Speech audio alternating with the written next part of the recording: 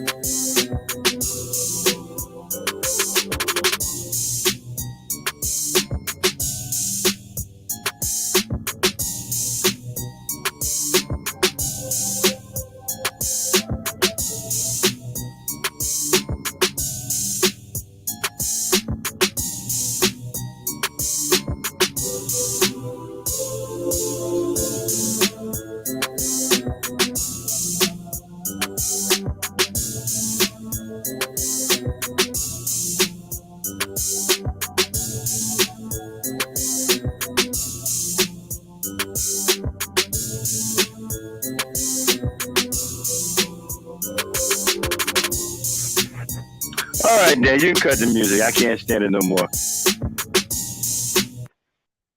All right, everybody, welcome to Gangsta Talk. Sorry about that, y'all. I hated that beat. That's okay. We got to get, we're in the process of finding some new copyright-free music. We'll get it right at some point. We're still working on it, so forgive us for that terrible beat. I didn't think it would sound that bad, but it is what it is. But we'll get it together. I'm here tonight with the Lady Knight herself, Miss Dame Frankie. How you doing? I'm good. I'm good. All right, we're here to get it on. Hey, Dane, get that tape queued up. Get your copyright thing on. Let's get right on with it. I don't even want to waste no time. Okay, y'all. So while she's doing that, let me introduce you to tonight's show. We will be talking about the women that black men create that they say that they don't want, that they seem to be having a problem with, that they seem to be talking about all the time, calling out their name, okay? And they deserve the women that they create. You created all these bitter women, so I'm not sure why you're upset about it, and why you're trying to pass it on to someone else. This is your fault. The way black women are today, it's your fault. Okay? You made all of this. You made them bitter. You made them hate you. You made them not want to have your kids. And we're going to talk about a whole bunch of reasons why they feel that way. And all of those reasons come from you, black men. Okay? At the same time, we're going to touch on a little bit of what Amiri was talking about on his show today. Had some idiots on his panel. And, my thing is black people are so mesmerized by the way black people speak, right? Not giving a damn about anything that's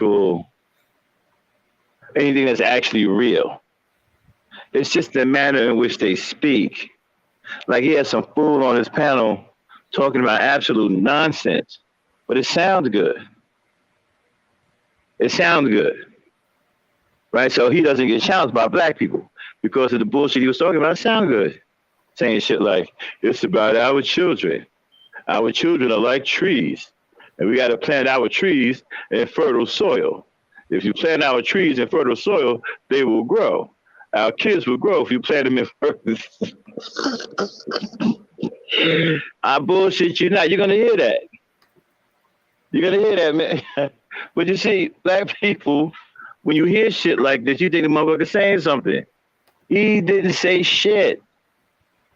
A lot of these dudes that come online with this so-called third degree, fake scholarship, never say a damn thing. It's putting lipstick on a pig. A lot of pretty words, a lot of handsome vocabularies, a lot of cute vocabularies, and spectacular vocabularies. But the content is actual shit. And where are we supposed to be going with all of this intellectualism that we claim that we have, right? I mean, we have fools on here talking about they only go to intellectual channels. Well, what are you benefiting from these so-called intellectual channels? Okay, because I go to a lot of these intellectual channels. I don't see shit going on. Just a bunch of fucking stuffed shirt Negroes, okay, who passed their GED exam, found out that they had an IQ higher than 10, decided to go buy a few $25 words, put them together, and start speaking as if they graduated magna cum laude, right? And you're not talking about anything. Nobody is talking about anything that's going to change anything in the black community. I bullshit you not. Listen, we're about to hear a conversation with black men on the panel, right? And they're not going to say shit that got anything to do with helping black people. It's a bunch of selfish, childish, immature shit about black women. That's it. Nothing else. Okay, then let me what's going on, Lucy? All right, fire it up. All right.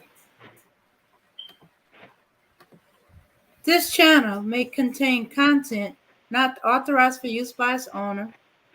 However, according to Section 107 of the Copyright Act of the United States, the fair use, I repeat, the fair use of copyrighted work for purposes such as criticism, yes, we're going to be criticizing, comments, we're going to be commenting, news reporting, only for those who don't know, teaching, we're going to learn something new today. Scholarship or research is not an infringement of copyright. And now we have covered our bases with the fair use. Are you ready to go? Yeah. Okay, Dane, get that video ready. Don't play it yet. We're gonna hold this is fair use. Shout out to Mary Brown. This is fair use. Not trying to bogart your content, but I thought it was very interesting. I listened to your show today, so there are some things I want to comment on. I hope you don't mind. But anyway, but like I said, right, you guys created these so-called awful women that you say they are. You say that black women are masculine. You say that black women have bad attitude. You say that they are the least desired. You said that they're angry and they kick you out of the house. A lot of y'all wasn't even born when y'all claiming that they kicked black men out of the house for a welfare check. So you weren't born back then when it's supposed that it went down. What are you even talking about? I'll tell you what you're talking about. You can't think for yourself. You are talking what somebody else wants you to talk. You are thinking somebody else's thoughts. Somebody put those thoughts in your mind because a lot of y'all weren't even alive when this so-called black men getting kicked out of the home for a welfare check, you supposedly had it went down. It didn't go down like that, but they keep saying it went down like that. Why? Because they need an excuse for being absentee fathers today. You notice they never talk about today. They never talk about the present day and time. Always talking about the 60s and the 70s. Black women kicked black men out of their homes. Goddamn, nigga, for 80 years, you couldn't come back?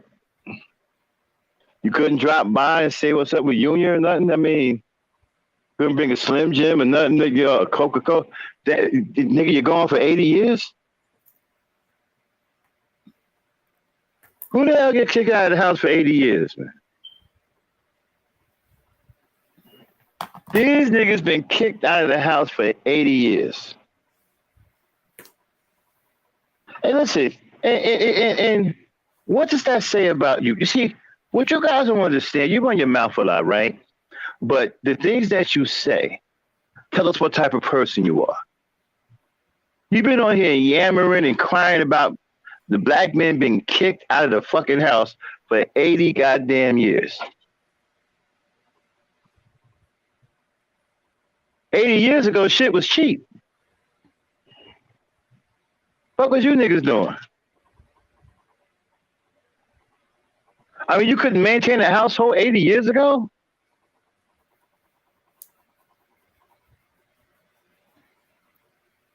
Shit, I think back then, what, candy was free? You can go to the store and get a handful of candy for free back then. They ain't even charge you nothing.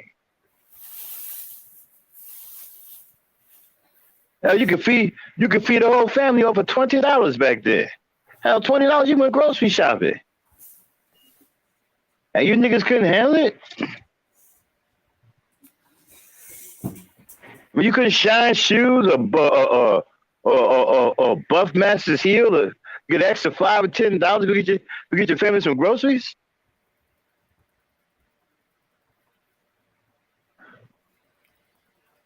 You gonna tell me master ain't had no work for you back then?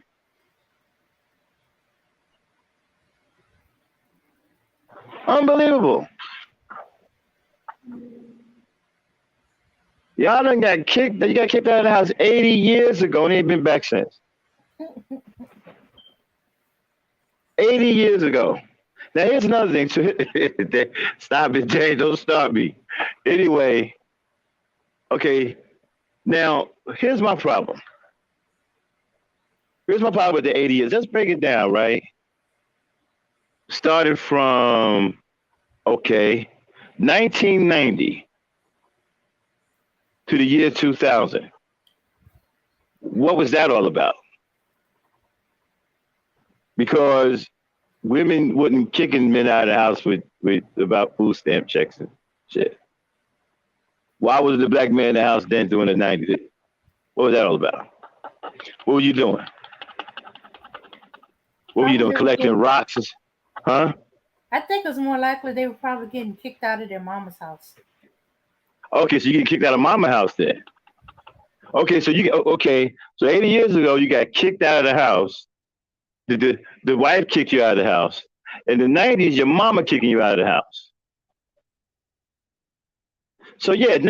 Speaking of that, the 90s was the time where black men didn't want to leave the nest, and they had girlfriends that they was afraid to bring home, and they slept in girls' houses because they couldn't bring them home because they lived home with mama. See, you niggas, y'all don't understand something. How grateful you should be to black women, especially your mamas. Do you know if you were another race, you would have been on the street? The mothers would have kicked you out on the street. You wouldn't have had nowhere to go. They would have made you get out there. It's kind of like throwing a bird, throwing a baby out of the nest. You either fly or die. See, the problem with you dudes, man, y'all been spoiled by the black woman. And I get it, the black woman's a very loving person. And people don't get that about black women. Black women are very loving. That's why I want to say she's the meanest person in the world. No, she's not. Well, she's mad now because people take advantage of her kindness. People take advantage of her love. That would make anybody upset. Well, not some of you, because some of you are capable of it. So we're going to exclude you out. We ain't talking about you. So if you got all kinds of psychological and emotional issues, we ain't talking about you. Go get you some help and stop listening to this broadcast. But anyway, check this out, right? So you guys been spoiled all through the 90s, even the 80s. Because after crack hit, the black family was torn down. When crack came in '85, man, it fucked black families up.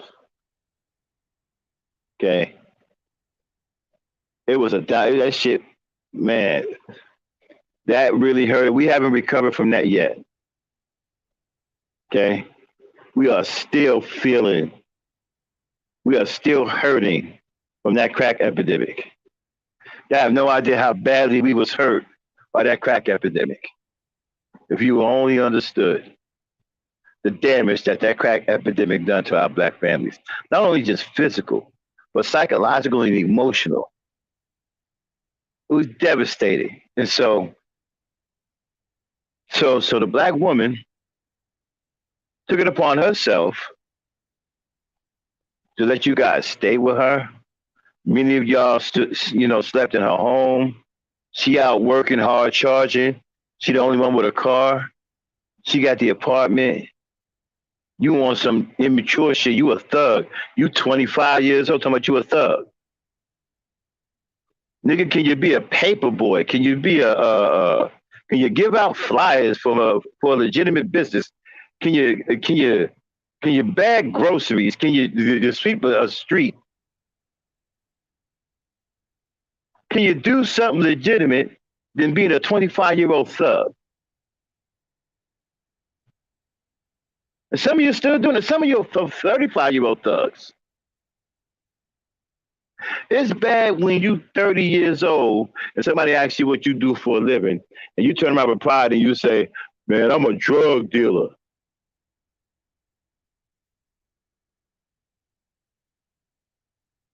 I mean, seriously, 25-year-old thugs walking around dressed like fools while the black woman out there working and getting an education. And you have the nerve to sit up here and say something about her getting an education.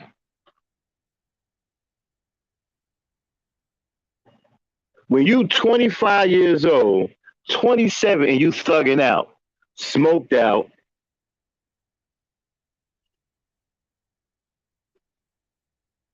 looking like a gay homo,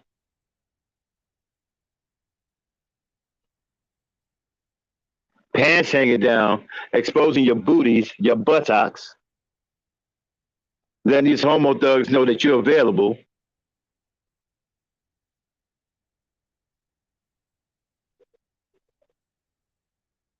Smoking weed in your girl's house where she pay rent at.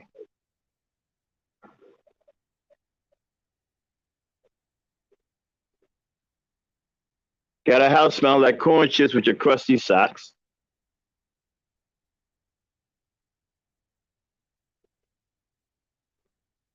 But you got the nerve to say something about her. Talking about she the most, yeah, she is the most educated. And what is she doing with those degrees? She's opening up businesses left and right. We have the receipts. We've done a show. And if her education wasn't serving her, then Goldman Sachs wouldn't be wanting to put $10 billion behind her. Who put any money behind you niggas? See, you know what? Y'all had the nerve to sit up here and try to break that down like that was some bad shit. Man, they only there's $10 billion over there. Dude, who's putting $10 behind you niggas? Probably somebody's putting $10 behind y'all. Find me somebody in their right mind putting $20 behind the manosphere. Find me somebody in their right mind putting $20 behind SYSBM. Find me somebody in their right mind putting any kind of money behind you Negroes.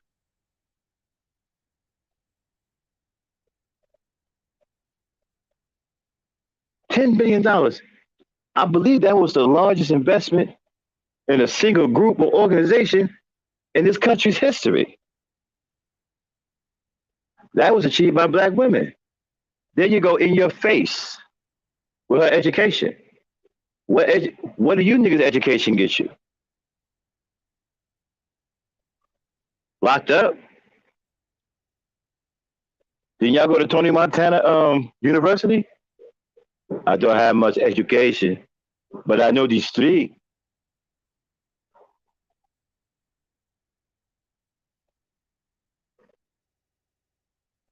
You know the street, and y'all don't even know that anymore. Y'all dumb in the street too. So let me explain them to you. You niggas spent decades going to jail over some bullshit. And you got the nerve. First of all, y'all see niggas getting football numbers. Y'all even come back talking about it. Man, man. Remember Day Day and them? Day Day and Ronnie? Man, them niggas got 230 years. Word? Well, let me go get locked up, see if I can get 300. That's what y'all was doing. You got nerve to try to belittle somebody's education? You dumbass niggas going to jail and getting football numbers? A lot of you niggas spent half or almost all your life behind bars. And then you got the nerve to ask women to do bids with you. Y'all know what that is when a man asks you to do a bid with him? Hey, Dan, come here for a second. Yes. Do you know what that means when a man asks you to do a bid with him? I didn't know. I found out kind of recently. It means for you to save yourself until he gets out. Exactly. So he doing 10 years. He wants you to not be with nobody and be lonely for 10 years and put money on his commissary for 10 years. What kind of bullshit is that?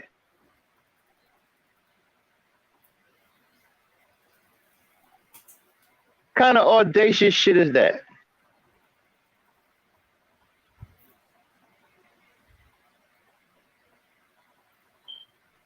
See, now that's when a black woman should call a nigga a bitch.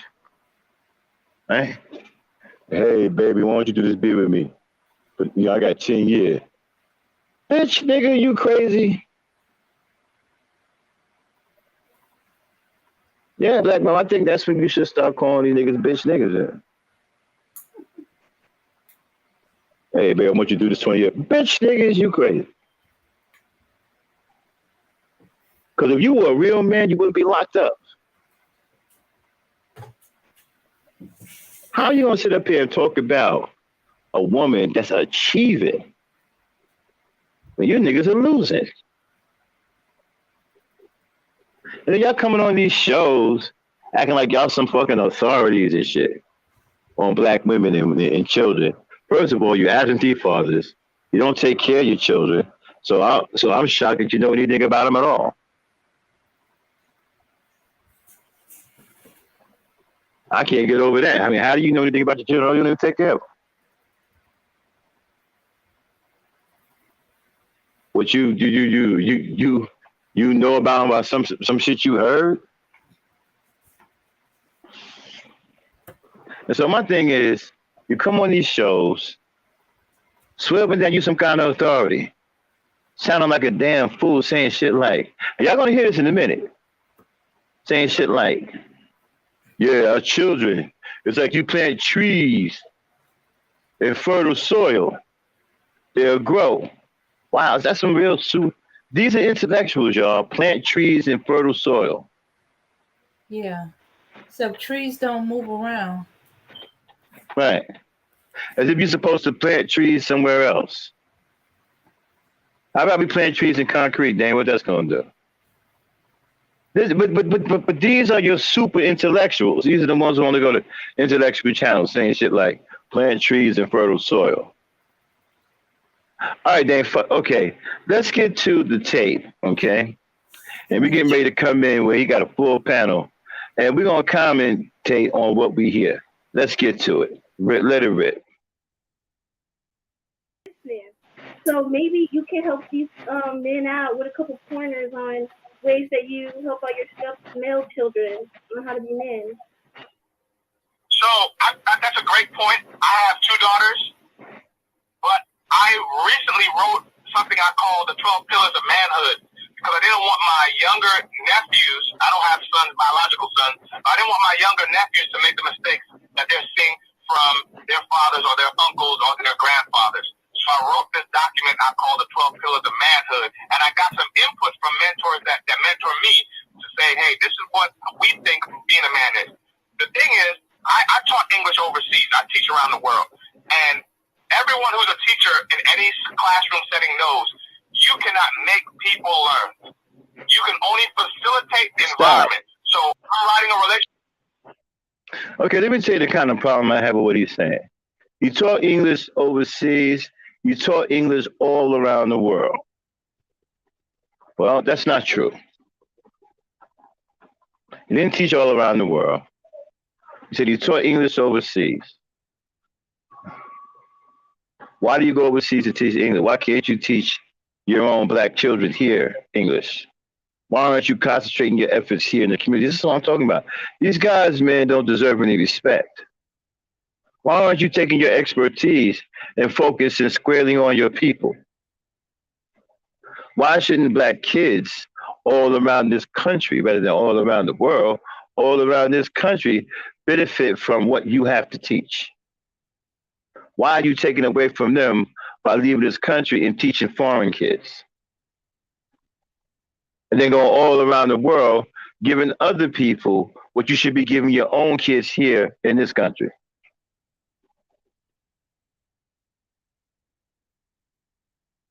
And then he's bragging too. Mm-hmm. See, but that's that hip hop. You see, hip hop, right, allows black men to brag. We're gonna talk about that too. I got a show coming up about hip hop. Now, hip hop glorifies immaturity in black men. Play it, Dane. All right. Relationship book about how to get married, how to get into healthy relationships and stay in a healthy relationship. I don't have the cure for marriage, but I figure one solution is to get into the marriage better. That'll give you a better chance for success. Stop. And one of the main...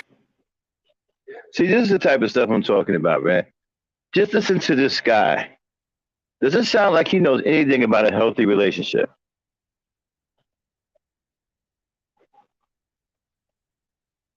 Play it, Dane. Pillars of my book, I say, the principle in my book, I say, you want to have a healthy relationship environment. I think that goes for any relationship, be it a work environment, a parent-child environment, a romantic environment. The environment is everything. It's just like I always talk about it like a tree. Okay, stop. Or any food. Stop. We're about to get into the food, but this is what I'm talking about. Now you see, a lot of people think what he's saying right now is some serious shit.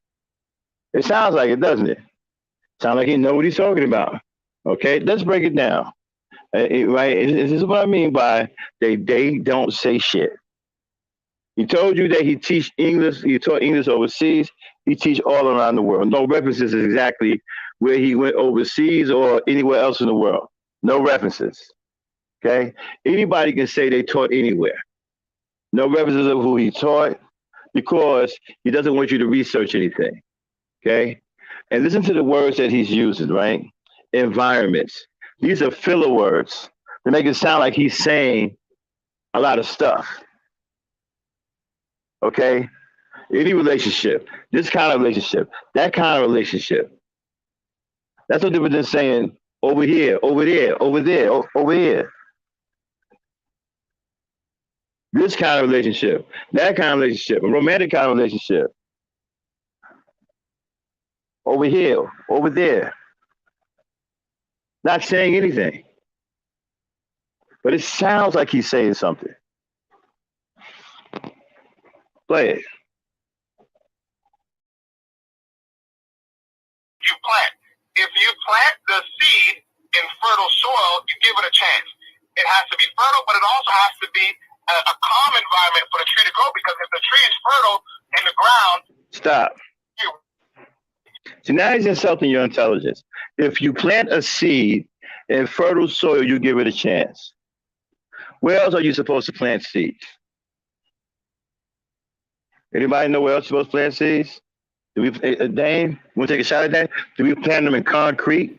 Where else do we plant seeds? No, we just have to plant it in fertile, prepared ground. And fertile soil. See, right now he's playing. This is what I'm talking about. He's playing with your intelligence. He's saying a lot of words, but he's not saying a day. He's not telling you anything. Black people have to learn how to listen to these fools. Not saying shit. Oh, yeah, he's not saying anything. Because if you ain't a farmer or you have to grow things, it'll sound good, but it leaves out a whole lot. You got to prepare the ground. You got to pull out the weeds. You got to tend to this, tend to that, or watch it to make sure it's healthy. Water it. All kind of stuff you got to do. But no, he makes it sound like you just plant the seed and walk away. And since it's in fertile ground, everything's going to be okay. Okay, play it. It's going to blow it over. It's never going to grow well. You see what I'm saying? So the environment to me is the key. And what we can do as a community is we can make a healthier environment. What we can't do is make good men. I really want people to think about that. And if I'm wrong, please let me know. But after you think about it, but think about that for a while. What we can do as a community, we can make a better environment with the people who want to join us. There's lots of women who want to do it, and there are men who want to do it. Somehow there's less men that want to make it, but at least there are some men that want to do it. They're on this call with us, and there's more of us. We can make a healthy environment for as a community, but you can't make good men. There's nothing you're going to do to stop these clowns from making money about bashing black women on the internet. All you can do I have a question. I have another question. Stop the war. Well, hold on, real fast, y'all, because I want to read something. And this is from the government. This is patterns of family formation in response to sex ratio variation. Dang, go fast forward on that. I don't want to hear that. And it says the impact that unbalanced sex. You would ban on this motherfucking channel. I'm not fucking playing anymore. That's too far. Be respectful of the chat room. Why'd you go that far? What's going on? They're not looking to heal it or correct it. They're looking to exploit it. Right. The only reason why you went way too far. That entitlement to that young group of women is because many of those sisters, their optional sex ratio and measures of family formation. But did y'all see that what I just read? It said from a mating market perspective, males are expected to be less willing to marry and commit to a family when the sex ratio is female biased and males are rare. That is the black community. Yeah, it is. That's the black community. That's not the black community, sir. That is all community. Every community, especially America, but that's America. That's not unique to the Latin community. That's not unique to the white community. What's up, Charles? You come up, brother. Let's discuss what I'm wrong about. I heard you. I agree with you. You said that less likely, but that's not. You said the black community. That's not the black community. That's all the communities, right? No, listen at what I'm saying. Listen at what I'm saying. What we have, the problem that we have, part of the problem that we have is there's not enough black men. There's not enough viable black men in circulation because you have a wide swath of black men who are missing. Yeah, these brothers are missing either through the high black. We just mentioned it. The high black male mortality rate and mass incarceration plays a part into it. The education attainment level plays a part.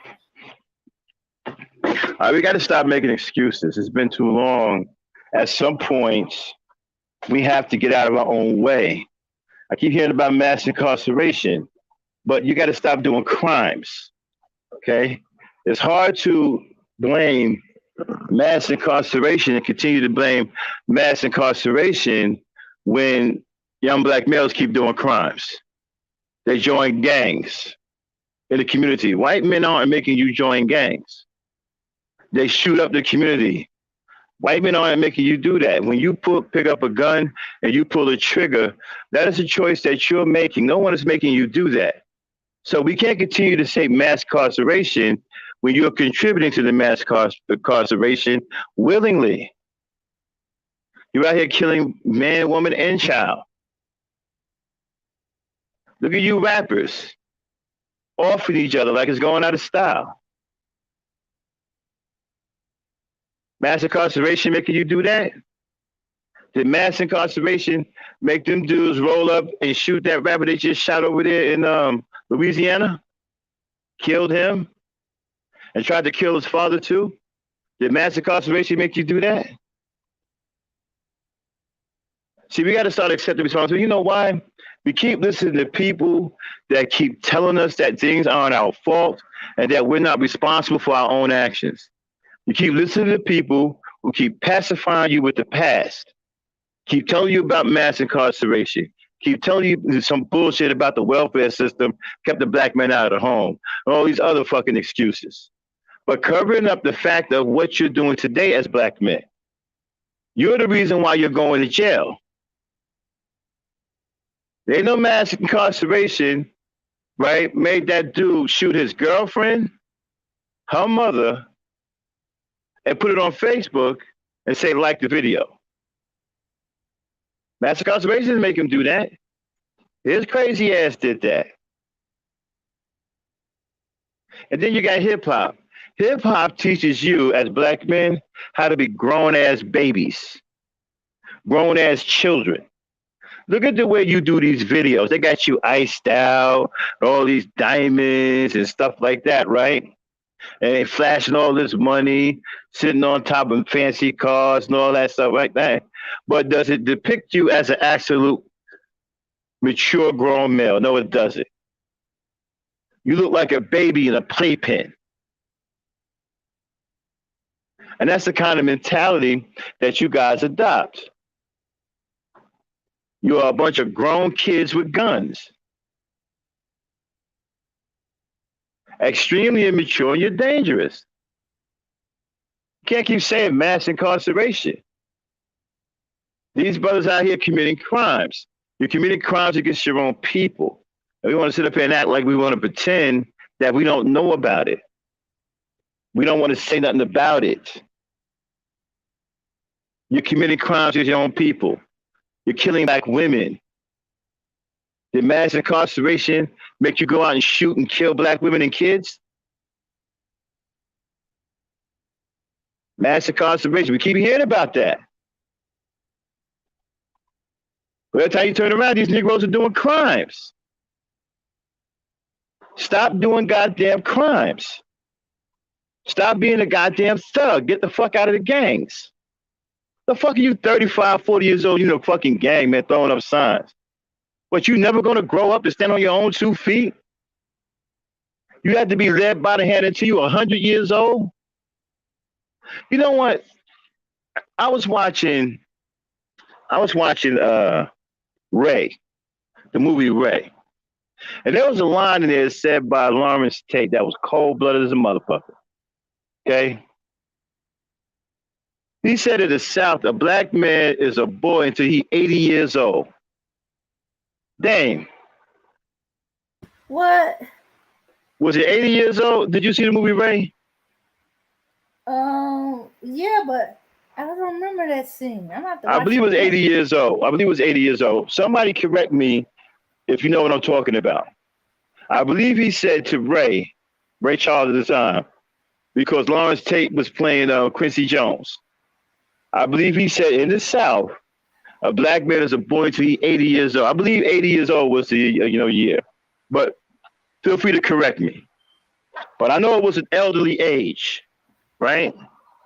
And now I'm looking at State. He played Quincy Jones, right? Did he say a black man was a boy until 80 years old, Remy? Or was it 60 or 70 or something like that? I know it was an elderly age. Okay? I know it was an elderly age. When you translate that into today's society, how true is that? How true is it? When you got 45-year-olds who dress like 19-year-olds. How true is it? You got 50-year-old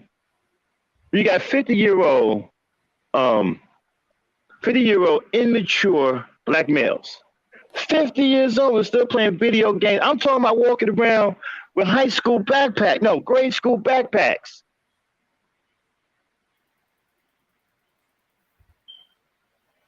$50.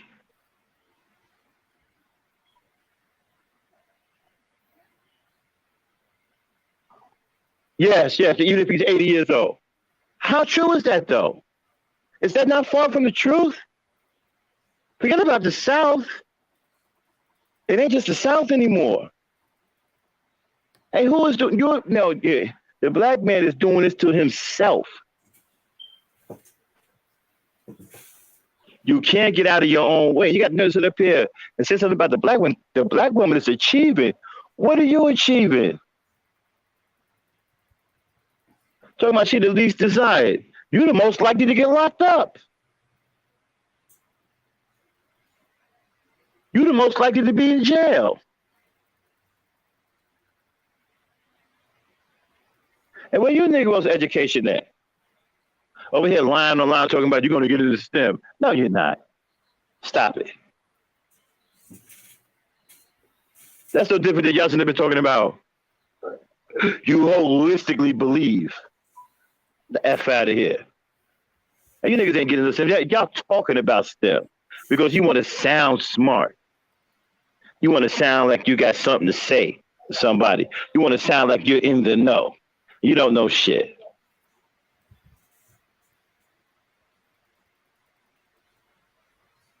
Okay.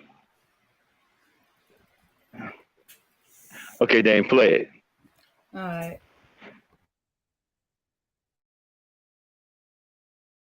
The unemployment and joblessness level plays a part. All of these things shrink the pool of eligible black men. This is why you have 40 and 50-year-old black male content creators. Stop. See, it's too many excuses. I'm sick and tired of hearing things that hold us back.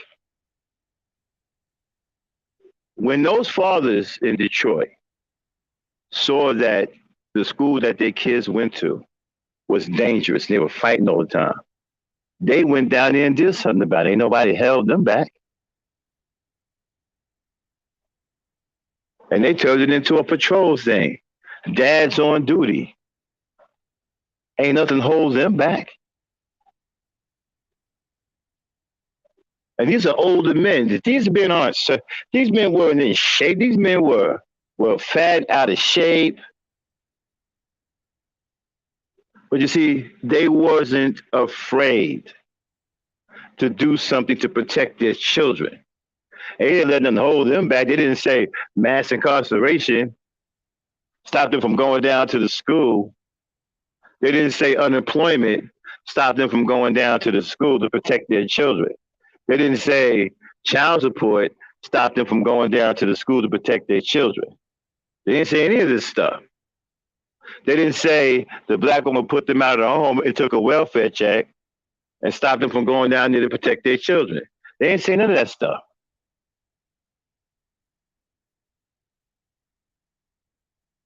They were men. They were real men who cared about their children. And they fearlessly got up, whether they were in shape or out of shape, it did not matter, and walked down there and took care of that school and made that school safe, not only for their children, for all of the children down there. So what are you Negroes' excuses? The black woman's out here starting businesses, educating people, achieving. And what are you Negroes doing? Sitting up here making stupid ass videos like Pump and Dump. About to go to jail.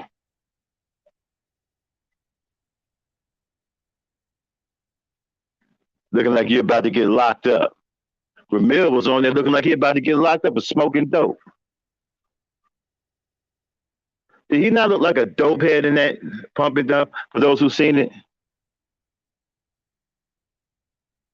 Looked like he was about to get busted by the FBI. But anyway, so you say all of these things about black women when really you can't talk about anybody. Your history is effed up. And don't get me started on the community. Play it there. All right. off these young 20-something-year-old sisters. Like Chanel. They want Chanel. They're looking to exploit what's going on. They're not looking to heal it or correct it. They're looking to exploit it. Right. The only reason why they can feel that entitlement to that young group of women is because many of those sisters, their options are smaller or less than other groups of women, than other demographics of women. Yep, especially on the Kenzie G show, on her dating show, whenever black man goes up there and when they say what they're looking for, but then you hear their background, it's like, what the heck? And it's like, this is what we have to choose from, because I think it's okay, rare then go fast that forward a little bit. her show, and she's really famous, so a ton of people watch her. Just a little bit now. Chat room earlier. And I'm gonna say this once. Go back. What happened, everybody? Gets a little bigger. Watch your. This is why you have 40 and 50-year-old black male content creators. Mm-hmm. Their options are smaller or less than other. Okay, go fast forward a little bit. What they're looking for, but then you hear their background, it's like, what the heck?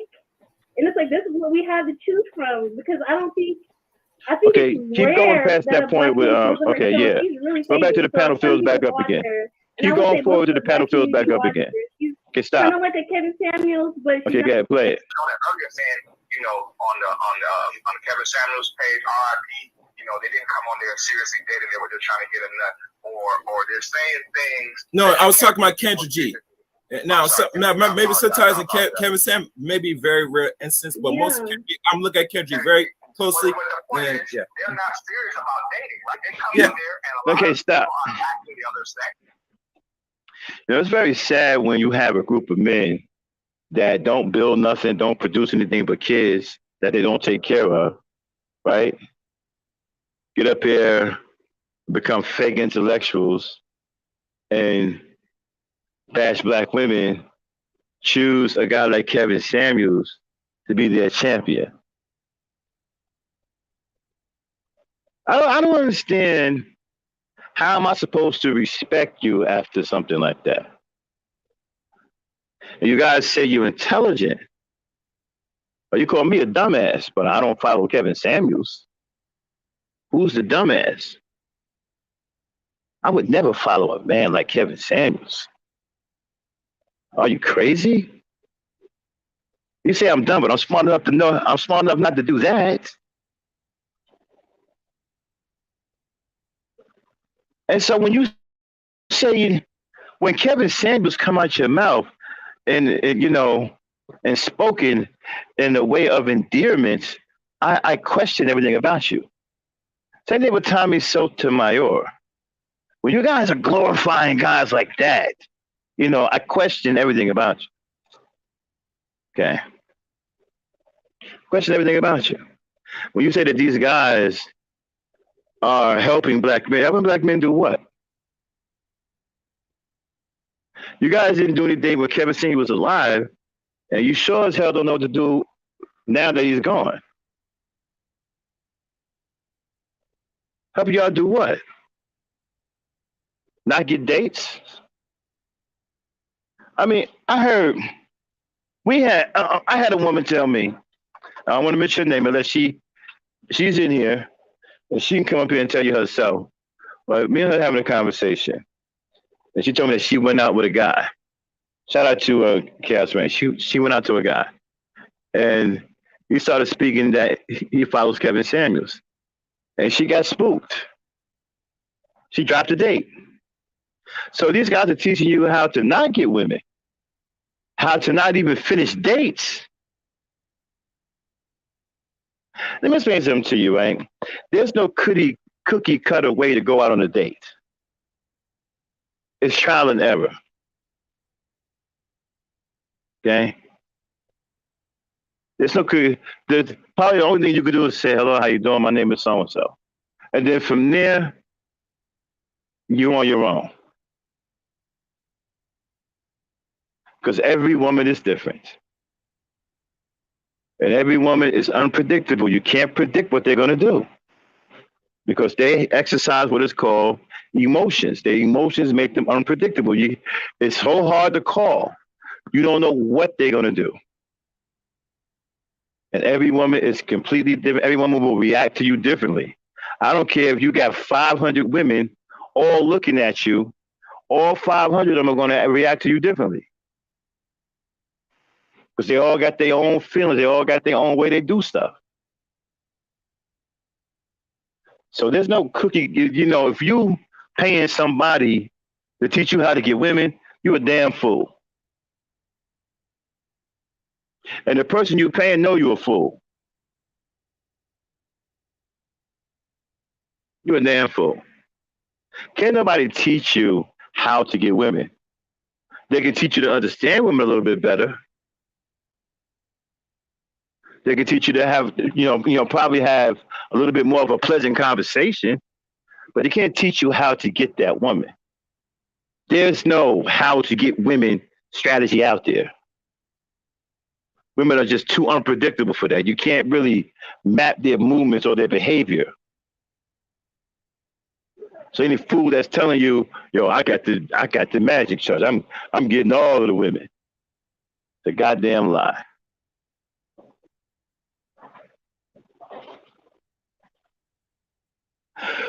Shared with Amiri Brown earlier today, man. I like the podcast. Shout out to Amiri Brown. It's fair use. I listened to the panel, Chaos. There are some things on there that I wanted to talk about. So I decided to do some commentary on it. But I thought it was a good podcast. Play it, Dan.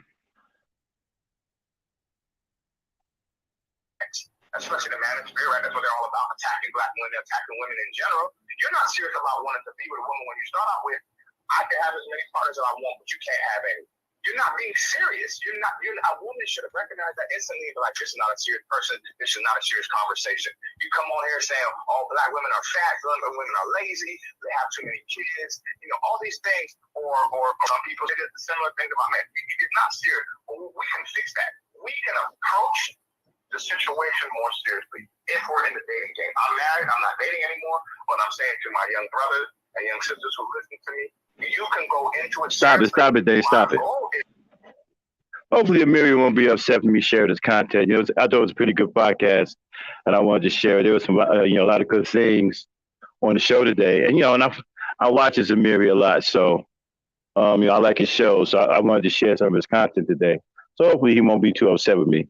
But anyway, shout out to Amiri, just exposing some of your content to my audience, if you don't mind. But yeah, so there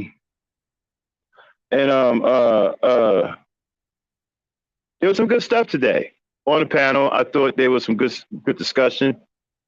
I thought some of the dudes up there, as usual, got rocks between their ears.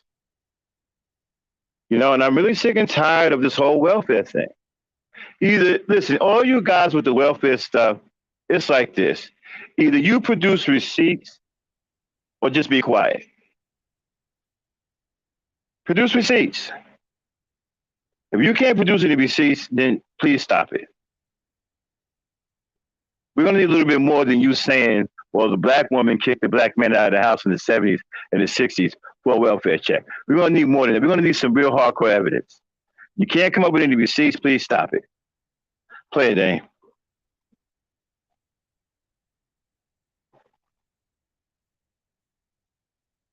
Is to help you to recognize. I have a segment on my TikTok I call it Red Flag. Recognize the red flags and walk away. Where our parents were different is they recognized the red flags sometimes, but they didn't walk away. They felt like, hey, I like this guy. I kissed him. Hell, I had sex. I have to stay with him. I have to stay with him. Our mothers were thinking, if I had sex with a guy, I can't break up with him. I have to marry him because I shouldn't have had sex before marriage anyway. And our grandmothers were like, hey, I'm married to this dude at 17, 18 years old. And whatever red flag, I have to learn to love him in spite of. In our generation, we can recognize the red flags. What we've done wrong is we got divorced when we recognize. My suggestion is recognize them before you get married so that you don't go into the relationship and get divorced after and recognize the flags after. And I think that's really the best we can do. Again, stop. Yeah, I see you digging on the super chat. I appreciate it. I'll get your super chat in a minute. Again, you see a guy who's saying a lot of stuff, but not really saying anything. So you got to recognize these things before you go into a marriage. Who doesn't know that? These things are common sense. These guys just want to run, talk rhetoric. They don't really have any solutions. I said before, one of the biggest problems in this generation with you black men and black women is that y'all don't court each other. And the black men don't love the black woman. Those are your two biggest mistakes. Black men, you don't love your women, and two, you don't court them. You don't court them. There's no wonder you don't know nothing about them. It's no wonder you got a terrible relationship with them. It's no wonder you're an absentee father. She don't want you around the kids because you're a horrible person. In case you didn't know, most people don't like horrible people, especially women. They don't like being around horrible people. If you're a horrible person, chances are they don't want to be around you. Thanks for the super chat. Deacon Dave says, what kind of man pays a game coach? Okay. Your guess is as good as mine. But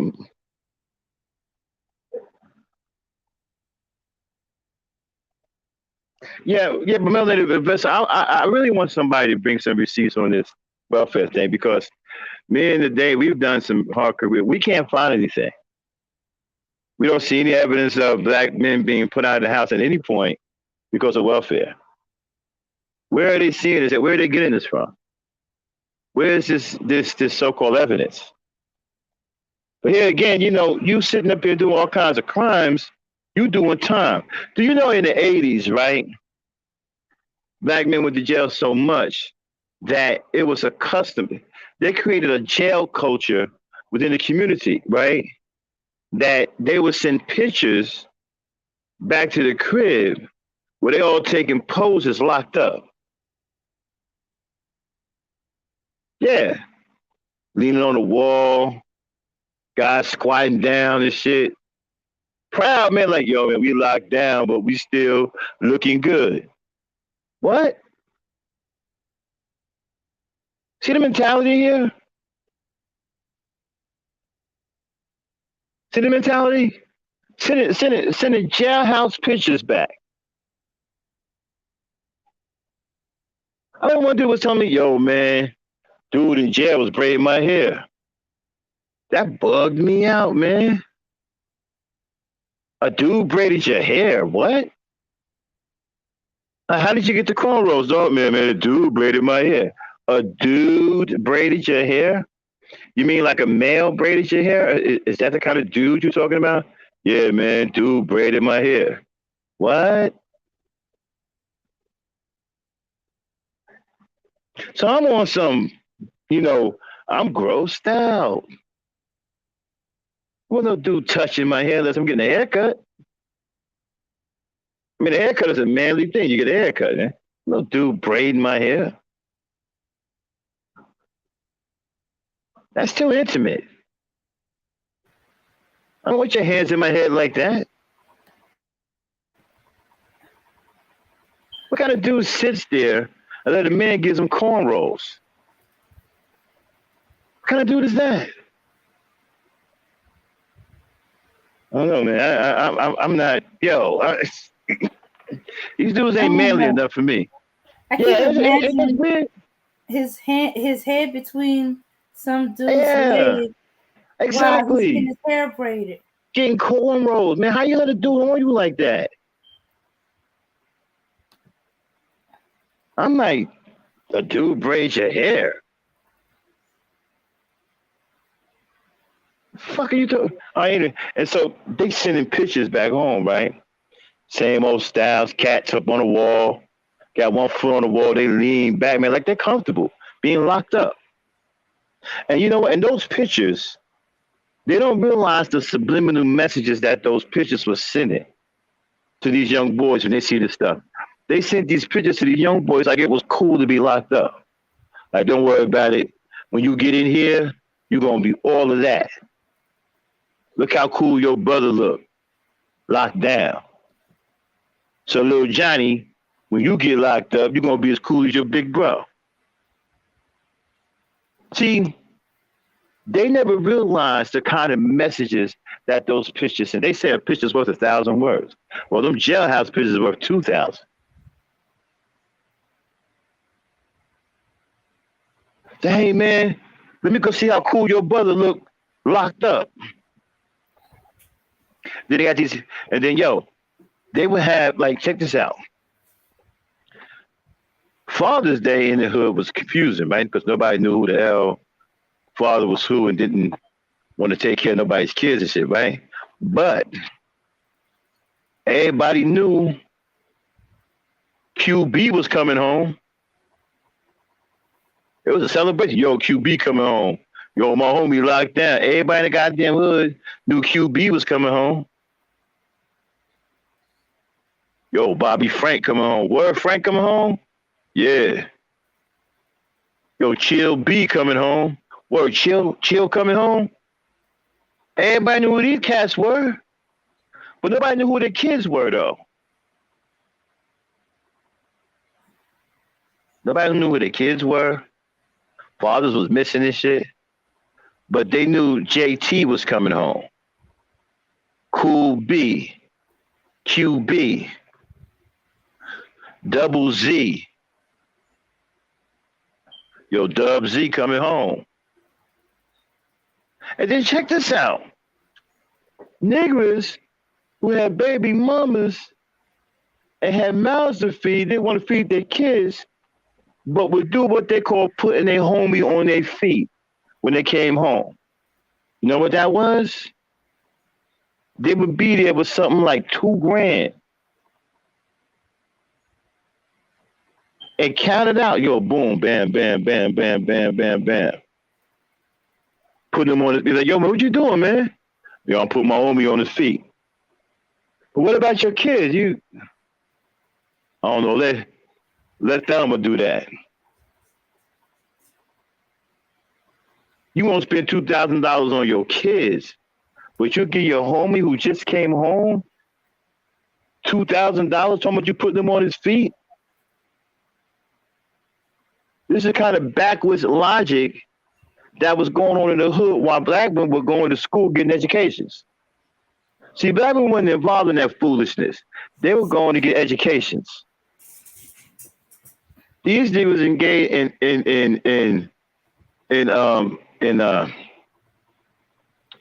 these Negroes are engaged in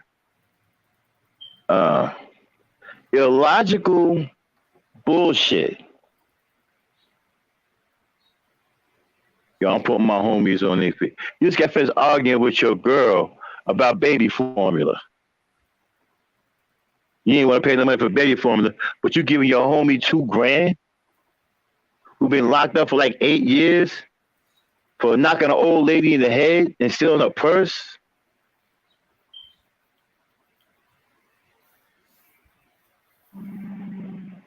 You gonna put him on his feet? But you arguing with your girl about baby formula and Pampers? And about how much they cost? Come on now. Mm-hmm. You Negroes for real?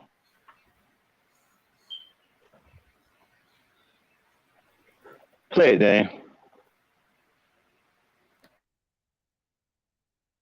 Humans are imperfect, and we gotta, yeah, that's kind of the dynamic. There's help for black women. Like I myself have gotten mental health from black, like just regular black women, because most of the time it's easier to get a therapist with a person of your race because they understand what you're going through. But Stop. Black man. Remy got the comment of the night. Exactly, Remy. J-Dub coming home to weed, Henny, a woman, some money in his pocket, a crib to stay in, black party for their return. Exactly. But J-Dub can't give his girl no money to take care of his kids, though. When J-Dub was locked down, he didn't want to pay child support. He didn't want to send nothing home for his kids, right? He didn't do nothing for his kids before he got locked up, doing him getting locked up, and don't plan on doing nothing now that he's out. Yet you want to put J-Dub on his feet, who ain't nothing but a deadbeat dad and a fucking loser who's about to go back to jail any goddamn way because he's a loser. But you want to put him on his feet and don't want to give your kids nothing. You don't want to take care of your kids, though. You got to know to say something about black women. Somehow that was logical to y'all niggas back in the day, right? That was logical to y'all. Let me put my homie on his feet. Let me not do a damn thing for my kids, though. And read me right. Shit, J-Dub had it made. J-Dub know his homie gonna put him down. They got a woman waiting for him. He got some Hennessy. There's Negroes at the party waiting for J-Dub. Ain't nobody taking care of their kids, though. Ain't no male at that party taking care of their kids. Because while they waiting for J-Dub, they sitting there having a conversation. Yo, man, my baby mama trying to take me to court. Yeah, my baby mama trying to take me to court, too. Talking about she want child support. Yo, man, I gave my kid, man, $5 yesterday. I mean, what, man? The little homie greedy now?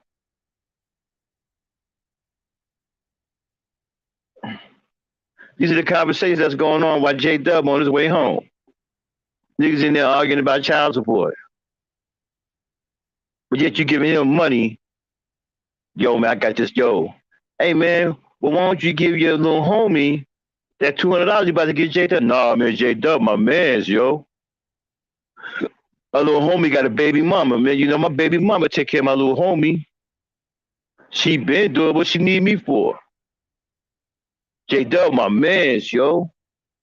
That's my Negroes, man. I mean, he ain't never actually did nothing for him. I'm just saying that's my man's, though.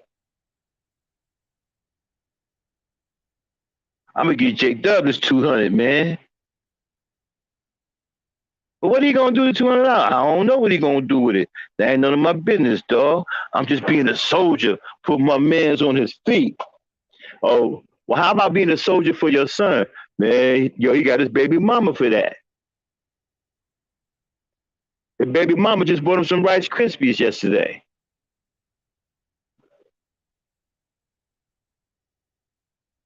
Why didn't you buy him some Rice Krispies?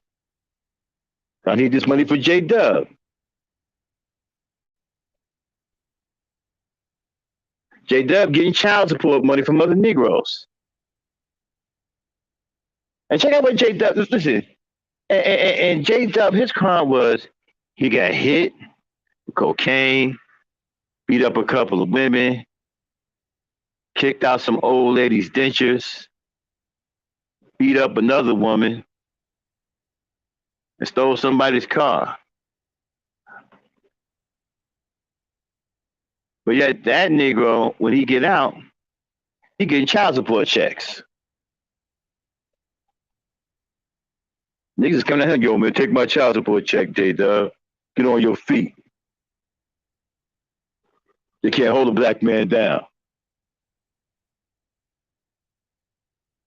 You know, there was another powerful line in the movie Hoodlum with Lawrence Fishburne when he was talking to Vanessa Williams.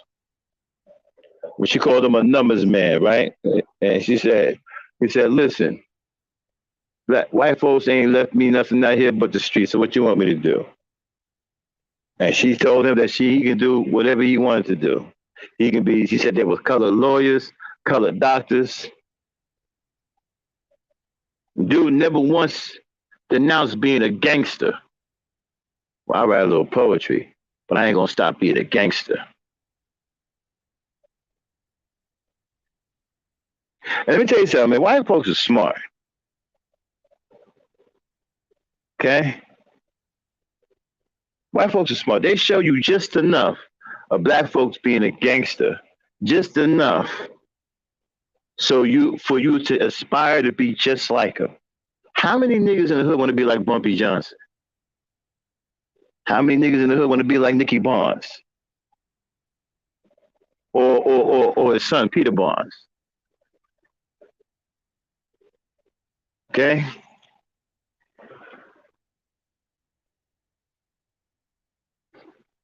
They show you just enough. Frank Lucas, Jay Prince, they show you just enough of the black Negroes hitting it big.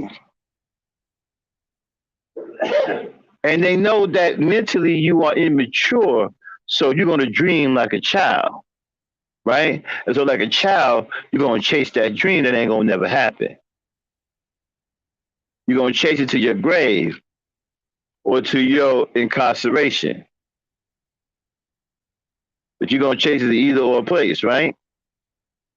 And because you can't mentally grow up, you're chasing a fictitious dream like a kid. That's why they show you these videos, these rap videos. Are you looking like big babies with diamond rings and gold plated this? And they show you the things that put your money in that have no value. And you go out and do the same goddamn thing you seen on them videos. You go, but you go spend thousands of dollars on shit that have no value, that holds no value.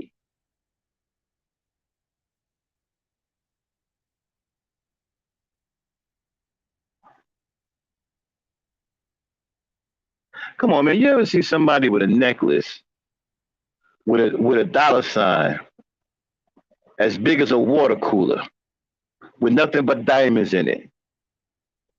How much you think that really cost? You see all them diamonds in that thing? You see, have y'all took the time to see some of the stuff that these dudes are wearing in this video? These big donkey sized rings, like 200 diamonds in them. You have any idea how much something like that would cost if those diamonds were real and that gold was real? You have any idea how much something like that would cost?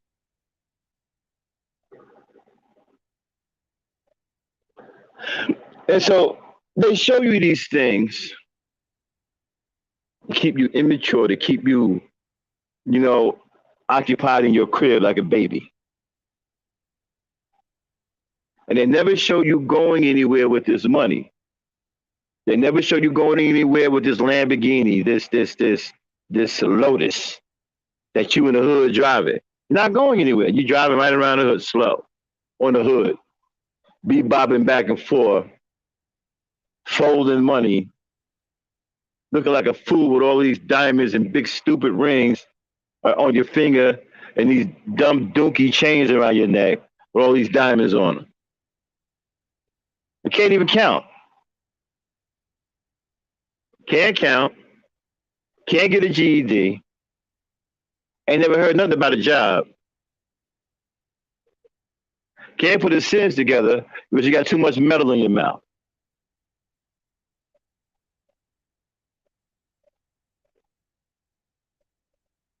You got too much metal in your mouth. Run around talking about, what's up? Because we got a script. We good like that, yo. We straight like that, yo. We get all this metal in your mouth.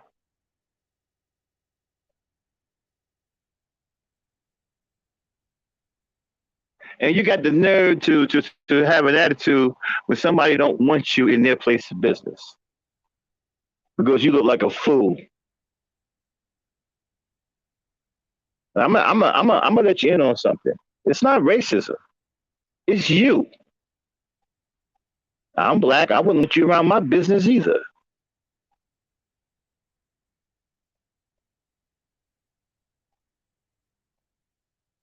What kind of fool walks around with a mouth full of metal and diamonds? For what? You have any idea how stupid you look? You have any idea what these people think of you when they see that?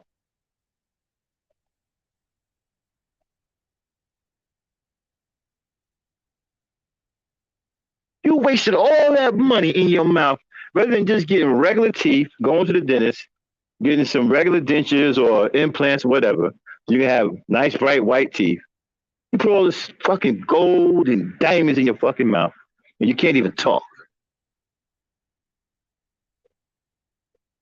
You can't even talk and hold your saliva at the same time. You look and sound like a damn idiot. And when people see that, they know you're stupid. And they treat you that way. When higher ups, the people got money and got power, they see you like that. They know you stupid, and they treat you like that. They be like, look at this idiot, mega mouth.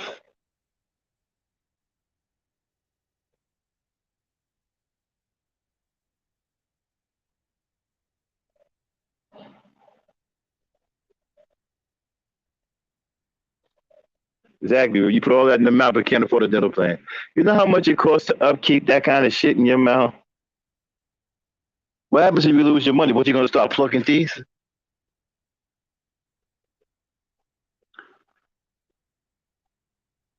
You be right back to where you started from? Broke? No teeth in your mouth?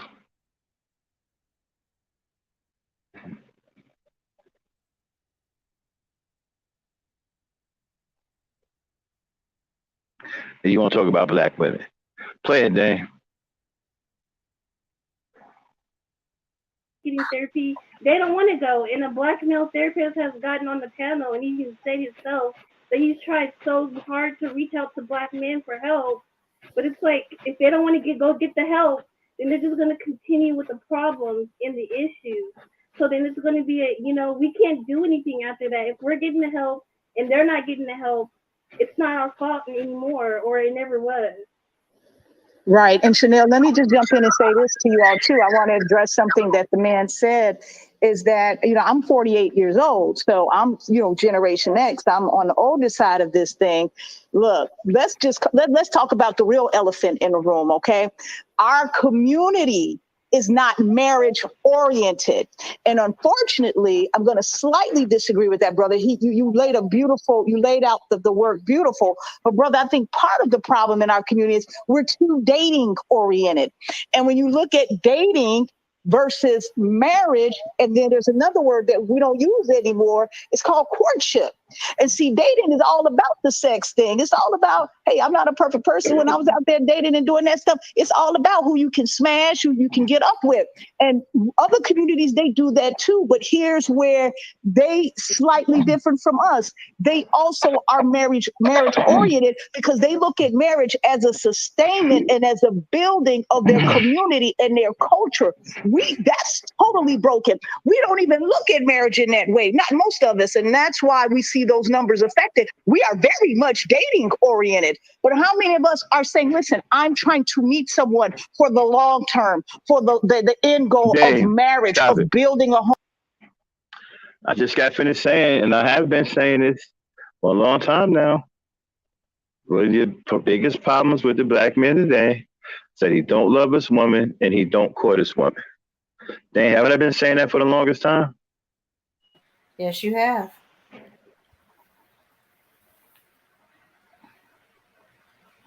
How can you be serious about marrying a woman and you don't court her? You don't know nothing about her. See, the problem with you Negroes is that y'all have this mentality that you want to get by everything, like you're a child or whatever. You want to skate by everything. You don't want to put no work in, okay? Because you have to put an investment, a financial investment, into courting the woman to find out if she's the one for you, okay?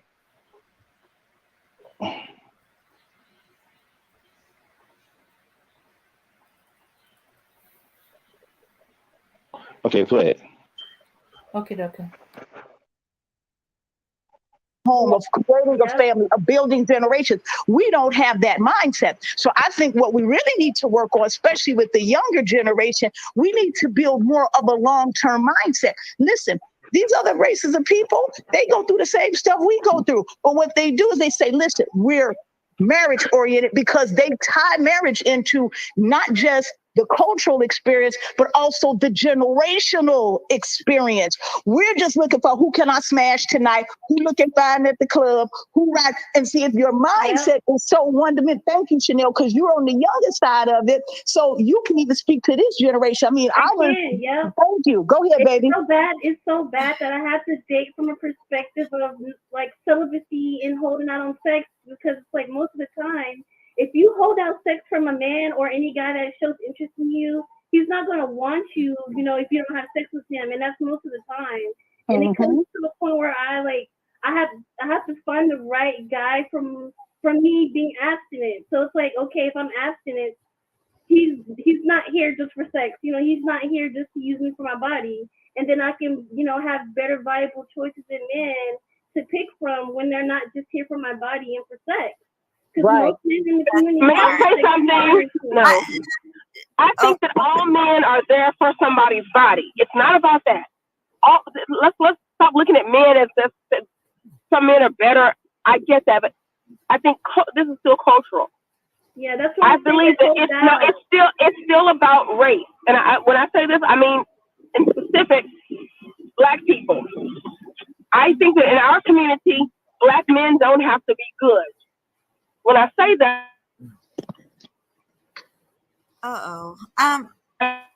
Yeah, you had to jump back on, jump back in. The audio. I mean this. I just want to. Okay. I need to comment on this if she went out.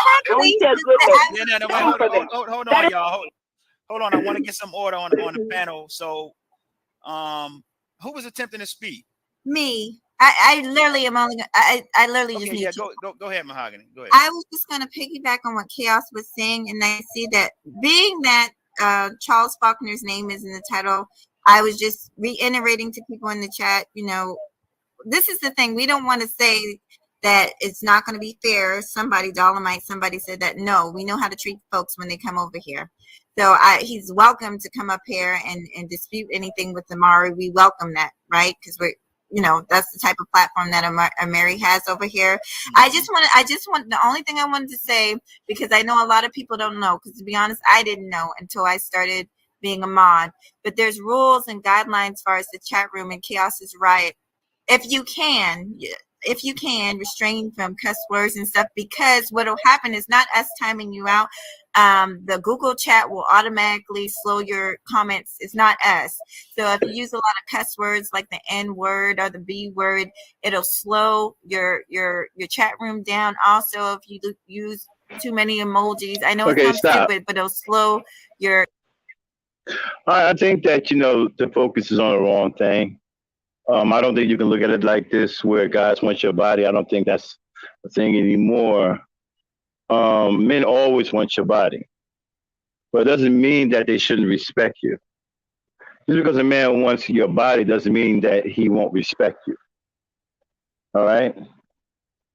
A man is supposed to want your body. If he doesn't, he's gay. Okay? But that doesn't mean that he's supposed to disrespect you. See, it's a respect thing.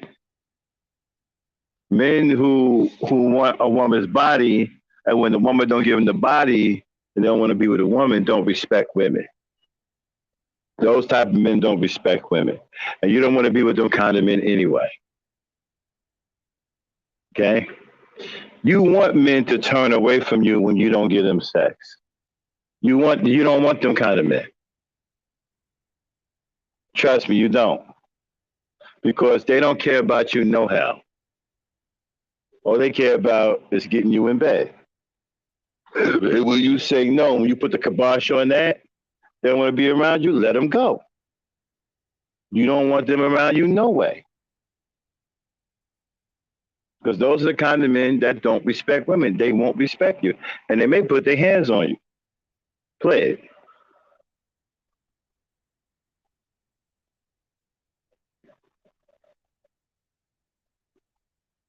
Your comments down, and we don't want that. So Chaos is just telling you guys the truth. I know a lot of people didn't know, because I didn't know either. But anyway, y'all rock on. Charles, you're welcome to hit that link. Okay. Yeah, Digging Dave. We don't do the divested thing over here. And what the lady said, if that's all right, Chaos. Go ahead. So I feel like we gotta stop with the stereotypes. Especially if you can't stereotype yourself, you can't stereotype your own community. The idea that Black men don't have to be good. You can stereotype your whole community. We see it's a pattern. Yep. It's about a pattern, sir. Yep. Hold on, y'all. Let him finish. I didn't say you were wrong. I said we shouldn't stereotype. And what I mean is every stereotype has some truth. But I don't know if anybody else in this panel has traveled. I've traveled half the world. I was born in a different country. I know about other cultures. If you've done the research, I've been researching for my book. So I've done some research. I'm not an expert, but I've done some research for my book. Do you know the number one group of men who stay married the most in America are Latinos? Latino men are the ones that stay together. So black men are not the ones that break up the most. White men and black men are neck and neck for breaking up, but they Stop. Actually, that's not true. Okay, Latino men probably on paper, but off paper, black men are the most married in the entire world. Because black men shack with women more than anybody in the world. Okay? Black men do an awful lot of shacking. And so after a while, you're common law married anyway. Okay, and and he treats her like a wife anyway. He may not have the paper, but he treats that woman for all intents and purposes like his wife, but he takes care of her like she's his wife. Because they pretty much common law married. They've been shacking for years. So I wouldn't say, you can say Latinos are married on paper, but as far as staying with women for long periods of time and long-term relationships, black men beat that hands down, especially in this country. We shack more than any other race on this earth. That's probably why that's another reason why the marriage numbers are down, because most black people, both men and women, don't want to have anything to do with marriage because of the way the laws are. And you talk to a lot of shackers, people who shack together, they're perfectly fine shacking. They got no problem shacking. They take care of their kids. They raise families. Their kids have their last names. And kids have their last names. They leave out the facts that a lot of Latinos are married, but they're not in the house. They moved out. They're out the house with another woman. Mm-hmm. Mm-hmm. A lot of black men shack. Because a lot of, shacking is preferred. Eventually I think marriage is going to fall by the wayside at some point anyway. And in about another 10 years time, maybe marriage is going to take a big, because people are getting along better than just shacking. And black people aren't the only one doing it. There are other races that are doing it too. They're shacking. Okay? And because they don't want white people in their business. Play it. Okay. Well, yeah. If they with a man who, as soon as they part, he's gonna cut out everything, including take care of the kids. Yeah, of course she wants to be married. That's the protection. Make sure he is on paper, have to take care of the kids and the family and whatever. You're getting played there. Are 100 times more white men in America than there are black men. So to say that our culture has a problem with staying together ignores that you can have a separate culture than your nation. American men have a problem with staying together. You can't compare black men to Asian men in Asia. Yeah, but stop. But you see, to me, these kind of conversations are worthless. Who cares if the white man is 100 times more together than a black man? We have pressing matters to deal with. Our kids are in trouble in these schools. Unemployment is high for black men. Black men are still being shot down by police. A lot of our young boys are becoming effeminate. They hate girls. We have pressing matters to attend to. I don't give a damn about the Asian man and the native man being more together. I don't care about none of that. That's not going to do us any good. All of this is a talking point at the end of a conversation that don't amount to a hill of beans.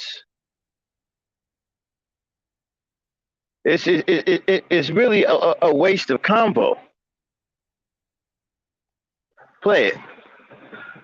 American, we have a different view than other cultures. This is not about America. Yeah, deflecting from the problem won't solve it, sir. It has to be about America because black men are Stop. African American. You're not talking about.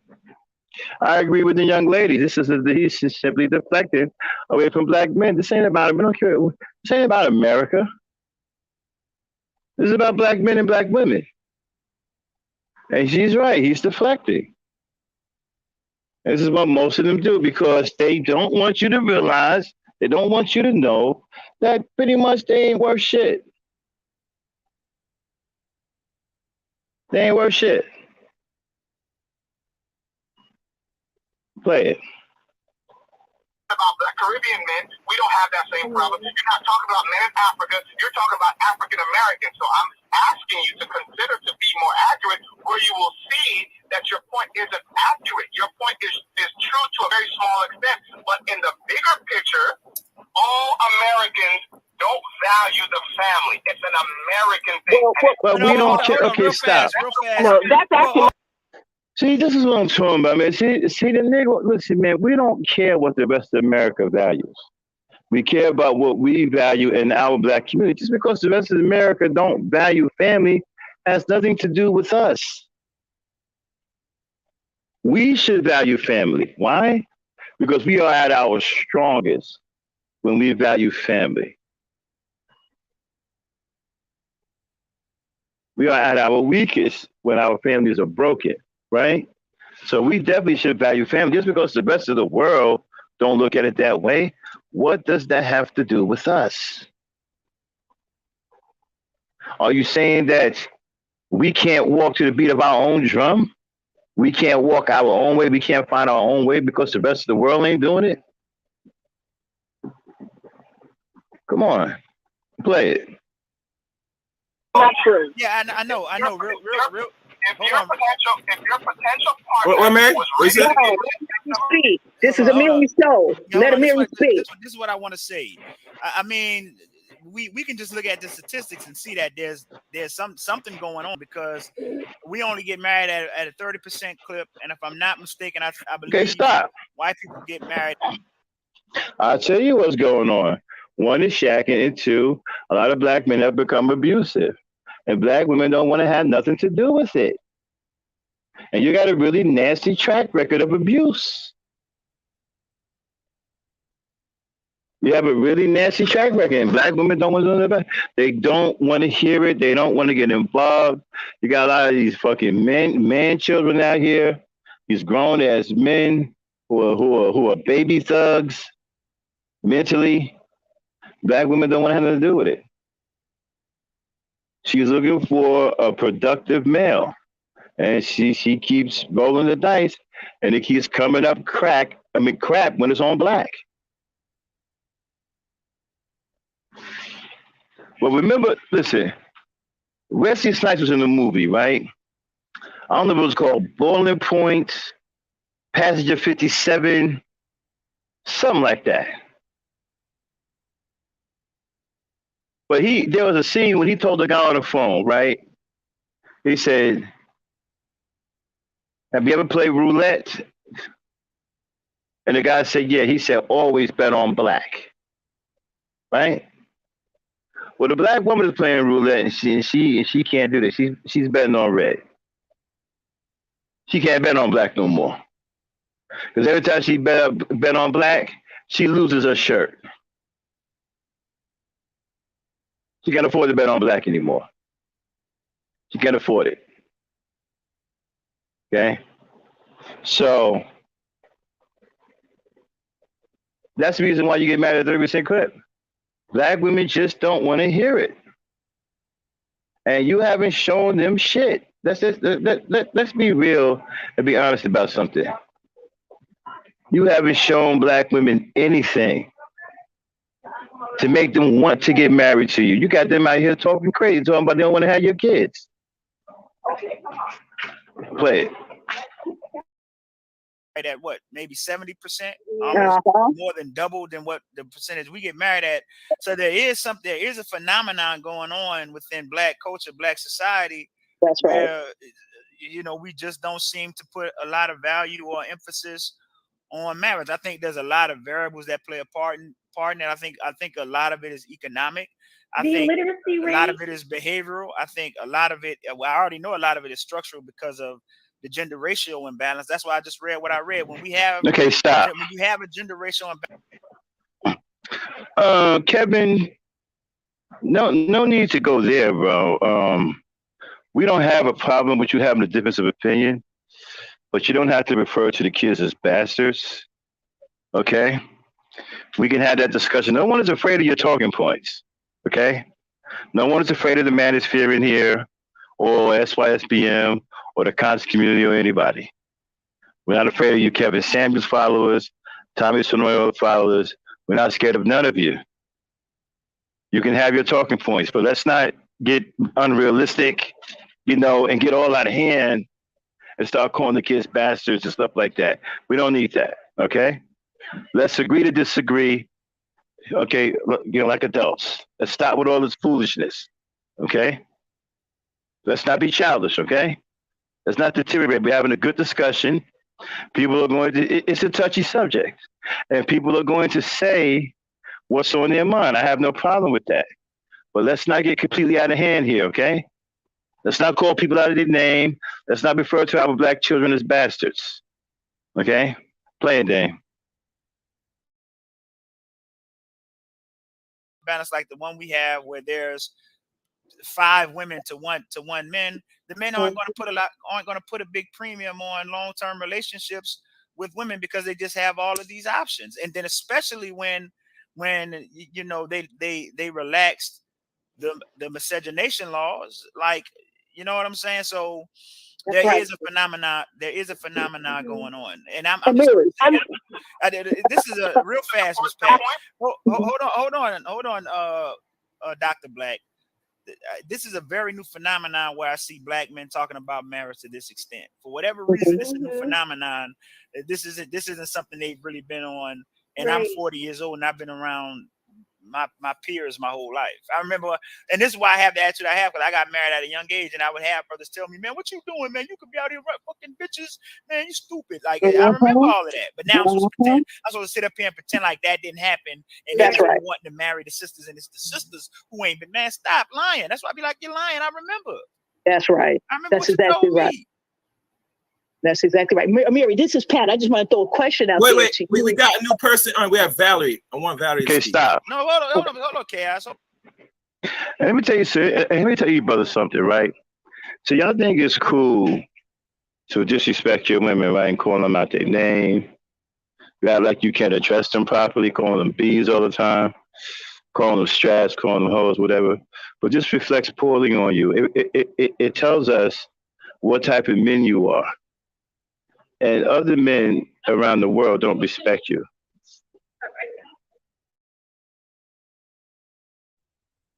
Hold on one second. Okay.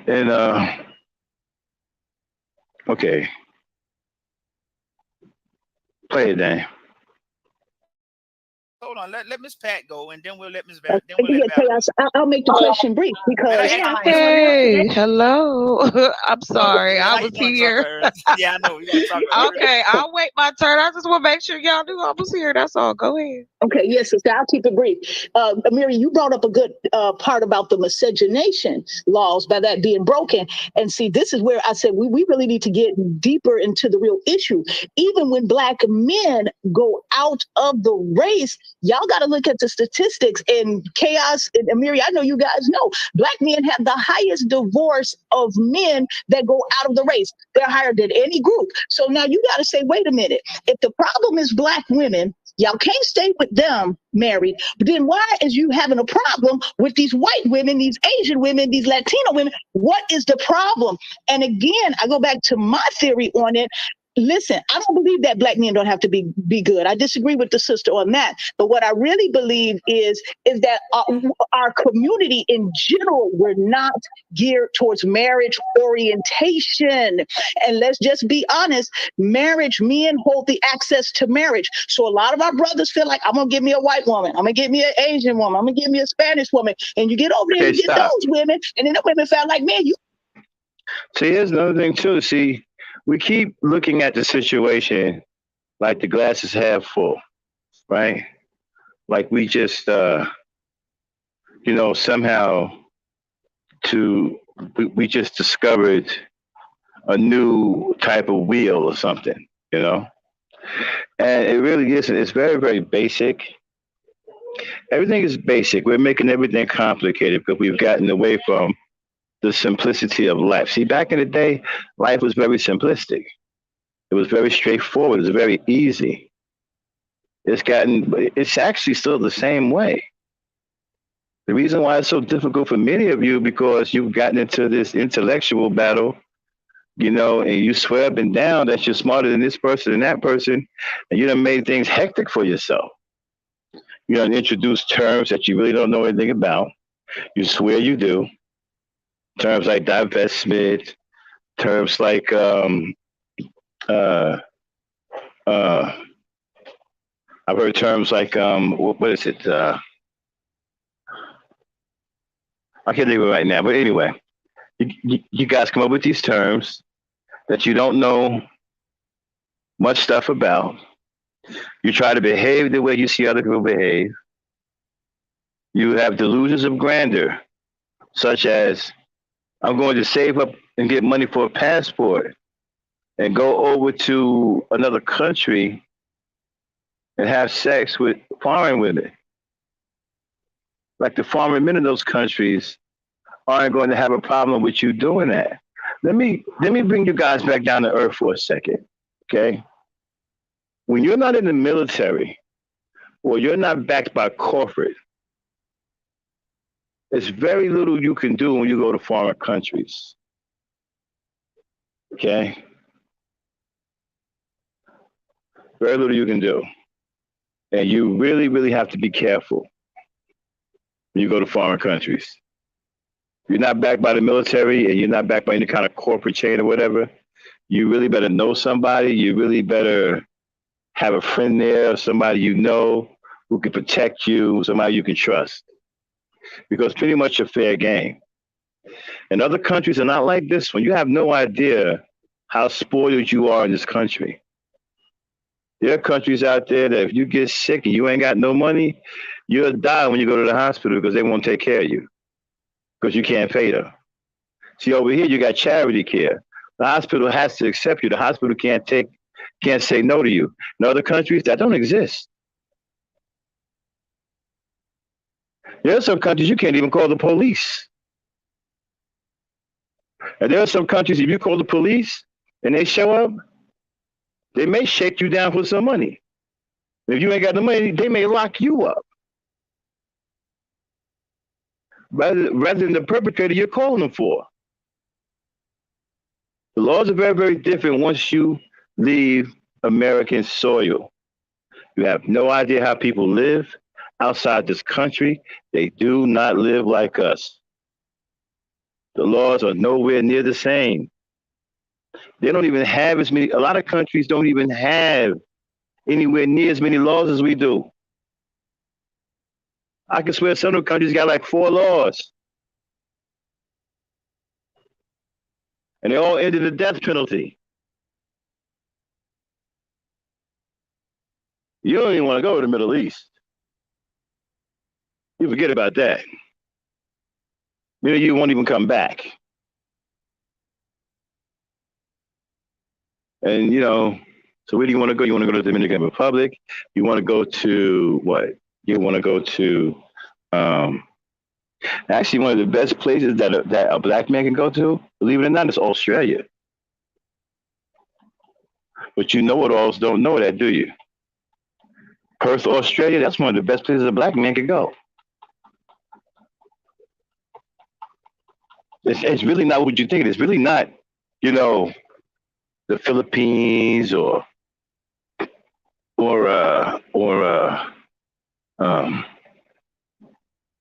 what is it, Brazil, Mexico. You know what I'm saying?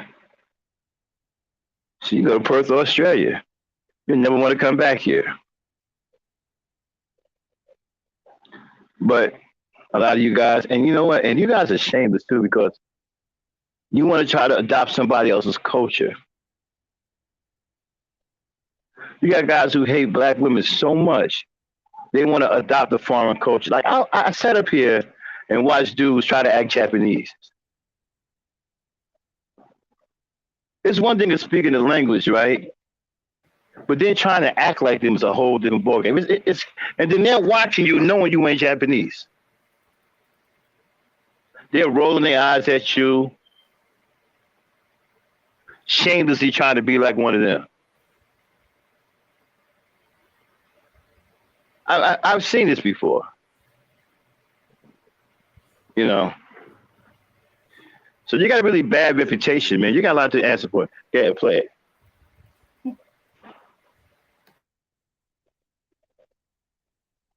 You suck as a husband. Let me go back to my white man, my Spanish man, my Chinese man. And so again, that shows a problem there. But my question to you, Amiri, and Chaos, and then I'm gonna let the sister, give over the mic.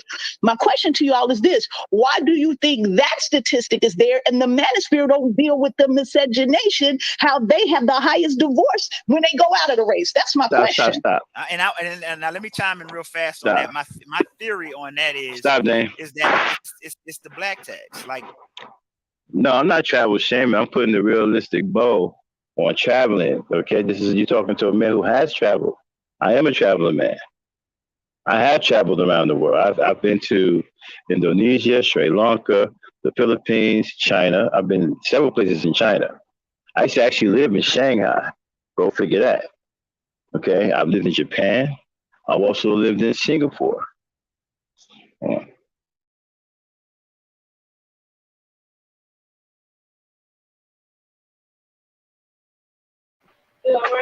Yeah. Hey, if he was travel shaming, why would he recommend Australia?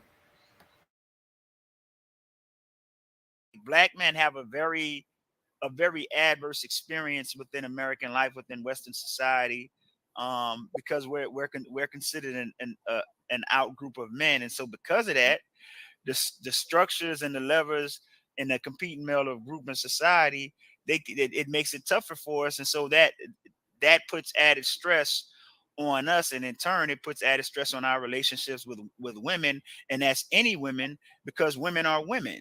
You see what I'm saying? And so over a certain period of time, it's going to, like, those types of challenges and things like that are going to become long in the tooth, and eventually it just breaks down the relationship. It's not just something that's with black women. It's something that affects black men, and it's the system and the structures and the levels. But when I bring this up, they'll deny it and say it's about black culture, and of course that black culture is black women. Now it's what we face as black men. It's a black tax. Got it. You can go ahead, Valerie. Actually, yeah, I was gonna say, I think the problem is that we have to be honest that black men as a whole, and I would say even on a global scale, because I'm foreign, need to think of their woman in a different light. Like, I think across societies, men have changed their perception of how to see their woman in a different way as a human being, not necessarily as a product or as a barter of exchange. And I think even if we're going back to black culture in Africa, or like, I'm from Haiti, I mean, people have always done that, have always married for the purpose of, or even enslaved women for, or pimped women for. And we have to be honest in saying that that paradigm has to change. And I think a lot of cultures have done it, right? Like, the Asian man has done it. They suffered for it. I think the white man has done it. They suffered for it, maybe because of our delayed in our development in terms of in us as a society. Okay, yeah, we have been delayed because of how we think mentally, right? Because of slavery. But at the same time, I think the problem is because you hear a lot of men saying, like, you don't need education, but to be able to master something, you have to study history, the past, and understand what didn't work with others. You don't necessarily have to go through the same mistakes. And I think black men have kind of are stuck in this loop of how they think. A long time ago, people used to use sex as a weapon, and a lot of black men use sex as a weapon, even when they marry an outside woman. Because I've heard a lot of white men say, well, I can marry a white woman because it's kind of like I'm getting back at the white man. So basically, you're not really marrying that other person because you like them. You're really marrying them as a weapon. Or you'll hear men say, well, that's your baby, right? There's a lack of disassociation with me having an intimacy with you and it being an actual thing. And then I also feel like Black men too are spiritually lost people. Like they say a lot of menacing, very mean things. I said this the other day. I was like, Black men are really mean. Like, and that makes me want to not be by them. Like you're really mean. Like lack of empathy. There's a lack of empathy thing. And I understand that you've gone through your things, but no one cares anymore. You know what I mean? Like that's really how that's what it is. And at the end of the day, whether Black men realize it or not, before we are Black women, we are women. And there have been women in history that have left their men behind for other men. That is quite possible for them. And it doesn't bode well when they like it depicts you in a bad way as a man when you treat your woman like that, right? Across boards. Now I'm not talking about racially, because now you even start hearing other women of other races are like, you know what? They don't want this Black guy. Some of these stereotypes are here. My comment. Oh my God. Some of these stereotypes are here. Yes. We come to Wait, hold on. Wait, what happened? Sorry. Yeah. Someone comment on what I said. Hold on. Everybody's gonna get in this Valerie first time on a panel. So let her talk. Yeah. I mean, like some of these stereotypes are here, but at the same time, you're also living to the stereotype. I was born in Haiti, I was raised here. So I can see the segue of both places. I can see the same things that happen in Haiti that happen here on a smaller scale. You know what I mean? Like the fact that you have your own country and you betray your own people. And that happens here too. It happens in a lot of other places. It's probably worse in the Americas, I would say, but it exists in a lot of places. They do the same thing. And polygamy has existed for a while in a lot of Black countries. And people want to act like it works, but it can't work now. You know what I mean? Like, first of all, when it worked before, we didn't really have a choice, but it can't work now. What worked then or what you thought worked then, it can't work now. People now can't even live on one income. You can't live under that system. Like that's just intelligent wise. Like when people say Jewish people are this way or Portuguese people are this way, it's because they're not under that system. Asian men have literally moved forward. Chinese men have moved forward because they suffered for that. They killed a lot of their women for that. And what's going to happen is now it's hard for Asian men to even date Asian women. And that's what's going to happen with Black men if they're not careful. And really, I won't really care at the end of the day if I have a biracial kid, because it's going to be my kid and it's going to be my blood. You're the person that won't have bloodline. I will. And that's just the reality of it. Just saying. And I think, I agree. Right. A lot of Asian guys hit me up more than any other race of guys. Right. So I think Chocolate Earth was next. Chocolate Earth, you there? Yes, I'm here. Hello, everyone. Yeah, how you doing? Hi, Chocolate. Hi. Love the conversation like always. Thought I'd hop in and rustle some feathers too. So I was listening to the gentleman, and I apologize, I'm not familiar with the name, but I was listening to the gentleman and listening to the ladies about Black men, and I have to say this. If you don't care about building your community, then what's the point of marrying? Because marriage is of a part of a community. And a lot of our men have decided that they would rather go put that money into. Okay, we got a full house. We have a full crowd. Okay, Dan, drop the link. We're going to open up the mic, y'all. The panel, y'all come on up while we playing. Y'all come on up, get a seat. We can get this party started. You can comment on what you heard. We can start up a conversation. Come on up. Drop that link, babe. All right, then get back to the video. All right, y'all. The panel is now open. Y'all come on up anytime. Go ahead, Dan. Other communities. We talk about how Black men this, how Black men that. However, we want to focus in on the younger men, like that's going to change the issue. Well, these younger men are going to grow up and be just like the older men that we're talking about now. Because this isn't new. Because the toe the line hasn't come into place. No one has made Black men go, you need to take care of your community. It's thrown back in our faces. Oh, your mama was on welfare. Stop. She chose well. I disagree with that. Black men have been told several times that they need to take care of their community. They just don't care about their community. And they tell you that they don't want to be responsible for a community that they didn't have nothing to do with. Well, I got news for you, right? Every generation don't have something to do with the community that came before them. But it's your responsibility to improve that environment.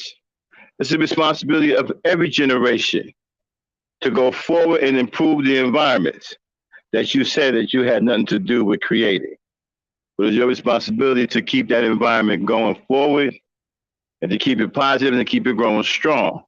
Now, the problem with that is a lot of you generational dudes today, you millennials and the ones before you, the ones before them, you guys have reneged on your deal.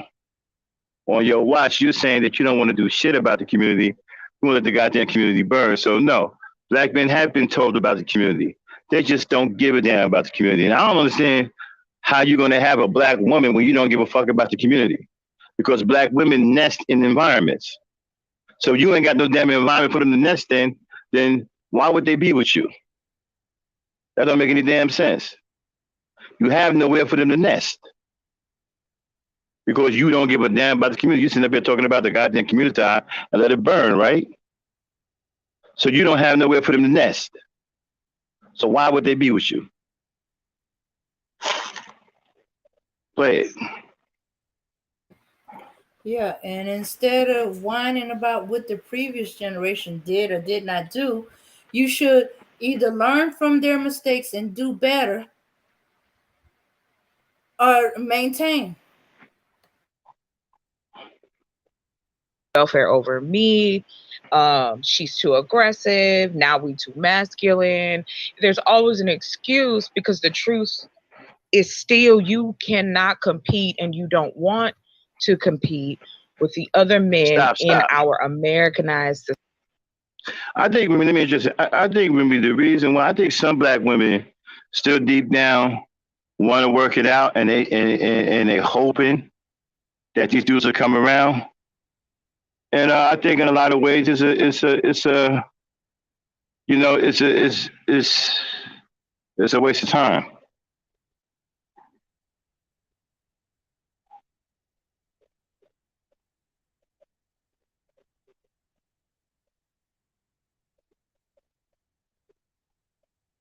Well, you don't have to wait for cooperation, Deacon Dave.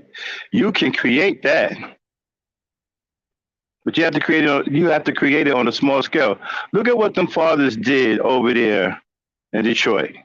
Dads on duty. They created cooperation. Now other fathers in different states are trying to do the same thing. So you can create that. You don't have to wait on it. You can create these things. But you have to do something. You just can't sit around and say, well, Black women threw Black men out of the house 80 years ago, and we ain't did shit since. And we ain't tried to do shit since. I mean, that looks bad that doesn't hurt her, that hurts you. You got so-called thrown out of the house for a check 80 years ago. It could be 100, I don't know. 80 years ago, because y'all keep going back further and further. Okay, I think up to 80 years now. You were thrown out of the house 80 years ago and haven't done a damn thing since. And you think that makes the Black woman look bad? Look bad? No, it makes you look bad.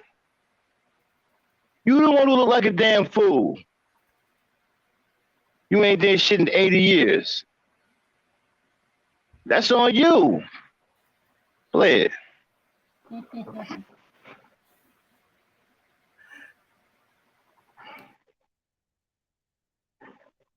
Society. If you throw out statistics in discussing what a man or what a woman may do, fine. But then when you have the conversation of, okay, we need to be the nuclear family, so to speak. Okay. Stop. These are dads on duty, y'all. Do these guys look like superheroes to you? These are regular dads. If they can do it, how come you dudes can't do it? They're not online complaining about black women. They got real boots on the ground, physically out there protecting their kids. And they're not afraid. These are not just your local neighborhood superheroes. These ain't Spider-Man and Doctor Doom and Iron Man and the Incredible Hulk and all those other stuff you guys cherish so goddamn much. This ain't Superman and them. Aquaman. These are regular black men who give a damn about their kids. And that's all that they needed to go up to that school and make that school a safe environment for their kids to learn in. And what you niggas are doing? Sitting up here trying to find ways to say negative things about black women, finding excuses not to do anything, right? And living off of talking points that don't make any damn sense. You were kicked out of the house because of a government check. Really?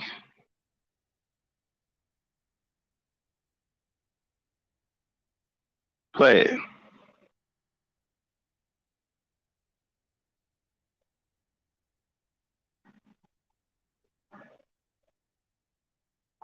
How can I be a nuclear family when I don't have a good paying job? I don't have a trade or an education, because we take for granted that just because you can go, that doesn't mean you are in a position to go. Now, black women have done all of that.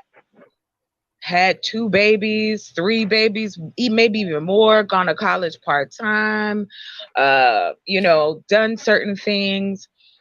And then to the point earlier, the point of saying that you cannot raise a man because you're a single parent is very insulting. And I say that because my brother is 20-something years old. And I have him watch our show, Mary, and I have him watch pretty much anything I'm watching, I'm sharing with him. Right. And we sit and we talk about it. And I said, well, how you feel about what he said? And so on and so forth. Mm-hmm. He doesn't understand it. He doesn't understand why it's so difficult for a black man to put his ego in his pocket. He doesn't understand why you can't treat a woman as a human being and not as something to possess. He doesn't understand why when I go on panels and things like that, and I discuss building a community, that I am hit with the same, excuse my language, BS every time. They have no other answer. They can't tear it down. So it's, oh, you're trying to build a black utopia. That's never going to happen. Nobody said that. And then he's like, well, what? I don't understand any of that. Like, what is the obstacle? And I told him, I don't know anymore. I said, I don't know anymore. And I am not going to rack my brain how to make black men feel like they're powerful in this society when they don't want to put in the work. Yes, we have a lot of books. We have a lot of classes, seminars, the whole 9, make you a better man, do this, do that. But there is no neighborhood. Okay, There's stop. no housing. Well, black women do have power over black men, Deacon. What kind of power do you have? Please demonstrate. Show me some receipts. I can show you receipts of black women having power over you. As a matter of fact, Many black women are in position to employ you. That's power. Many black women allow you to stay in their homes. That's power. Many black women own their own homes now. And many of you live with them. That's power. Where is your power, though? What power do you have?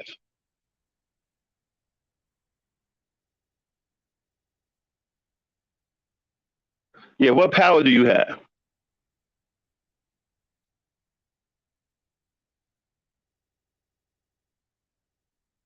Show me this power that you have.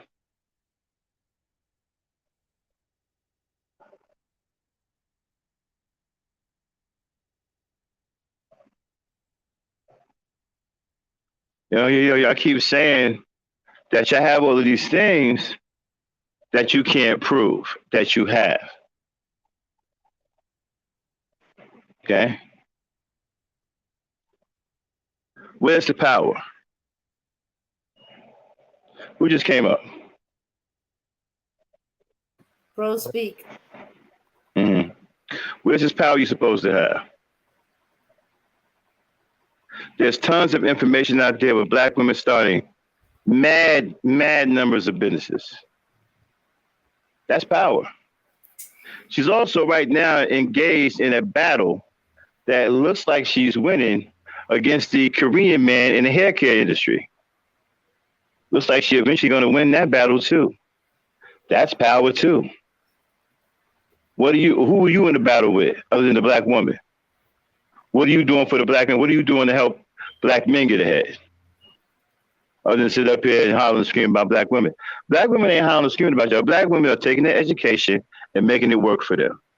What are you doing with your education other than getting locked up?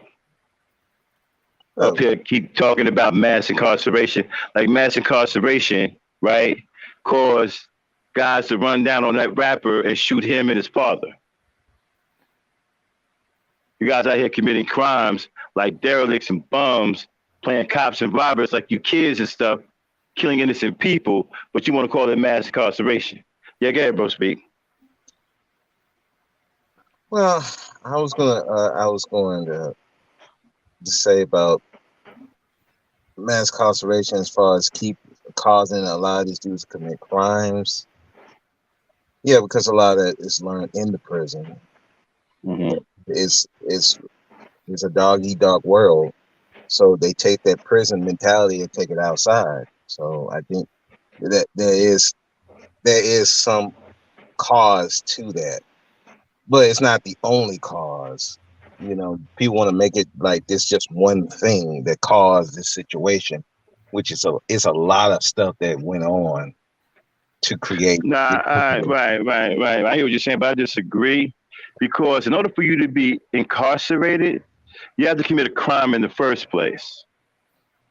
So if you're out here joining gangs, and these gangs are running around robbing people, shooting people, terrorizing people, selling drugs, doing all kinds of crazy things, and you get caught and you go into the system, you can't blame the system for institutionalizing you. You shouldn't have been in the system. And then when you come out, you don't have the wherewithal to get your life together. You end up doing stuff to go back because you take the weak way out and say, hey, man, I'm not mentally strong enough to be a productive member of society. So let me continue to be a bum and go back to jail. Well, I agree with that to an extent. But I will also say that there was systems in place that kept a lot of these guys from getting jobs. Not to mention the system, if they on parole, you're still part of that system. And that system will create ways to keep you from getting gainful employment like that. And that's what they're supposed to do. It's a system of deterrence. It's not a system of like incarceration isn't supposed to help you. No, but what I'm saying, once you are out on parole, right, that is supposed to reform you into a productive person. That's what it's supposed to do. It's supposed to be. I'm getting what you're saying, Max. But hold on. Mm-hmm. But in essence, a lot of times it's not. If you get the wrong PO, yeah, they're gonna do whatever they can to put you back in the jail. They'll make Mhm. sure that you can't meet these meetings, can't make these payments. I know because my brother went through that. He had the wrong PO, and she was trying her best to put him back in prison. Luckily, I was there to talk to him, calm him down to make sure that he kept calm on some of this stuff. And I told, hey, you need to report her. He did that. They changed his PO. Everything was good. He got off parole. So yes, there's some things that's going on there that are keeping. I mean, I'm not saying that that's the excuse, but to acknowledge that it's not happening at all, and just saying, well, it's just the man's fault. I think that's is. Well, I don't yeah, want to go. I don't want to go on into right. yeah, but I don't see who else's fault it is. I mean, if you want to be a badass and sell drugs in the street, then you got to deal with the consequences. And part of those consequences that you're going to get bad POs, you're going to get racist POs. The system is not designed to actually help you. I get that. Okay, it's not. It's supposed to be a deterrent, a punishment. Now, when you get out and you go to halfway houses, you got a PO or whatever, man, they trying to make money off of you. Okay, I they get give you that. half-ass jobs. They give you half-ass jobs. It's up to you to make the decision. You still got control over your life at that point. If you Okay. want to go And back, if you want to go back, right? If you want to go back now, I understand that you got some rotten POs. I get it. okay. Okay, but the best you can do is try to report that. Right. That's Okay, what I'm saying. right. Okay, the And best and thing you can do is try to report that. right and report it, and that's what I'm saying. But Mm-hmm. like I said, I agree with you not use it as an excuse because Mm-hmm. I don't try to use that as an excuse neither. Because like I said, Mm-hmm. like you said before, my brother put himself in that position. So Let me tell you something, man. I don't give it to him that is an excuse, Right. but I've been understand on. there's a lot of stuff that's going on that Uh. has caused these dudes to be like Nah. this. It's not just simple case of All right. I can't. I well, these can't. dudes I just can't. don't want to be. They just don't want to Nah. I be. can't. I There's can't get some with that that do. because. Right. I can't get with that because I've been on hard times. I've been without. Man, let me tell you something. Man. At one point, man, I was 6'4", right? Running around a goddamn supermarket parking lot chasing shopping carts for a job. Now, you have any idea how embarrassing that was? At the age of 30 years old, I was doing that. I've been without, but I ain't never took nothing from nobody. I I, I ain't never sold no drugs. I ain't never hurt no little girls, no little boys, none of that. I agree with you. I'm listen. I look. I Okay. was. Yeah, I I haven't tell always you. been successful. I had a hard time coming up. And I had my mother and father. I fell on hard times one time. And let me tell you something, it was a brutal struggle. Hmm. I ain't commit no crimes. I get that. That stuff, listen, if you don't, it's all of the choices that you make. You either want to be somebody or you don't.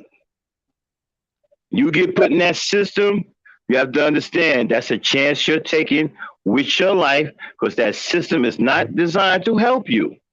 Yes, and then if you like you said, if you get the bad end of the crapshoot and get a bad PO, you in double trouble. So Yeah. why even put yourself in that situation?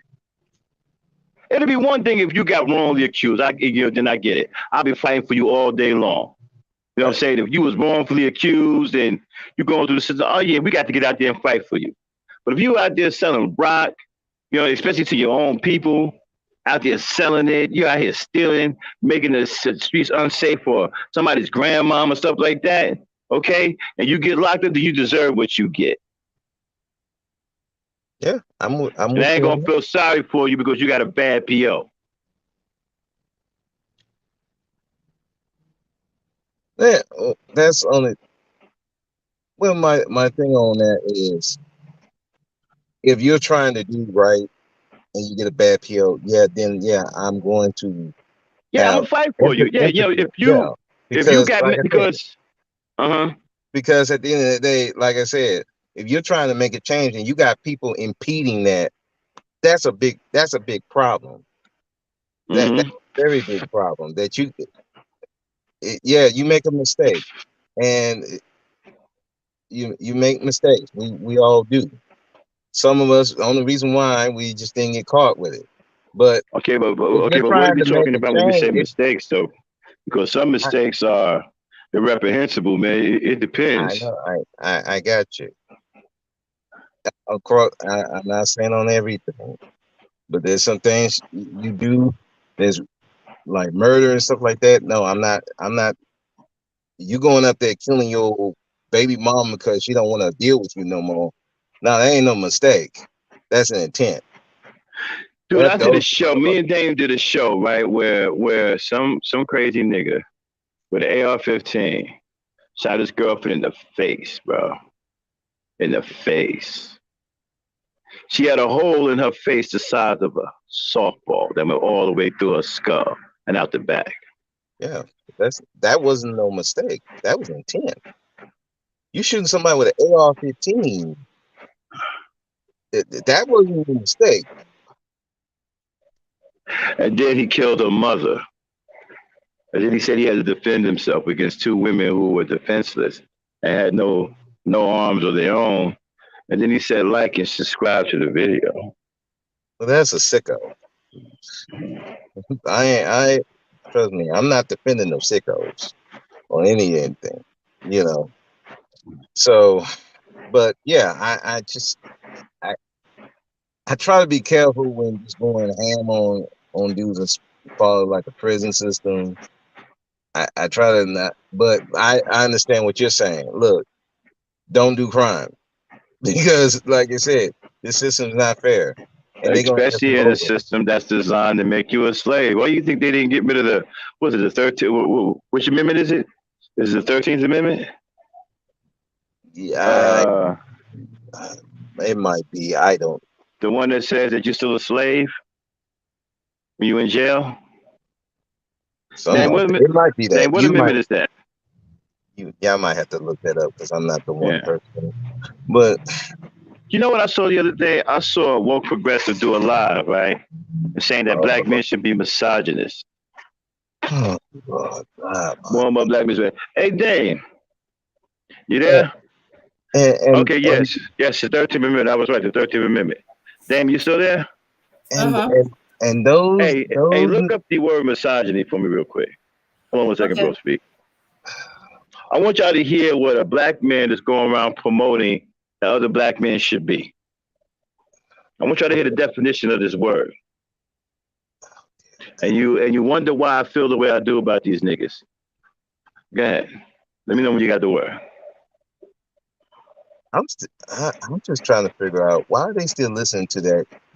We know he with the LBTQ. Mm-hmm. They got recordings of him wanting to be with LBTQ people. Mm-hmm. Why are y'all listening to him about something about straight men? Just because it's something that's very interesting. You got the word, Dane? Yes. Okay. Roll definition. All right. Misogyny. All right. So, definition only one. Dislike of, contempt for, or an ingrained prejudice against women. Dislike for, what else? No, dislike of, contempt for, or ingrained prejudice against women. That sounds like him to a T. Mm-hmm. And he's encouraging other black men to be that way towards women. He got a whole podcast about it. He want more black men to be misogynist.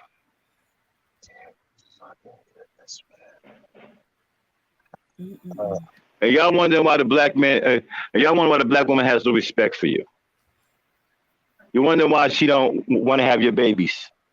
Mm-hmm. You see, when black women start saying that they don't want to have black male babies, all of this outrage came flying out of nowhere. Oh my God, they're talking about this and that.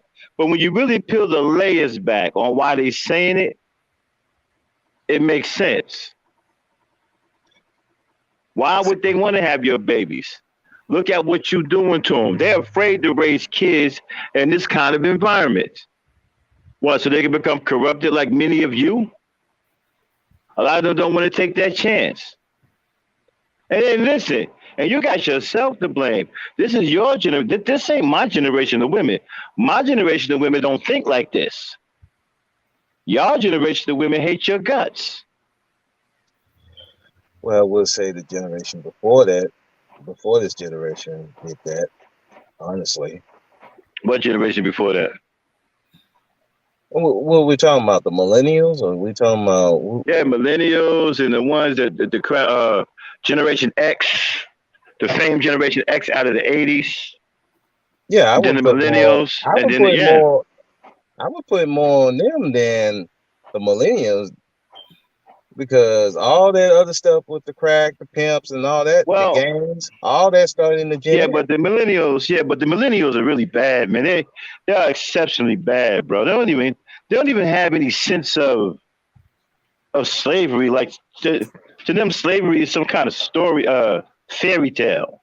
Yeah, They have absolutely no regard for black culture or black pride or any of that stuff. They may as well be robots, man, being sold in a toy store. yeah, but again, who raised them to get to that point? You got That's to talk the about Gen the Xers. generation. You got to talk about the generation, X, the famed generation X. Man, All right, but then but you see, they are the cause of this sheer black women hate now. This is but their watch now. okay, but that that started in that generation, Yeah, but and it's being and magnified. and But it's so when being you got the millennials. amplified. Yeah, but it's But being like I said, amplified in this generation. they amplify. I'll give you that. They amplify it. But if you coming from a generation that taught you pimps, all the drug stuff, all that happened before that, and you seeing your, like, just no, where the denigration of the family went through the Gen X's. Now you got the millenniums. They caught up because they ain't have nothing to grow off of them, Yeah, because but you but I get what you're talking about, but at the same time, the generation before is supposed to make it a little bit easier right, for the generation after that. The right. I got all that, Gen but X didn't do that. right, I got all that. But here's the thing, though. Okay, You I'll be getting right on back. them. Okay, I got them. Here's the thing, though. At some point, you have to know the difference between right and wrong. You see what I'm saying? That's the I difference right agree. there. If you're gonna sit up and you tell me you're gonna reach the age 35, 40 years old, and you don't Mhm. know what you're doing is wrong at this point, then you I, can't blame nobody else. You see, I agree with you. we I agree listen. with that part. Who was before us? The baby boomers came before my generation, right? There's a lot of Right. things that they did wrong that my generation, right, did not copy because there were men in my generation who knew the difference between right and wrong. But there was They a took lot the of stuff good that things didn't. from But there right. was a They lot took of the stuff that good didn't things. happen with the baby boomers that happened with the Gen Xers, though. I There's understand that, but there's a there was lot of men, stuff that happened in right? But between there them was men, that right? But nobody what was I'm saying, prepared for. right? But what I'm saying is there were men in my generation, right, that knew the difference between right and wrong. They took the good things that they could from the generation before them, and they made the best of it. But they did Right, not follow their example to the letter. right. Why would you I go and follow somebody's? Why would you follow somebody's failures, then fail miserably, and then turn around and blame them for you copying their failures? well, nobody's blaming them for. But here's what happens though. The older Gen Xers come and get on the millennials for something that they didn't even do. That you these older. Because this is their watch. They are responsible But now. you can't be mad at somebody that you didn't teach what they We supposed to be can be doing. mad. We No, can be you mad can't. No, because you right cannot. now, because the You stuff that's going on right now is you coming put directly from them. okay, but you putting it solely on them when, hey, you had a part in this shit too. That's why I'm like, Listen, No, I'm not Generation going to X ain't had no blame part in totally this. on the Gen X or what happened. Yes, millennials The do have X's a didn't have part no. in that part, Yeah, but at the no. same X's ain't had time, nothing to do with X's ain't got nothing to do with millennials. You can't be going around saying I'm totally innocent. No, you had a part in this shit too. No, You not want the to talk X's. about No, how these women are acting? Yeah, you had a part of that too. not the Maybe not X's. No, you, but some of your not X's. contemporaries had a part in that too. Matter of Now fact, that's a I'm generation. on We're a my generation. part, We're a generation but you before the ain't gonna generation blame that's me for born. everything. Yeah, but we are before the generation that spawned them. Okay, I get that. We But didn't we're have nothing to talking do with about the millennials. the Gen X's are going around blaming everybody else. We blaming the And they're gonna people say who we are. innocent. No. We're You don't get blaming to the be people right now who we're supposed to blame. That is the men in this generation. It's your responsibility. But you did not It's your teach the other responsibility generation. to Then yeah, lead you your have part to generation. blame. You have It's part your to blame in it. responsibility to lead your generation. You're not supposed to look for excuses not to do it. You can't sit up here and say, you know what, well, we blame you, so we ain't gonna do nothing. Well, you can't. But at the same time, you can't be going around blaming the new generation We for stuff absolutely that can. you did not. You did not teach them. So if you didn't teach them, We and they never had a acting the chance way to. they are, We never. that's on you too. The I'm generation. not saying Listen. I'm not saying take all the The blame. what do you I'm call it? saying you need to share all that blame. All of y'all What got is to it? share the blame on The this one. millennials. We take no responsibility for the millennials' actions. Well, that's a problem. We are not responsible for their actions. Well, maybe not you, but there's other people like you that has a part in We that. never had a chance. We never had a chance to teach them. Those are the Gen X. But Those are that's on Generation you. X. That's Generation I X. agree. Generation X. Okay, now I'm putting more on Generation X than even Pat before that. Yeah, but here's the thing, though, man. You can't continue to do something wrong once you know right from wrong. I agree with you on Now, that. if you want to say, I'm not going around saying put it all on Gen X's, millennials are innocent. I'm not doing right, that. if you want to say Because this, at if you some want to point, say, yeah, like you said, I can't for me, I can't blame my dad for what I don't know as a man. And eventually I got to learn that. Because life is going to teach me, regardless. So well, I got to I don't learn know all about that that. stuff. Yes, life's going to teach me regardless. You can blame him for like small things, like for example, if he didn't teach you, say he knew about banking, right? And he didn't teach you what he knew or something. Maybe you could say something about him about that. But as far as right from wrong and you getting in trouble and you doing crazy things, can't blame him for that. That's on you. Those are decisions that you're making. And that's what we're talking about when we talk about the millennial generation. You're making a conscious decision to make your women hate you. And so you're to blame. Ain't nobody got your women running around here talking about not having your babies but you. It ain't the Gen Xers ain't got them saying that. At least not publicly. They probably were doing privately. And then Privately, y'all they running probably around here say talking because about, and now then y'all run, thanks and to then social media, now you can just say anything now. What you gonna do? Complain? That's all you're gonna do is complain. And then here's another thing too, right? What? Here's another thing too, right? You haven't offered your women anything in this generation. You ain't got a pot to piss in or willing to throw it out. You ain't got nothing to give them. You ain't did shit for them. All you do is insult them, right? And talk about how much you hate them.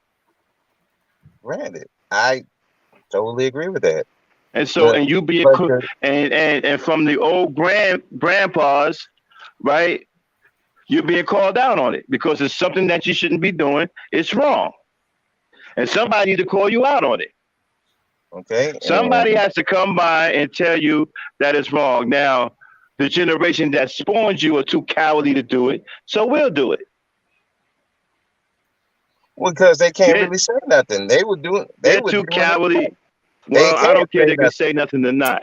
They can't say. How are you gonna say something and you because you are still because regardless of the fact you're still their offspring. But if you They ain't supposed to come. teaching They're nothing, supposed to how say, you gonna say anything? they need to figure it out. They can't. What they gonna say? What you They need to gonna come figure out. say? Hey, look. What you gonna Here's the say deal, to a y'all. generation you didn't teach? Okay, how about this? Listen, we messed up. Okay, y'all messed up because we messed up. That would be Okay, best. But we really guess wasn't. what, Matt? Hold Guess on. what? I'm gonna tell you. We really wasn't there for you the way we should have been. And there's some things going on now that are messed up that we don't like. We wasn't there before, but we're here now.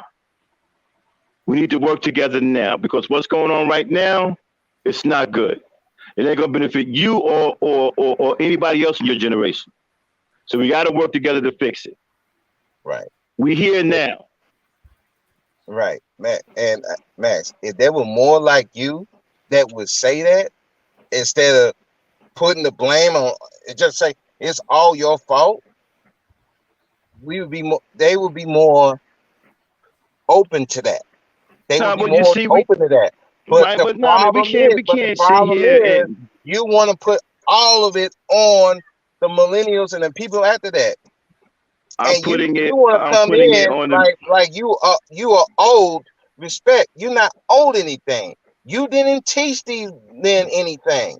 You didn't give them any leg room Well, to stand on. actually, So guess well, what? actually, You didn't give them much of anything. Actually, they the ones who owe Who owe? this generation. They the ones who owe, They don't owe. and they I'm got old, so you a ain't debt done in it, nothing. and they got a debt to pay Debt to who? to the black people that you're supposed to be leading this generation. Each generation of black people rely heavily on the men in that generation to lead. They failed They failed the people of this generation. So they owe. You can't lead. You can't own. You can't do nothing. Hell, you can't even stay. Many of y'all can't even stay straight men. Okay, and that's their Can't thing. even They're do gonna that. You have to can't even. solve that. Many of you can't even But hold on to your manhood. until they solve that problem, how they gonna pay you? Pay you with what? Pay you how? By listening to the elders who came before them, who were here to help. Now, I'm gonna tell you like this here. Respectable? Yes, Look, I'm gonna tell you. Listen, but the nah. one that gonna come up here, We're not gonna gonna come do the out girl. here talking about. Not gonna do the girl stuff, bro. I'm not trying to do the girl stuff. I'm coming in. I'm not gonna be nice about it. You know why? Because I don't like what's going. These are my people too. I'm still a black man. No, I'm not gonna be nice about it. I don't like what's going on. Nobody say it to be I ain't nice. never heard no black woman say until this generation that she don't want to have a black child.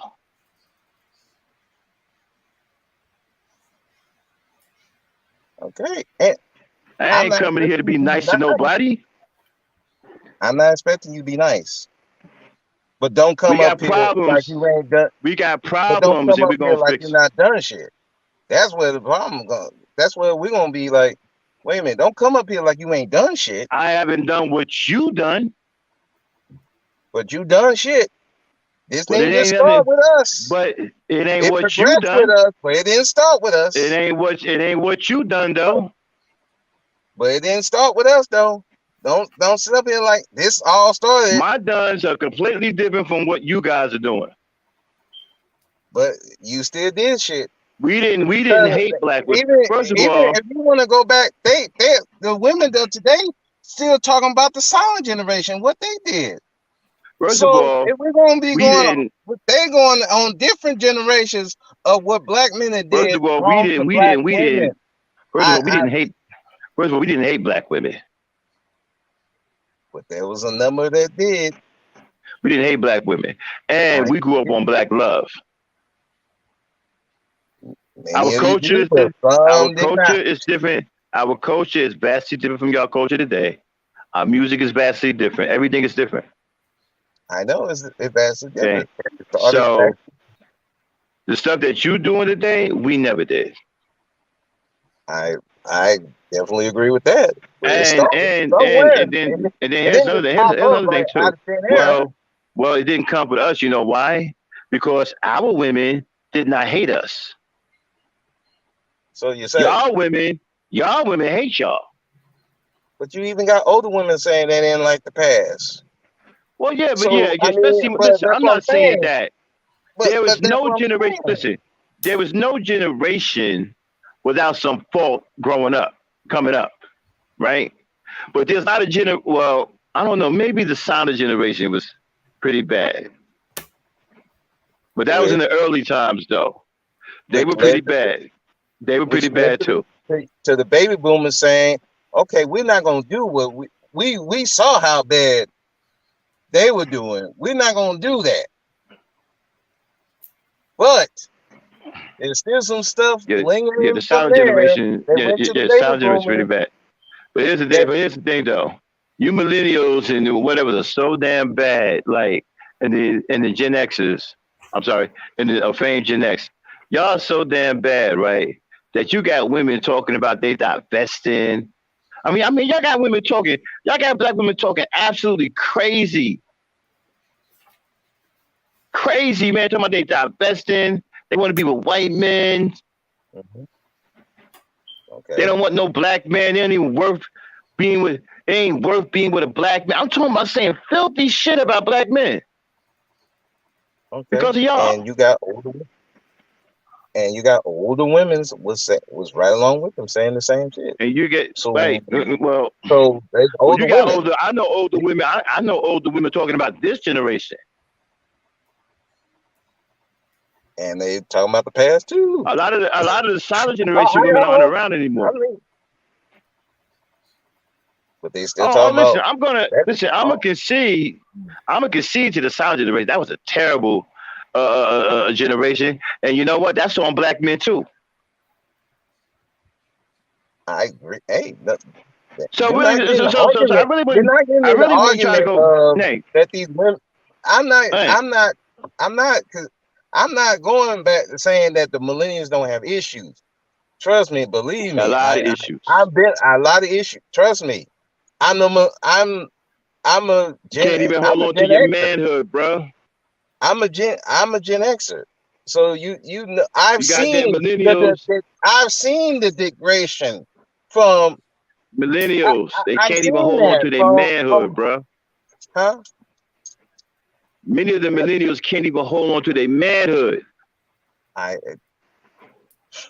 I man, you You got the we nerds agree up on here that talking one. about you want black. Man, you got nerds running around here, right? Talking about you want black women to submit to what? Women? Y'all can't even hold on to your manhood. Yeah, I agree with you. Man, I had the same similar conversation with my ex-father-in-law. That man's 70 years old. Yeah, Some of the and same Deacon shit that Dave, he's talking about, that black woman was hurt by a black man. Recognize that too. but what like we were having the same conversation like 2 weeks ago, similar to Uh-huh. what and he was saying that like he don't even know what's going on, but he can see that within the generation there was a lot of stuff this was building. This not just happened, and yes, in the millennial part to now, yeah, it got progressively worse because, like I said, that the one thing that did happen, Uh-huh. the pride in black people died between the millennials with the millennials onward. Now it don't even it that pride in being black is almost non-existent. And, It's and the people millennials that and the just millennials aren't doing anything to preserve it. no, because they would never taught it. They Okay, never taught it. all right, okay, we're gonna say, I, okay, to me, that's the same as saying for 80 years the black man has been kept out of a home because of a welfare check. I mean, at and some that's point true. you learn. Listen, at some point you learn that you're a black man. Right. There's history out there that you can read to find out who you are. Hell, you ain't gotta be. You can go on YouTube. The conscious community is talking every day about who you are as a black man. Yeah, There's but plenty of information out here, so you can't sit up here and say, "Well, I'm not going to hold on to blackness because me and you want to swirl." And let's just be realistic. It's well, about sex, isn't it? well, well, man, I would not be talking about the conscious community. We've seen I'm their just aspect. saying, though, Look, they are at least some kind of source for blackness. I'm not saying a look, lot of blackness, and but you can at least get a some kind of direction on who you are. not with not with that conscious community. But you got to but my be thing really, is, really careful with who you go over there with that. listen, You what I'm gonna say is, walk right? in blind, you gonna catch the wrong person, and well, we've seen how that's going. And see, I'm not with all of this excuse making, and let's coddle Negroes who know better. No. Trust me, I'm not coddling nobody. Ain't trying to Okay, coddle and not, give them any excuses. Because at the it's end, like I no said, you're excuse. going to have to get over it. Just like I've said Listen, before. it's no This issue, excuse for a man being a piece of shit. no, There's no excuse for that. no. That is on you as a person. These are decisions that you're making. When you're 40 years old and you decide to dress in a you 40 years old, you weigh about 128 pounds, you 5'4", and you decide to dress in a t-shirt that's 6X's. Yeah, that's goofy. Trust me, that's goofy. I totally. 6X's with a gigantic name on the front, Jaguar or Bimble Box or some shit. Yeah, that's some goofy shit. You walking around with a 6X t-shirt, you 45, a 6X t-shirt with a giant name on the front that says Bimble Box. Yeah. There's no excuse for that, bro. I mean, where's the maturity? Yeah. And another big problem, the maturity in this generation is awful. It has to get better. We need more mature young millennial men. There's too many immature black men. We need you guys to snap out of it and grow the F up. Well, and they get that immaturity, and they get that a good source of that immaturity come from these rap videos. Rap videos, TV. I mean, take your pick. There's a lot of stuff going on that the rap videos let them listen. The rap videos teach them how to be like little boys, right? They in their crib with their little toys. They got diamond rings, these big stupid rings, chains, all this fake money. They sitting on the hood of their little cars, going, and they ain't went nowhere in the damn video. They ain't went nowhere. They in the hood. Childlike, man. Oh yeah, childish shit. And it's promoted. Yeah, it's promoted to the point, and sadly, the fault of that is black men. I trust me, I'm not giving them no excuses for this bullshit. And a lot of it, we perpetuated that, especially in the millennial past that. You got a question. I think it's starting to change a little bit. Okay, you got a question from Mama Rain. She says, why do black men blame everyone for what they don't do or can't do? That's a good question. I don't know. Is she asking me? I believe so. Because again, if you're talking about the immature idiots, because they don't want to look in the mirror. If you're talking about the mature man, the mature man not blaming everyone for their problems. But they recognize that there was a lot of shit that happened to get to this point. what the things that are against them out here, and they understand that. Not to use it as an excuse, because there are a lot of dudes who use it as an excuse, white supremacy, the white man, black women, anything they can say. But that's Stop them all from they doing do. shit. Stop them from doing shit. Yeah, they do that. But that's all. Yeah, but that's all they do is blame everybody else. That's what these discussions are all about. Yeah. That's what they're doing on the Mary channel. Okay, blaming everybody. Nobody wants to get together, meet up, and do anything. That's why I put deadbeat dad. I mean, dads on duty. Right? These are brothers that had a problem, and it's really this simple. It's really this simple, y'all. There was a problem at the school. They give a damn about their kids. They didn't call the police. They didn't call the government. They got off their black collective asses and went down there and took care of the situation personally. It's really that simple. Yeah. But you got niggas making excuses. Yeah. All they do is make excuses. I'm gonna jump off for a bit, and I'll come back. All right. We'll be here. Okay. And so, yeah, man. They put the link out there. Yeah. Okay, the link's in the chat, y'all. Y'all want to come on up? It's getting hot. It's getting hot in here. Come on up. Yeah, I can't keep up with the discussion. I kind of lost track of them. Yeah. I like it. It's hot, man. You're all right. Yeah. Lucy, right. There's gonna be 75 with a mouthful of gold teeth. But they might not be gold at that age. No. You see my comment. Now that gold is rotting their teeth. They might have gold dentures at 75, but they ain't gonna have no gold teeth. It might not be gold at that point. It may be something else. But maybe they'll turn green depending on what the nigga drink. The way these niggas get, they might be drinking turpentine. You know? There's a reason why gold look like rotten teeth in the mouth.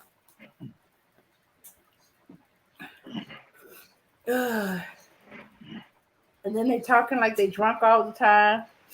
It sounds horrible, man. I don't know how do you walk around like that? And how are you even comfortable? How are you even comfortable with that? I wouldn't even be comfortable with all that shit in my mouth. One of my classmates that had the real gold and stuff like that, because he was a drug dealer, but I didn't know that at the time. And how do you eat? How do you floss? But you got a gold string. I mean, how do you do all of that? Shoots, you gotta have some money to be having gold teeth, because you're gonna have to go about every month. It depends on if they have like what is called a rack, or if they actually have gold put on their teeth, individual teeth. But most of them have the rack going on. And I've seen some of them. They don't look like they can chew meat. Oh yeah, the thing is, they also chew their tongue. They chew their cheek. Yeah. I ain't trying to do all that. Yeah, I'm not doing all that. Mm-hmm. I'm not doing, with the biting your tongue and no. Well, it takes a while for them to get used to it, because that gold is not as heavy. I'm just saying though, you got all this in the mouth. You chewing your tongue. You chewing your your cheeks, your lips and shit. I mean, nah, man, I'm not doing that. Mm-hmm. What if you chew off one of your lips? No, you're not gonna chew your lips, because what would you chew your bottom lip off? You know what it looks like just not having a bottom lip? I seen it on TV. If your bottom lip is missing, then your mouth gonna look like it's sunk in from the bottom. You look like you got a huge overbite. Yeah. So you walking around looking like a broken skeleton.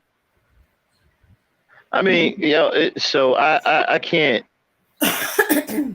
That's silly to me, man. I don't get that. But That's real silly, huh? mm, I said they don't keep it in there for long. Or Hey, they keep it. who wants to buy? How you gonna sell it? Well, you got to melt it down. Yeah. Yeah, exactly. They talk mush mouth and hey, Shoots, my classmate, I thought he was drunk. I said, "You drunk already?" And then he was smiling at me. I was like, "Oh, your teeth got rotten." He said, "No, I got gold." What? I was like, "Idiot, you should have got silver." And since he likes to go to Texas a lot, I said they're gonna be knocking you over the head for that gold. You're gonna be toothless.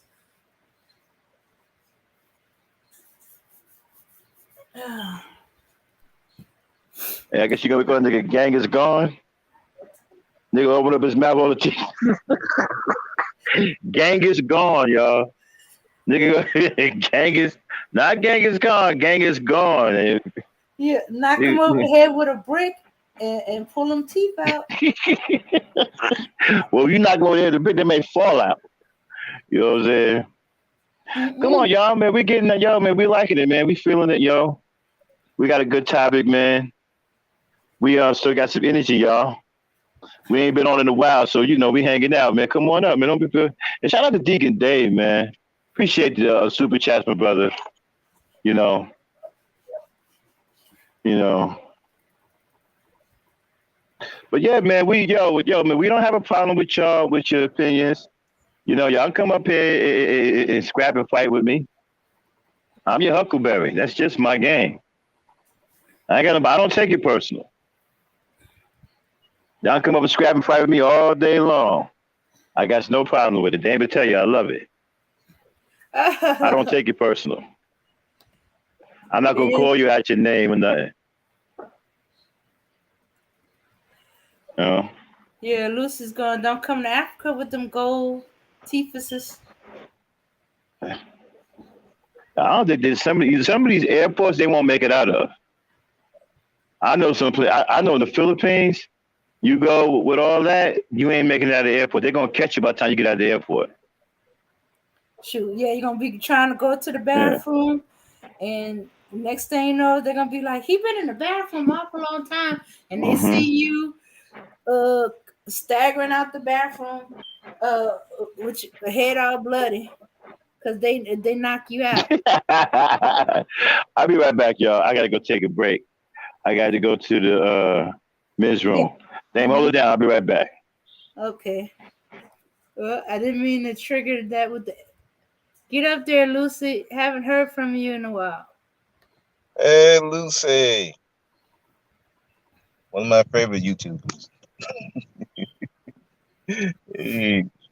Man, she remind me of my boss, man. One of my former supervisors.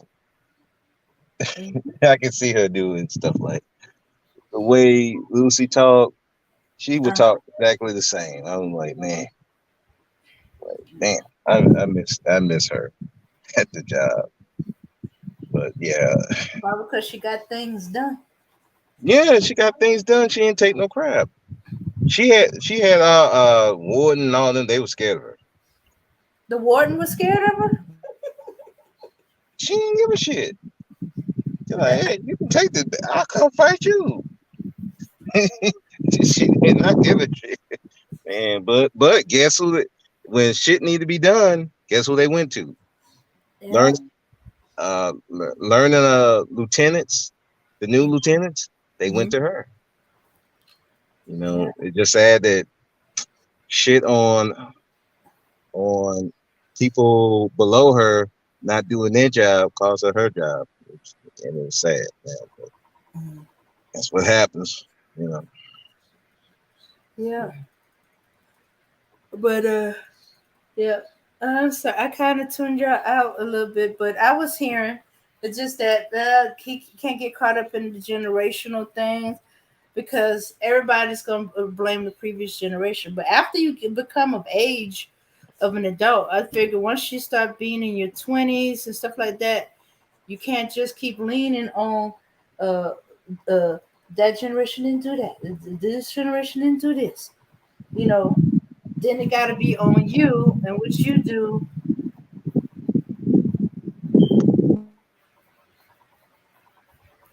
Otherwise, it'll just be passing the butt all along. Yeah, that I do agree with that. That's why I'm against that whole just putting it all on the other generation, one generation on the other side, and because it don't help anything. You know, it doesn't help anything because like you said, at the end of the day, yeah, it's your life. So whatever you choose to do, you're gonna have to make it work. Mm-hmm. I learned that. You know, Yeah. I can't keep blaming my dad for something that he didn't teach me. I can't blame him for my marriage being that it was messed up the way it was. Mm-hmm. I have to own that, you know. And even with that, you know, my ex father-in-law. That's why I have a lot of respect for him. He tried to help me, he really did. But you know, I wasn't in the right mind to listen, and you know, I had to pay for that. But you know, now I started. It was only after you know the marriage ended and I had went ahead and got the divorce. That's when I learned, like, yeah, you were doing some shit that you had no business. You shouldn't have had. You wasn't ready, Mm-hmm. you know, and she wasn't ready. I wasn't ready.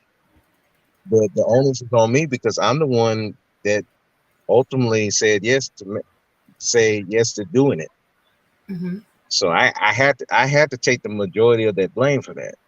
Mm-hmm. So I can't, you know, I can't go around just blaming anybody else. At the end, I had to blame. I had to put it on me. That's why you know, I Yeah, make sure if I'm but did ready. you hear what you just said? Right. Your father-in-law tried to tell you. Your father-in-law was the same generation of your father, Yeah, same generation. but you Actually, didn't listen. And I think that's also what's going on. There were of the generation before that were trying to teach or tell or let you inform or give them some pointers or to tell them, hey, you're going down the wrong path or you don't want to go down this path. I've been where you've been and this is how it's going to go, but they didn't listen. They because I'm grown, I'm going to do things my way, or I know better, or that's you, that ain't me attitude. Or they just wasn't ready to hear it. It's not until after they experience and they look back and then they think, okay, he did try to tell me. And But here's the thing, though. Even the Bible tells you that at a certain age, your sins are no longer on your parents. Your sins are on you. So, same thing with generations. At some point, the blame is on you, not the generation before you.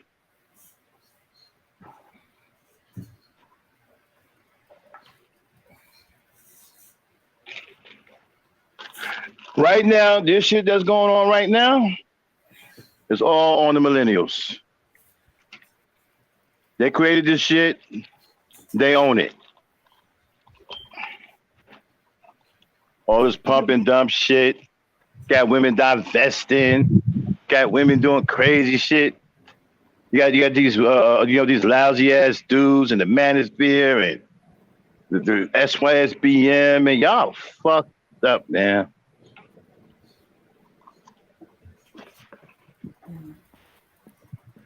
yeah, wouldn't say the pump and dump thing. Sorry, Oh, pump and dump dumbass niggas.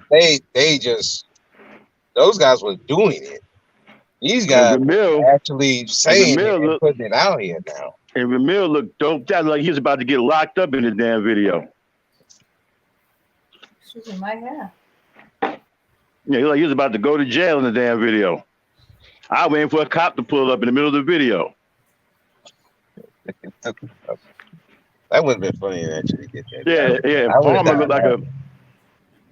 If Palmer looked like an overgrown man child, dressed like a 19-year-old teenager.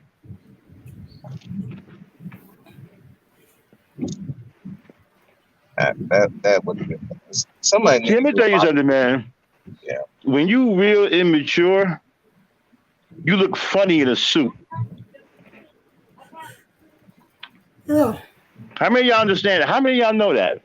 When you are too immature as a male, you look funny in a suit. You don't look right in the suit. Well, yeah, especially when people know you and they know how immature you act. When you put on a suit, you don't look right. You look crazy. You look like a grown ass kid in a suit that's too big. You look funny in a suit. You don't even look like a serious man in a suit. Well, yeah, because again, that comes back. It has to be in you. It has to be in you, not on you. Maturity, you can't. I don't care how you dress. In a sense, if you ain't mature as a person, it don't matter. I can put you in a suit, t-shirt, slacks, whatever. If you're not mature, everything's gonna look silly on you. I've seen mature brothers look serious and grown as hell in a pair of jeans, sneakers, and t-shirt. Mm-hmm. I have to. I mean, serious as hell. Mm-hmm. And jeans, t-shirt, and some sneakers. I'll do you one better. In my job, there's some dudes who come up there looking goofy, and those inmates will roast the shit out of them. They be roasting them. You stank. You did all this. When it comes to me, they like, hey, brother, speak. Hey, tuck your shirt in, man. You're not looking like what you're supposed to be. Now, no roasting matter. It's like, yeah, man. You're not looking like you usually do. And that's after me just, working, So yeah, it has to be in you. If you're not, if you ain't mature, people gonna see it. They don't care what you wear. Like you said, same uniform. I see one sergeant, man, everybody respects him. Other sergeant, same uniform. They clowning him. They don't listen to what you say. They don't give a fuck. Because it's in you. It has to be in you. It's not something you can fake. Yeah. Yeah, you can command respect a lot of times just by the way you dress. People look at you, okay, that's a serious brother right there. Okay. But when you dress around these overgrown ass t-shirts, shorts and shit, looking like you, permanently fucking in the goddamn 15 years old, ain't gonna work, bro. Too old for that. No, you have to change it. You do have to change it up. I mean, too old for that. Yeah, and black men, there's entirely too many immature black men. There's just too many of them. And then these videos, these young boys making these stupid videos, immature videos. Yeah, it's not helping. That rapper, listen, the rapper that just got killed, right? The one in Louisiana. Dang, what was his name? Jada something. Mm-hmm. It was Jada. What, Jada Boy. This? No. The guy, the rapper that got killed in Louisiana. Okay. There's been a bunch of them getting killed also. So I don't know. No, he was. His name is Jada something. Okay. Okay. Jada Youngin. Right. Jada Youngin. You see his videos? Nope. No, but I'm guessing by the name They ain't good. Man, this dude looked like an absolute baby in these videos. I mean, just a immature wreck, like, and you have other young boys doing the same thing. They following them, imitate them doing the same thing. Wow. Don't you understand? That's what's going to land you in jail. That kind of mentality. You can't be no rambunctious 13-year-old at 35. You going to jail or you going to the cemetery.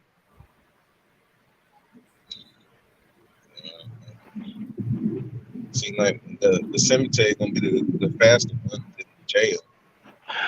As a matter of fact, Remy, Mary with the Boots came off of what I. As a matter of fact, Lucy was the reason why Mary and the Boots is up there, y'all. Shout out to my backyard.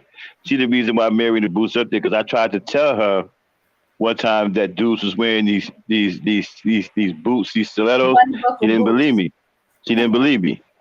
So we had to come with the receipts. Dame, let's hit it one more time because Remy wants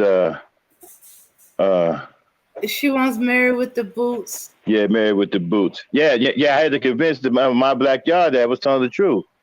She was like, "Nah, niggas ain't wearing those. Niggas ain't wearing them." Remember that, Lucy? Maybe you said niggas wouldn't wear them. Are we talking about that Earl Raw, whatever that dude's name is? Oh, yeah, they want Mary with the Boots. Okay, all right. Let me go get it. And this is what I'm talking about these type of influences that are going to young black men. And people aren't worried about the following that Lil Nas X have. I am. I'm extremely worried about the following he has.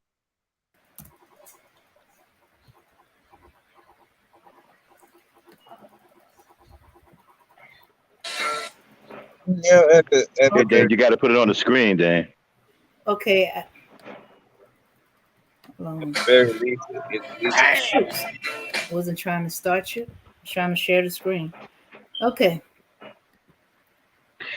Shout out to Lucy, my backyard. This is for her. This is me rubbing it in. All right, here we go. As soon as Jane could change the screen. And then what kind of boots are these again? 6-inch stilettos. 6-inch stilettos, Lucy. Good, play it. From the beginning. Hey!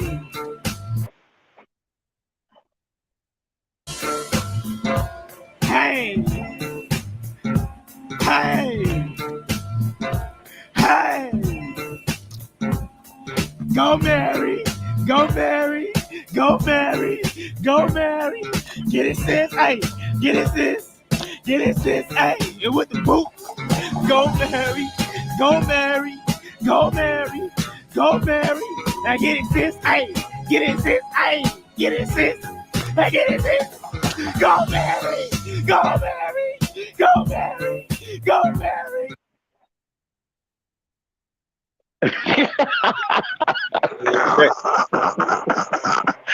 She said he's a millennial. He probably is. He probably is a millennial. Yeah. He crazy ass nigga. And is a guy that's video and egg that on. Mary with the boots. And not only was he dancing in stilettos, it was wet. It was rain. It must have been raining. It was wet. That ground should have been slippery. He should have landed on his butt. Yeah, he had good balance even when he was wet, right? Mm-hmm.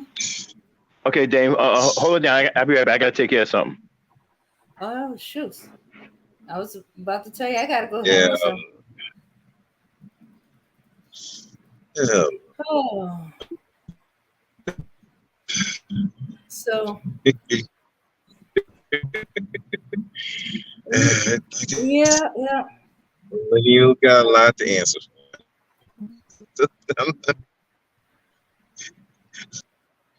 Yeah. Oh, shucks. Just Yeah. they got a lot to answer. It's Yeah. just fine. Okay, hold on. Let me get this real quick.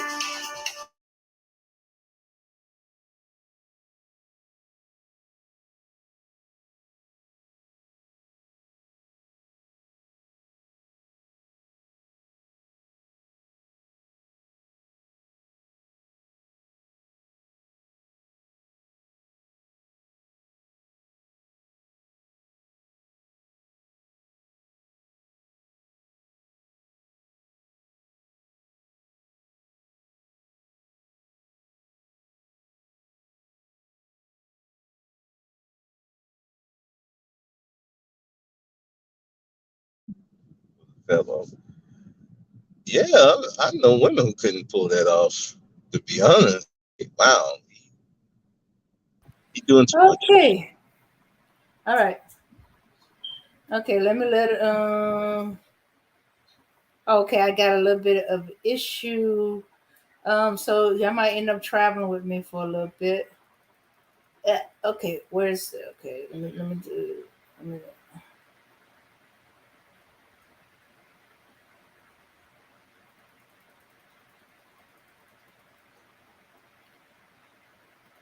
okay. Let me okay. Oop.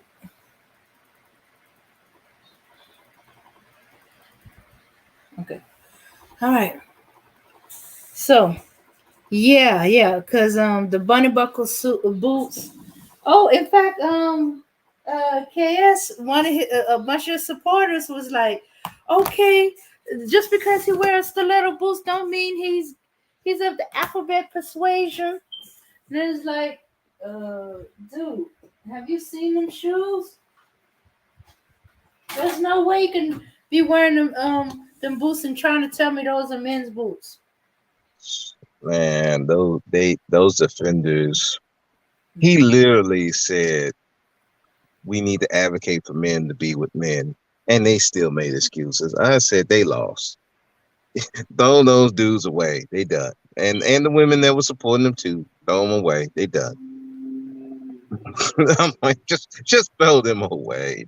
I mean, if that don't tell you he's LBTQ, I don't know what to tell you.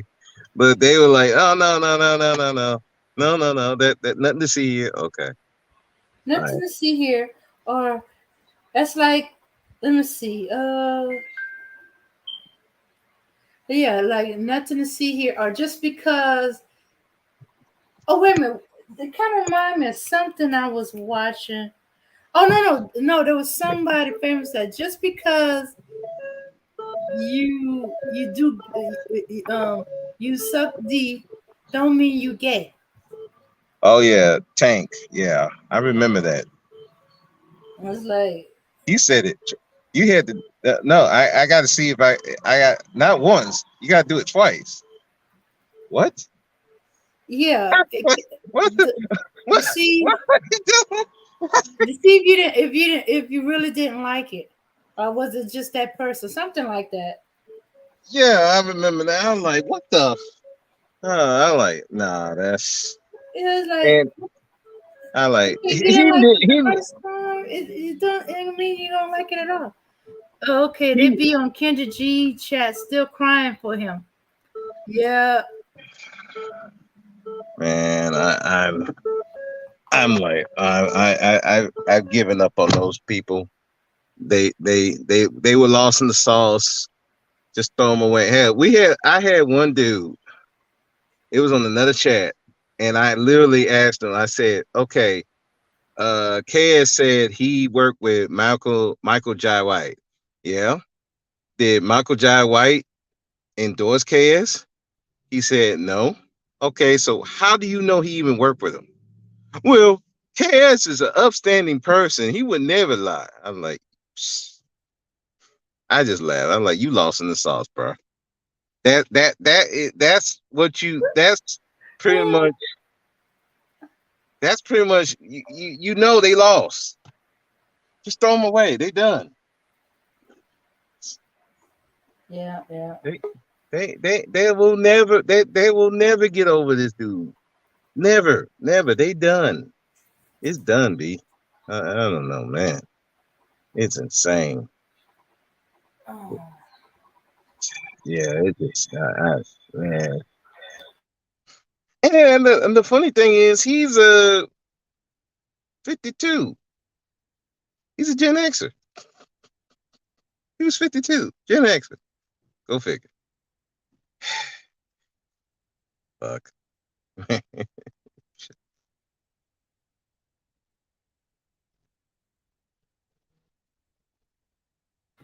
I'm here. I'm just trying to.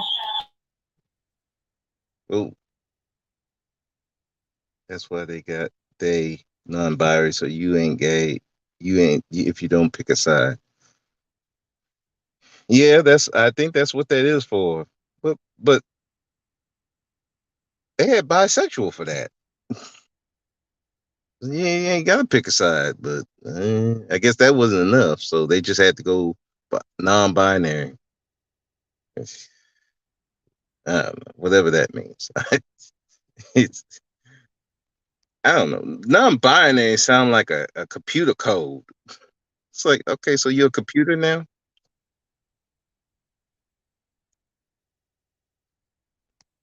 Mhm. Yeah, that's what it sounds like. But that comes from uh uh I think it started off as women who just didn't want um to be attention paid to their sex or something like that. And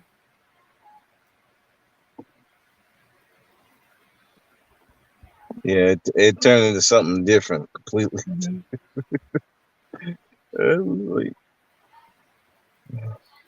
Like, if you want to just, I don't know, man. That thing, that thing is so weird.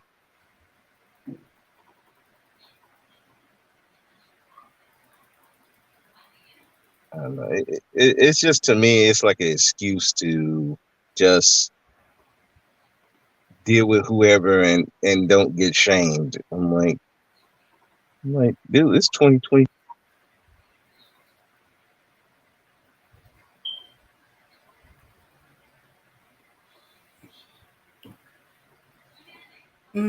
That's what it seems like.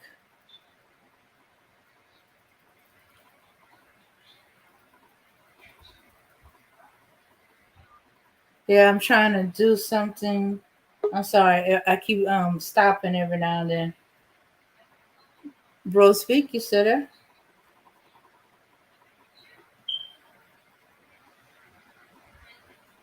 Hello.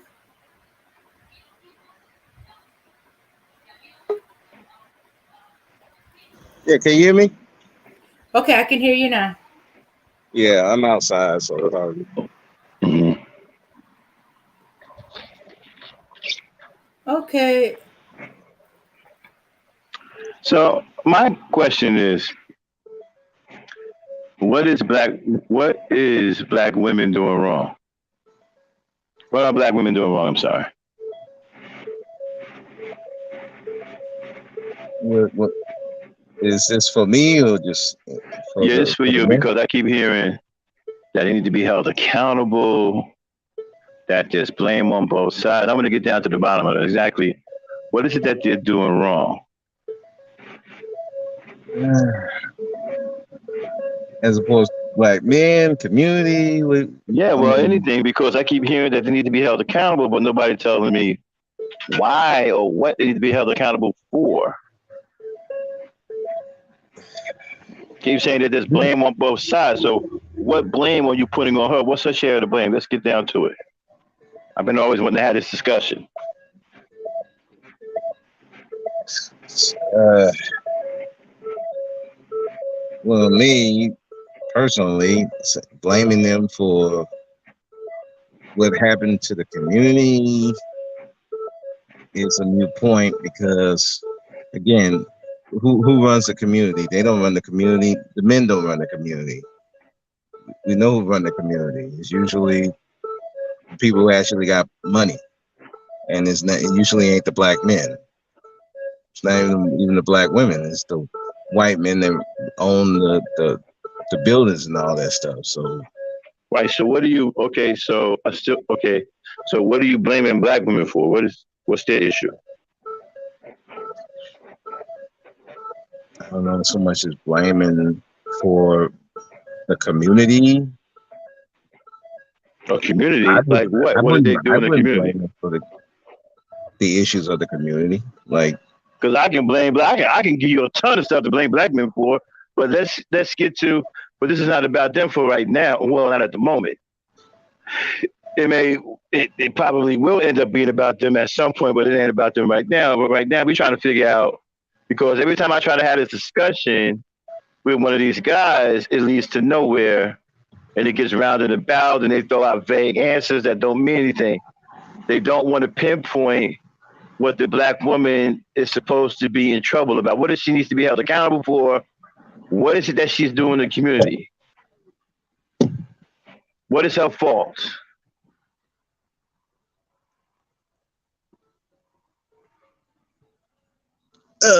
I don't know. Wrong person Yeah, well, you on that see, one. neither see, they don't know either. But they Well, keep saying it, right? You know, they keep saying, "Well, she needs." Well, there's blame on both sides. Okay, what's her blame?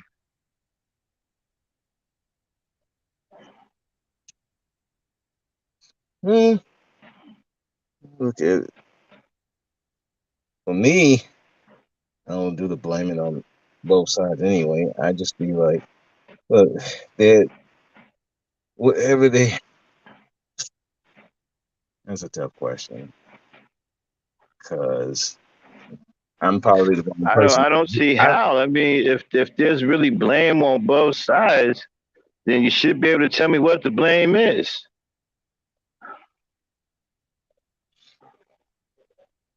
Like, you should be able to tell me what you're blaming her for. Okay, what she needs to be held accountable for? Let's try that one. I can't get nobody to tell me that either. So what you need to be held accountable for? We need to know something because we can't have the conversation if we don't have what she needs to be held accountable for. What she needs to be held accountable for?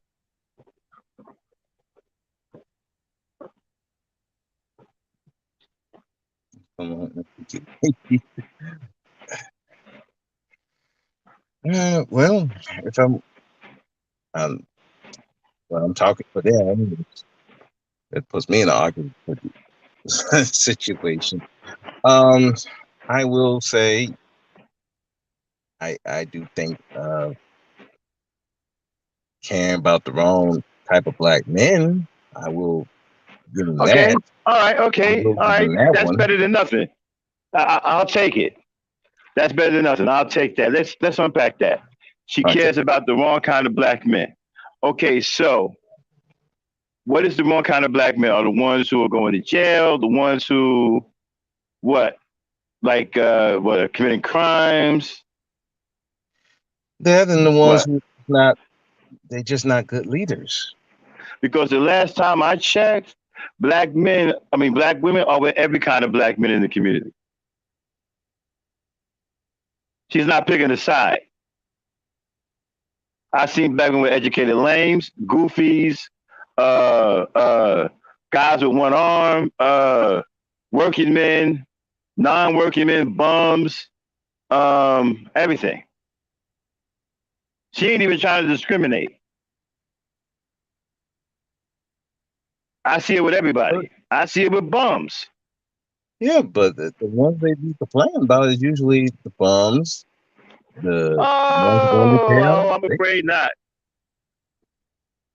I mean, Oh, that's I'm the ones afraid I've not. seen. Oh That's no, the I'm ones afraid I've not. seen they complain Because you about got more. educated, because you got so-called educated lames, right? Who are deadbeat dad. Matter of fact, deadbeat dads come in all types of black men, I can agree. except for the good ones. Good ones aren't deadbeat dads. I can agree with that. I'm not. I'm Other than not the good denying that. ones, other than the good ones, deadbeat dads come in all types of black men. All types of the bad ones. All types. The educated lames, the bad guy, the bad boy, the quiet dude. So, and here's another thing too, right? You might not want to go there because I can say this: if those men are there and they're choosing those men, right? It's because the black men aren't doing their job as fathers and mentors to these boys when they're young, and they're growing up corrupted, and they're becoming bad men because of it. So basically, it goes back to what I said before. You're putting her in a position to where she's choosing the best from the worst. I wouldn't even say it's the best or worst. They're just picking who they desire. It's just Well, that the worst they're ones picking the are best, there. right? They're But they're picking picking the best out of who they desire, though. I don't even think they're picking. They don't even care if they're the best. It's just who they desire. Somebody is the best. I mean, I don't know anybody who's going to sit there and say, "Hey, you know what? Let me pick the worst." I don't think they're choosing who. I don't think they care who the best or the worst. They just picking who they desire. Oh, I think they care. In terms of desire, they're not. They're not looking at See, best or you worst. see, Desire. here's a fundamental problem with a lot of you guys, man. You think you can speak for black women, I can't speak for black women. That's not. right? I'm not trying to do. Right. So you can't sit up here and say what they're thinking when they pick a man. Here's another thing too, right? What if at the time when she's picking this man, she absolutely believes in her heart that she's picking the right guy, and the guy turns out to stab her in the back later on? Then what?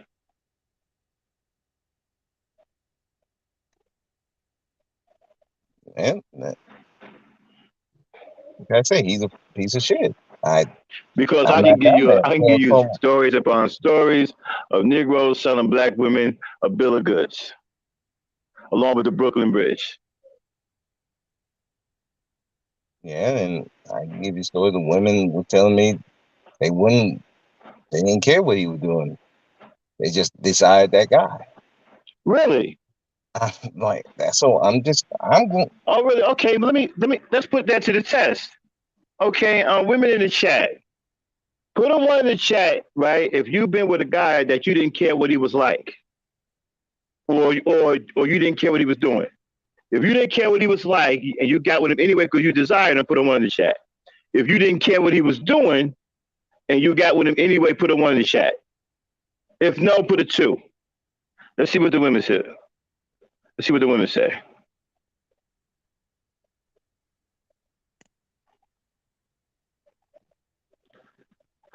If you desired a guy that you did not care what he was doing or what he was about, put a one in the chat. If you did not, then put a two in the chat.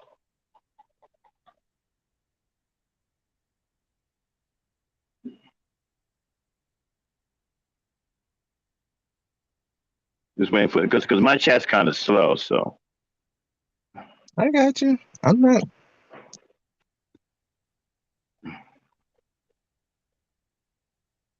Sierra picked the wrong man, then she picked the right man, and people hate her for it. Oh yeah, she picked Russell Wilson. Yeah. Yeah, that whole Yeah, and Russell Wilson they thing. dogging him, but they calling him all kinds of simps and suckers, and I mean that's just terrible, bro. I hear you, and it's like that's not even what Russell be doing. Who just It's came like up? I can't see It's who me, came Max. up. Oh, okay, you came up again. Yeah. Dan, can you see the chat? Yeah, I can see it a little bit, but I'm driving, so I can't stay Okay, at it for okay, long. okay. Mhm. Okay, because I'm still waiting for them to do my survey. Did y'all hear y'all, ladies? Put a one in the chat if you got with a guy that you didn't care what he was about or what he was doing because you desired him. If that's the case, put one. If you did give a damn, put two.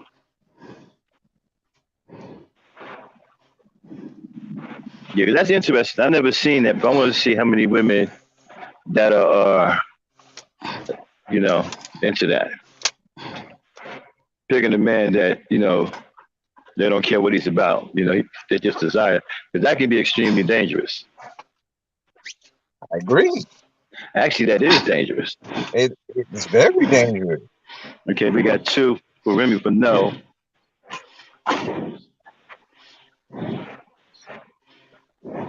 Got two for Mama Rain. Okay, so we got two women who care so far.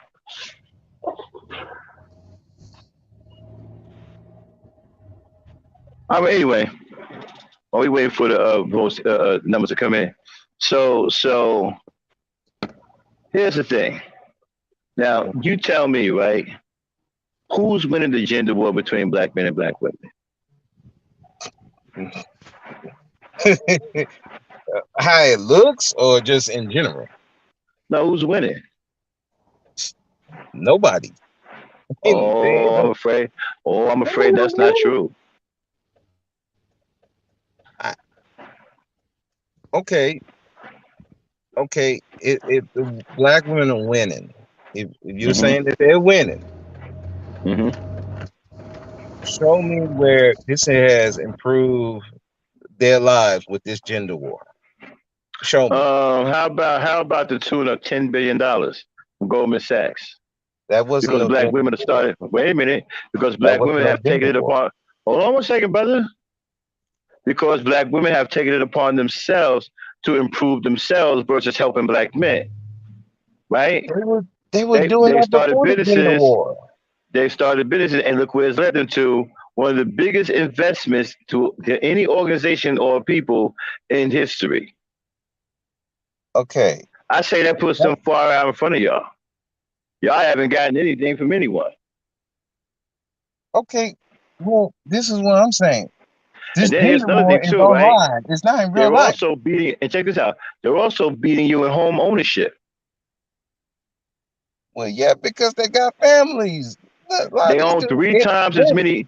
They own three times as much property as black men do. Okay, because there's a need. If you have a black man that has a family, yeah, he's gonna own property. He's gonna do all that. If he don't own that, he don't have no family or nothing like that. No, he's not gonna own no property And we don't or even go want get to. a And house. you know what? And we're not He's even not going to gonna do mention that. it. And we're not even going to mention employed. That's just downright embarrassing.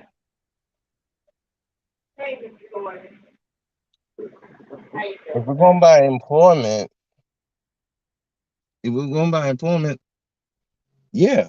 I mean, what do you want me to say? But as far as you winning a gender war, which is online, this is not in real life. You don't see this in real life. I'm not seeing in real life. Well, black they women winning and it. black men going around talking about these talking points in actual real life, real time. We're having these discussions. That's not happening. All this stuff is online. So if you're telling me online, no, nobody has won. Because the same women that see, they're still complaining about these men. You're still complaining about the black manosphere. The black manosphere is pretty much dead. It's dead and buried. It died with KS. But you still complaining about it. So how are you gonna tell me you won the actual gender war? I say the black women are winning going away online too. Online because all of the black men have, because really all of the black men have online is a bunch of talking points that ain't even true for one. And they got a bunch of effeminate dudes who hate black women. That's really not anything powerful. Black women got groups, divestor groups. They got all these powerful groups that they build in. They got investment groups. They got investment groups, and they got they got a lot of shit going on. Max, the divesting thing was happening before this gender war even started. Well, I don't know when it was. I don't know about that. I don't even. I was listening. I was hearing about divesting now, not in the actual term, but I was hearing that on Facebook. Yeah, I've never even heard. I've never. And you said that this was going on before the gender war? Yes, before this so-called gender war. This been happening. The gender war has So been that's going on what for quite a I'm long saying. time. Black women was having businesses before this gender war even Yeah, started. but the gender war Black. has been off and on since the 70s, bro. So you're telling me there's been a gender war in the 70s? Yeah. Some of it started in the 70s with the feminists. I think it was third, fourth wave feminism. Started the men hating men because you had a lot of lesbians joining feminism back then. They started all that gender war crap back then. Okay, You know, it didn't have the legs back then that it has now. It's actually been off and on through the generations. Okay, so you're telling me that this gender war, this thing that we've been having online, Who just came started up? in the 70s. Who was that, Dane? It's me. No, who was the other one that came up? Somebody else that came up and fell off. I think there's someone else still up there. Is that you, Dane? Both of you? There's both of you. Hmm. Yeah, they both me. Okay. Oh, okay. Okay. That's Max. That's news to me because What's news? I mean, about this gender war been happening since the 70s. Man. They started it back then. It was even going down a little bit in the late '60s with the feminists, with the Angela Davis types and all that stuff. So it was starting back. It was brewing back then, but it didn't have the girth that it has now. But there was some of it going on back then. Yeah. Okay, You know. that's news to me. The only gender war Yeah. I know is this They online started gender that crap. They war. came with that crap. They were separating themselves. Those crazy feminists. They were separating women from men way back then. They was trying to. They was calling men toxic back then too. It just didn't have the swing that it has now. But they were calling them toxic back then too. Okay. Hmm. Okay. So, all right. So this been happening since the 70s, but Off and nobody, on, off and on. It was, off and on. it'll fade. But Yeah. It'll get hot in spots. Then it'll fade. Then it'll get hot in spots again, depending on what's going on. It'll get hot like sometimes some kind of event would trigger it. You know what I'm saying? And then you have women out here, talking crazy about men or whatever. It was off and on. You know. Okay. Now it seems to be a mainstay right now. It seems to be like, okay, it's on, and they're playing for keeps now. Okay. Hey, but you would know more than me because I you know I know about some of the feminism stuff from the 70s and some of that 80s stuff because I was listening to SKC and he would play that stuff. But I didn't. But hearing it like outside and stuff like that, no, I didn't. Oh yeah, of course it was out there. It wasn't. Yeah, it was out there. It just didn't come out of the. It just didn't, magically appear online. It's been going on for a long time, bro. Okay, look. It just didn't have. It just didn't have. Back then, black people were different back then. They wasn't so gullible back then. They didn't believe everything they hear back then. Right. Yeah. No. Yeah, I know. It's like they believe any old thing, man. It's crazy, but they believe anything now. But you see, you couldn't do that to black folks back there. Right. Okay. Okay. No, but it was out. No, but trust me, it was out there. It was out there. I've even heard, some black men were being called that. Masculinity was being called toxic back then too. It just wasn't as much as it is now. Toxic is not a new term. That's been around for decades. Yeah, well, I know about the calling men dogs and stuff like that. I know I heard songs about that, and then some of the Wow, in songs, but 19, yo, check this out. In 1968, James Earl Jones was on TV with his white wife calling black women masculine. Wait a minute, man. James Earl Jones had a white wife? yeah, What? I saw that video. I Get think the fuck out of here. I did see that video. Yeah, I can't. I remember seeing it on BGS channel, but I have to. Wow. But I don't. I had to look at the context of what he was saying. But yeah, he was on there with his white wife. Yeah, I remember that. I saw that video actually, but that was like 2, 3 years ago, and so um, so yeah. I mean, A lot of people say that the reason why black women are so good at business is because they were good at running households. And some would say that running a household is like running a business. yeah, I can. Mhm. I agree with that. My mother had a business for a while. And then here's the thing, right? The black man is losing. So show me where I can point out several places where the black woman is winning. Show me where the black man is winning at.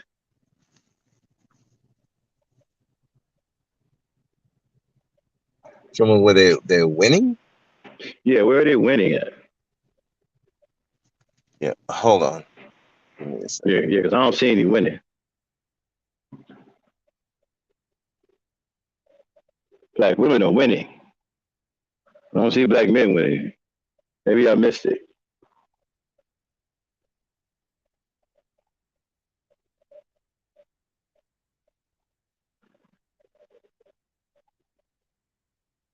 Dang, what's going on?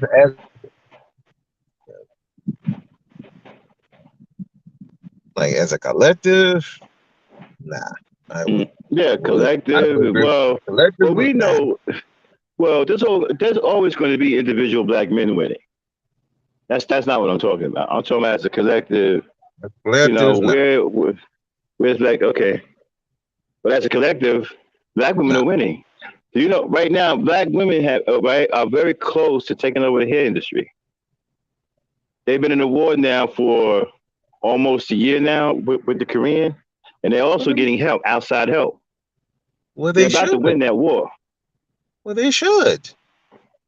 They're the Also, of that. didn't we do a dang that tell we did the numbers and the statistics on the how what they say black men were starting over 10,000 businesses, something like that. What was the number? Can you remember the number?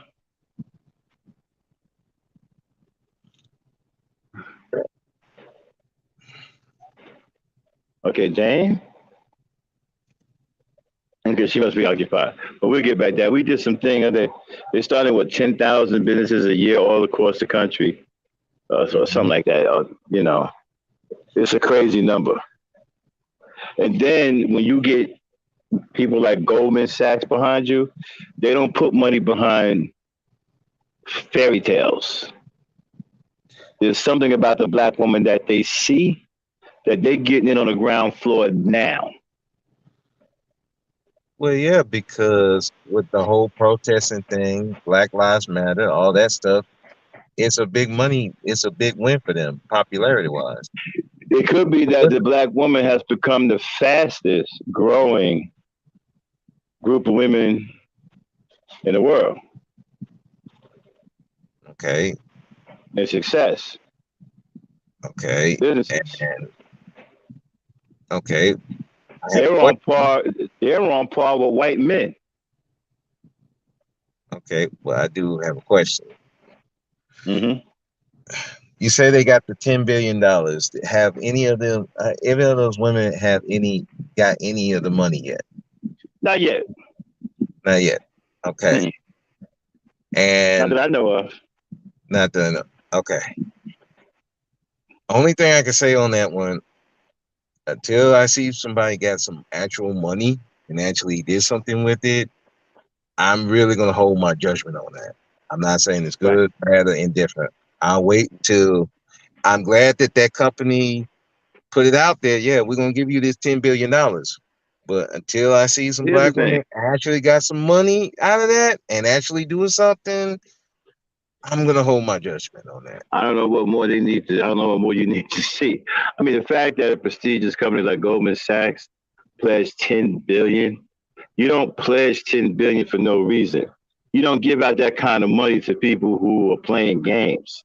There's something Hey, about the black woman that they see and that they're yeah, trying to get on the ground floor right now. yeah, it's a money grab.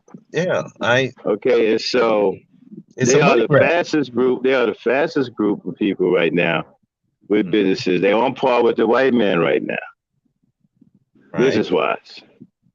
Okay. And so you notice that even he is starting to curb his attitude towards black women. He Yes, because respects he see he the money. he respects what they're doing. See, ain't He, nobody got no respect for y'all though. See, when y'all gonna get y'all respect? I agree with you there on that one. The black Yeah. woman getting it. The black woman getting her respect. When y'all gonna get y'all's? Well, yeah, because she forced that issue. When you put some, But isn't that what when you you got, supposed? Isn't that what you're supposed to do though? I know black men are supposed to do that. Exactly. No, no, I'm no, not. no, no, no, no. You said that she forced that issue, but isn't that what you're supposed to do? You're supposed to force Yes, the issue. yes, I know that. What are you guys doing? Other than sitting up here making shoddy videos, praising a guy, praising a dude like Kevin Samuels, which you should be ashamed of, by the way. Praising a guy like Kevin Samuels, looking at guys like Tommy Sotomayor as heroes. I Tommy, Angry Man, all them. Yeah, yeah. Yeah, man, these are your guys' heroes. These guys are nowhere dudes. Man, who are these? Okay, to you guys, they are Malcolm X, Dr. King, Medgar Evers, Thurgood Marshall, right? Which is silly. I know. Don't I'm just saying, man. They may as well be. I, don't put me with don't. I I'm do just not look saying, at man. these. I don't When look are at no. y'all gonna when are I y'all don't. gonna step up and get some respect? Okay, when y'all gonna get some respect as black men? Black Well, woman getting her respect. well, the biggest thing I'm gonna say about black men that they need to do is stop obsessing with these black women. I do. That's stop focusing so much on them, criticizing them, all this stuff. Because, like you said, Goldman Sachs pledged 10 billion. Now we'll see if they actually get that money, because company pledged a lot of things. We had Whole Foods was pledging they're gonna help the food drought in Chicago. They Now, pulled out. now, now, check So this out, right? Many of y'all, right, especially guys like BGS and shitting on the black woman for getting educated, right? Well, how you like it now? Look at what the education did for her. $10 billion. You know that's the largest investment to any single group of people in the history of this world. I mean, not the world, of this country. You can go all the way back to the beginning of America. You can't find an investment bigger than that.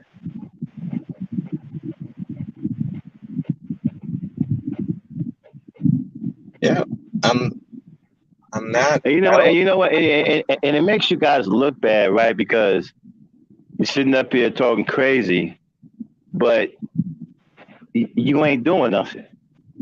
Ain't nobody putting no money behind you. As a matter of fact, they're still trying to lock you niggas up. They put money behind that. Yeah, Yeah.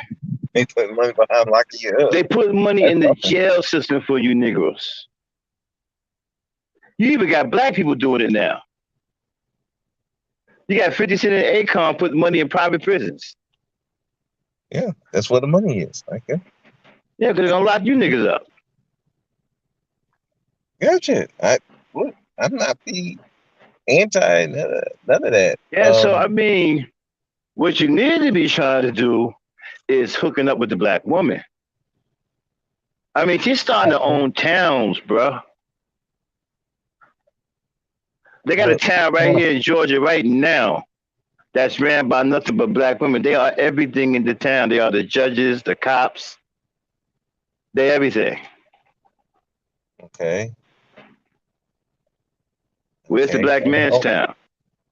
they have a black man town, Where's that at? Tennessee. Okay, well, what part of Tennessee? I want to in Mason, Tennessee. Mason, Tennessee is the black man's town? Really? I thought that was Klan out there. No, they ran the black men running that city. Now they were trying Okay. to take it. They were trying to take it over. They're going in court to fight it, but it was ran. They had a black mayor. He was running it. Okay, I'm gonna check that out.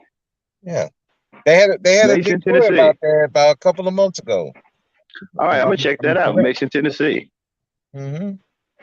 So Okay. listen, I'm not saying that black women ain't doing anything. I'm not. This is not me saying Well, I'm nah, not you can't say they're poo-pooing it. not doing nothing because I'm not, that and wouldn't I'm be not. true. I know it wouldn't be true. I'd be looking like a fool. Hmm. But when we're talking about a gender war, which Right, which which they're winning war they hands which down they ain't no because war. I don't know what Okay, y'all. First of what, all, y'all can't even fight in the war because you're fighting from a losing position.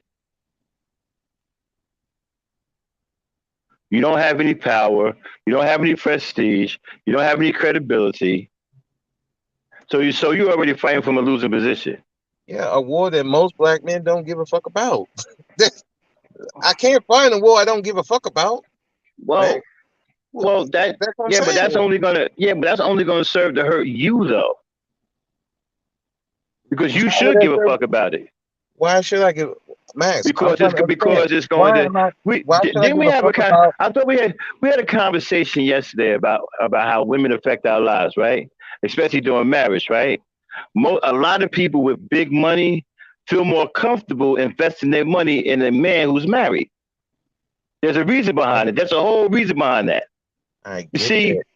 see, but when you have a situation with your women and you can't reconcile with your women, you see what I'm saying? That makes you look a certain way too. But you can't reconcile with no power. You Huh? you can't reconcile with no power. You're Sure gonna you come in. can. You're coming in the losing position. Sure you And what? can. And how your woman gonna respect you and you in Sure the you losing can. Sure you position? can. It's easy for How? you. It's easy for you to reconcile with the power of black women. Just give up. So give up, Right. Stop fighting and them. you Just and you give in the up. and you in the weak Give position. up. Give You in the up. weak Stop fighting. position. Hold on. I'm gonna tell you how you get. I'm gonna tell you how you do this and save face and get your respect back. Give Mhm. up. Stop fighting them. Accept your position And and build yourself up from there. what's the position? You're in a losing position. You ain't. Oh, wait a minute. I hope you don't think you winning anywhere. I didn't say that we're winning or losing. Right, I'm right, right. saying we should not be. So. You need to abandon this fight. I Give wish I up. would. If this is a fight, Give up yes, the fight. I would stop worrying about these Right. women. Yes, I would agree Give with up that. the fight. Stop Focus on what accept the position that you're in. Hey, look, I'm in a losing position. I need to get myself right. Get I your boys together. Y'all need to put your heads together. Do some soul searching. You need to get your acts together and focus on yourselves and build yourself up and stand on your own 2 feet. absolutely. I agree with that. I agree with that. Which that should be the case. Stop worrying about these women. They gonna get theirs. They got theirs. Mm-hmm. I agree with it. There's a movement right now, the SBE thing, that they're trying to get these guys to stop worrying about these women and just focus on themselves. And there's a Right. lot of pushback, and not just men, it's women too pushing back against that too. And here's the other thing: is so you And want to that's reconcile with crazy. the power of of black women. You can have that power at your fingertips if you would love her. I think I I told you one of think your biggest problems today is that you don't love your women. I agree with that. They're obsessed with them. That's a whole different. That's different than love, You don't love your women. right? We're obsessed with them. That's You don't that's the love problem. her. You don't want to protect her. You don't want to do. You don't want to do nothing for her. You Because don't want to build nothing for her. Y'all got to stop that, man, because you messing your okay, own. As a matter of fact, you messing up your code as a man. To not protect the woman. How can you be a man and you don't want to protect the woman? That don't even sound right. yeah, because they're I obsessed mean, I with mean, these for all women. intents and purposes, we're men. We are natural protectors of women and children. It's natural for me to protect a woman and a child. Yes, it would be natural if they were in their natural state, but they're not. I At best, who at I don't best, believe none of that, at but that's best, a bunch of BS because these yeah, dudes know exactly what they're doing, bro. they that just because they know what they're doing don't mean they're in their natural state. They're not in their natural state. I can tell you I'm doing what's wrong, but that still don't mean they're in their natural state. It Okay, there are well, a lot of dudes who commit crime. They know it's wrong, but guess what? They still gonna do it. They're not in their natural state. okay, so basically you're saying you're doing wrong, but you can't stop doing wrong because you're not in your natural state. They're not in their natural state If because you were the in your, biggest if thing they you would stop obsessed doing, with. if only you were in your natural state, you would stop doing wrong. No, what I'm saying is they have to get back to that natural state because they got to work on themselves. They got to get back to that so they can get back to that natural state where they're gonna be the protectors and the providers. They're not there. They got to figure that shit out. So yes, What like is there I to would figure agree out? Though? with you. Wait a minute. What's there to I figure agree out? with you. I would agree with you. Yes, they need to leave Oh, the women alone. Stop obsessing with them. Whatever this gender war bullshit, they need to get the fuck away from it. Most of the men don't. The ones that know about this gender war, the rest of the men I don't don't even know even this shit even understand. exists. They don't I even don't even it know. don't You know what? exist to them. A lot of us elders, right, are confused about something. We can't figure out what the hell are you fighting the black woman for anyway. She's not even your enemy.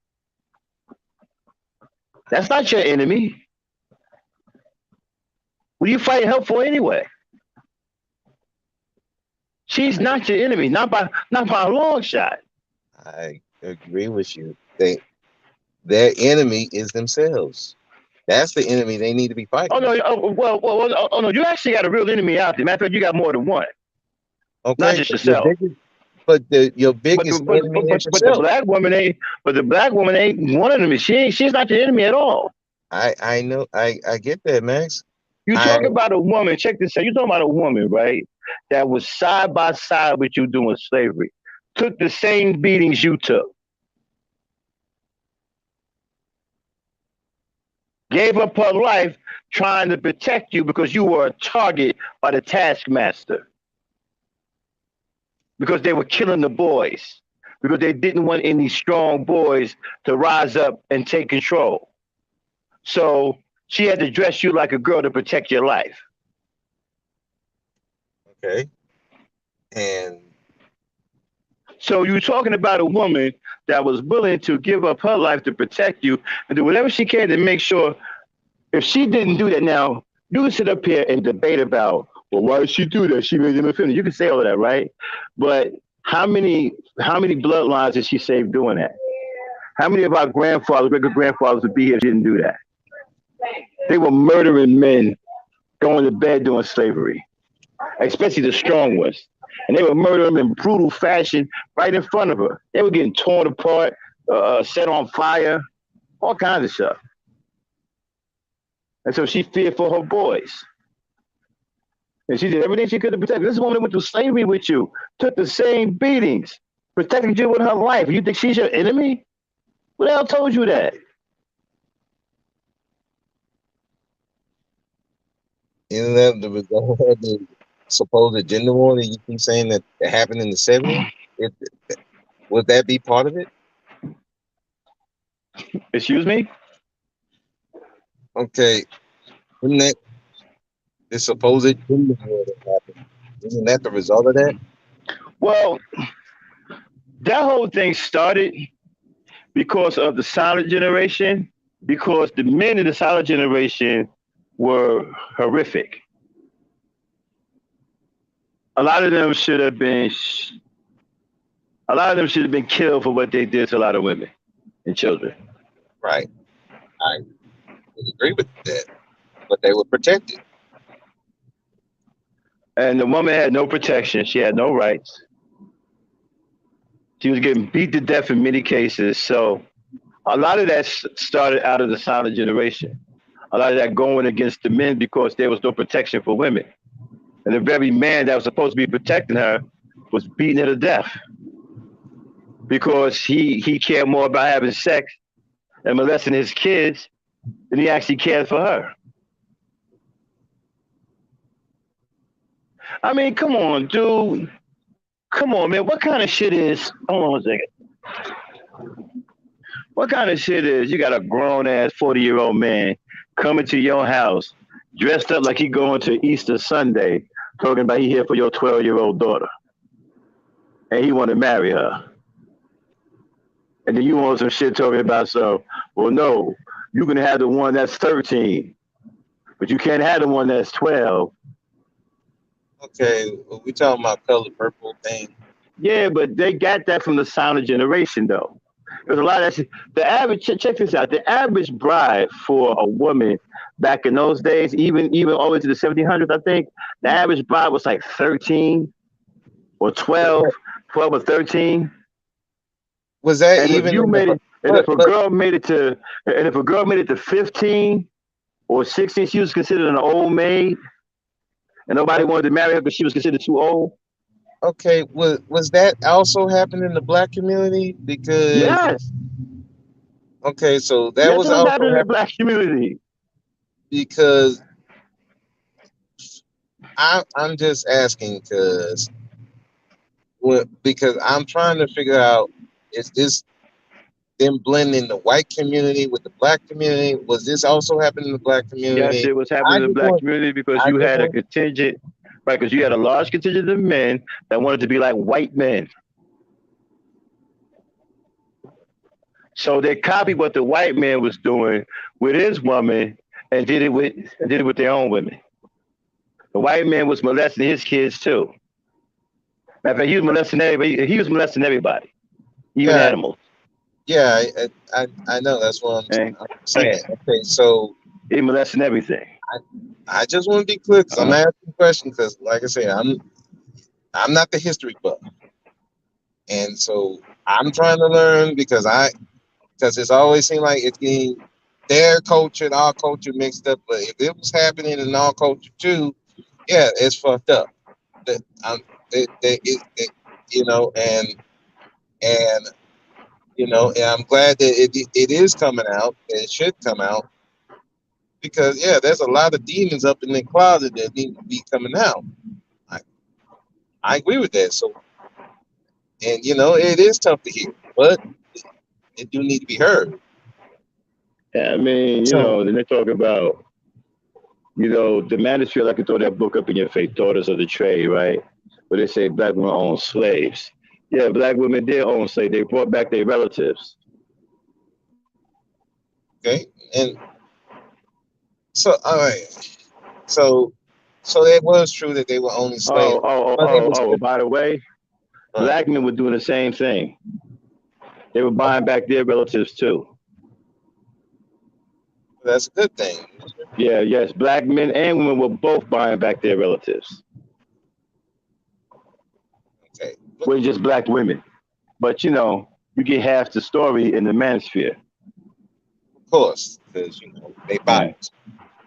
But black They men own butchered. slaves too. Black men, as a Yeah. matter of fact, you had black men who were slave catchers. Okay, now I do. I have a question. Just okay. The Harriet Tubman movie. That was Now, bullshit. okay, I just want to be That was sure. bullshit. All That right. was bullshit. Okay. Just want That to was make sure. bullshit. That was some old that was some old hatred. But you see, again, the feminists and the LGBT community, that's their influence.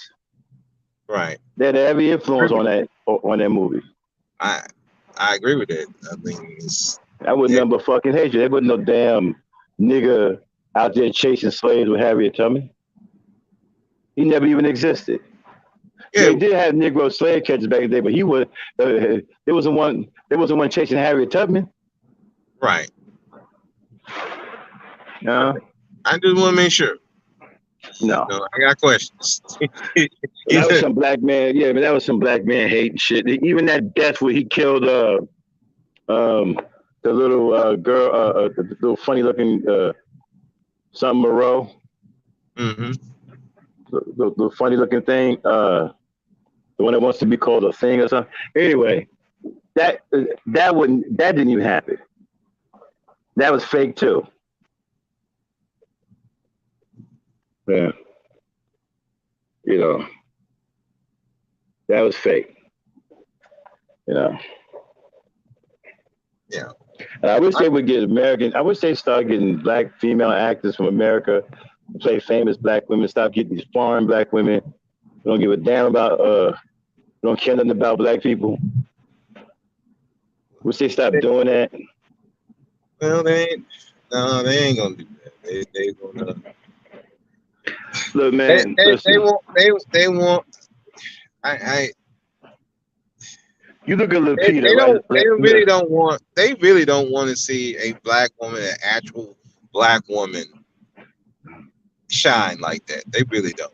They'll take the foreigners and do that, but the actual black women, American black women, I mean, they don't want them to shine like that. Look at Lupita Nyong'o, right? She got, was it? Did she come out of 12 years a slave or some shit? Yes. Yeah. Okay, see, when you playing a slave, are they ready to give you an Oscar and all that? You know, the Academy, they're ready to give you all these gifts and shit, these rewards and whatnot, right? So you get your little fame. And then they do her, a bone, other than being Black Panther, where she did show some good acting skills, right? But what has she been in since then? I have no idea. I can't recall anything. I don't follow movies like that. I think she was in Star Wars, but she played some kind of, I don't know what it was. But she just disappeared. See, yeah, they you know, and the guy John, whatever his name is, John, I don't know, the guy with it, John Wayne or whatever. So that I don't, what African dude name is John Wayne, but anyway, so John Wayne. Yeah, his name was John Wayne or something like that. Some African dude, he made 12 years a slave, right? They get rich off of making these slave movies, and they get famous making these slave movies. Oh yeah, as long as you making slave movies, you white folks' best friend. They'll come, they'll purchase the movie, they'll pay. They'll go see the movie 2 and 3 times. Mm-hmm. But that Birth of the Nation, you saw what happened with Nate Parker. Well, they tried to assassinate that poor dude. Right. Well, that's why you don't see a lot of black people in the movies no more. You know, a lot of black actors faded out of existence because they don't want to play these types of roles.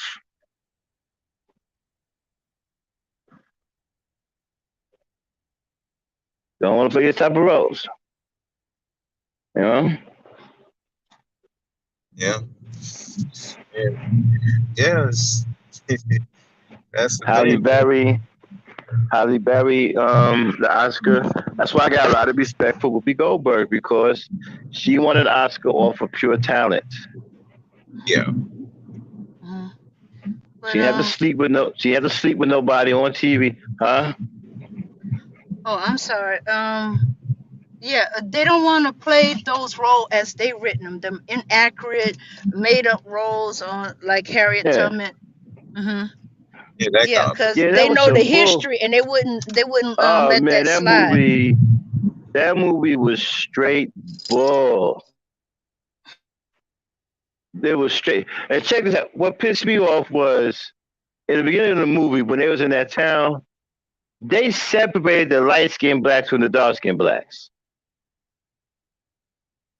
And so you had a group of dark-skinned dudes, they was willing to rebel, but the black women didn't want to be with them. They wanted to be with the light-skinned dudes who was willing to go, go down on all fours and whatnot and be slaves. That's who had all of the women. The black dudes who wanted to beat the slave master up ain't had no women. The dark-skinned dudes, they ain't had no woman wanted to be with them. And they was the strongest. They was on some, let's beat this cracker up and get on out of here. With no woman wanted to be with them. The women were all with these light-skinned cowards. Because that fighting for freedom, that costs. Yeah. So The movie was but that was in the bull, movie. dog. That wasn't happening, right? The movie was bull, man. I mean, it was whack, bro. It was whack. And they really didn't do Harriet Tubman any justice. Well, they weren't intended to. They'd have been better off making a Black Wonder Woman film. I mean, they didn't do her no justice, bro. Yeah. And then the fake black bounty hunter, and the fake killing. I mean, it was just, they had no shame, bro. They had no shame. It's just like Black Panther, right? They messed up Black Panther. They made black men look soft in that movie. Yeah. Made the black women look overly aggressive. They did. Just playing this out on both sides.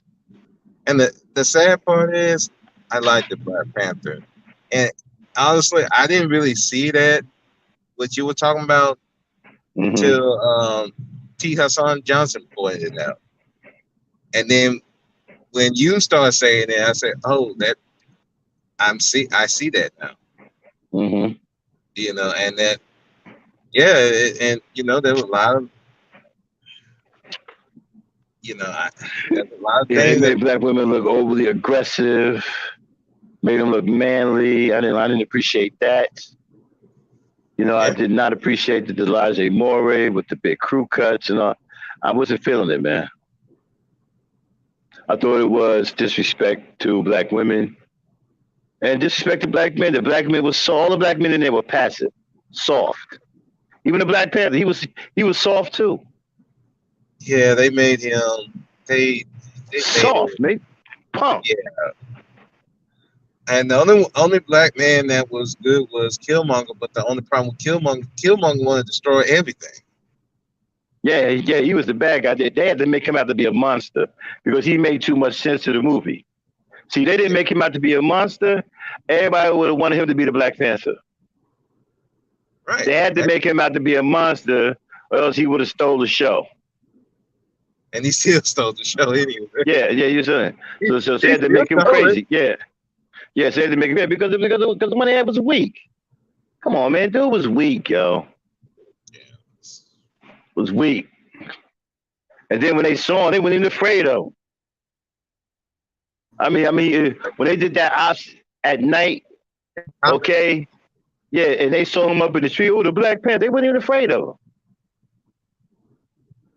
Like, damn, this the Black Panther, y'all ain't gonna run? Like, damn, man, they wasn't afraid of him. Oh, it's the Black Panther. Let's get out of here. Hey, come on, man, nobody even run.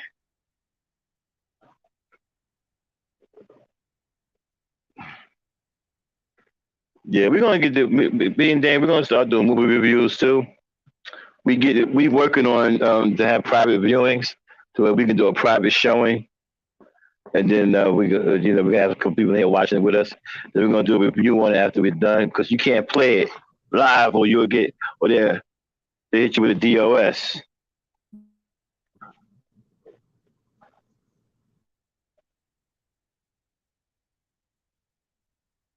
Yeah, that'd be a good thing.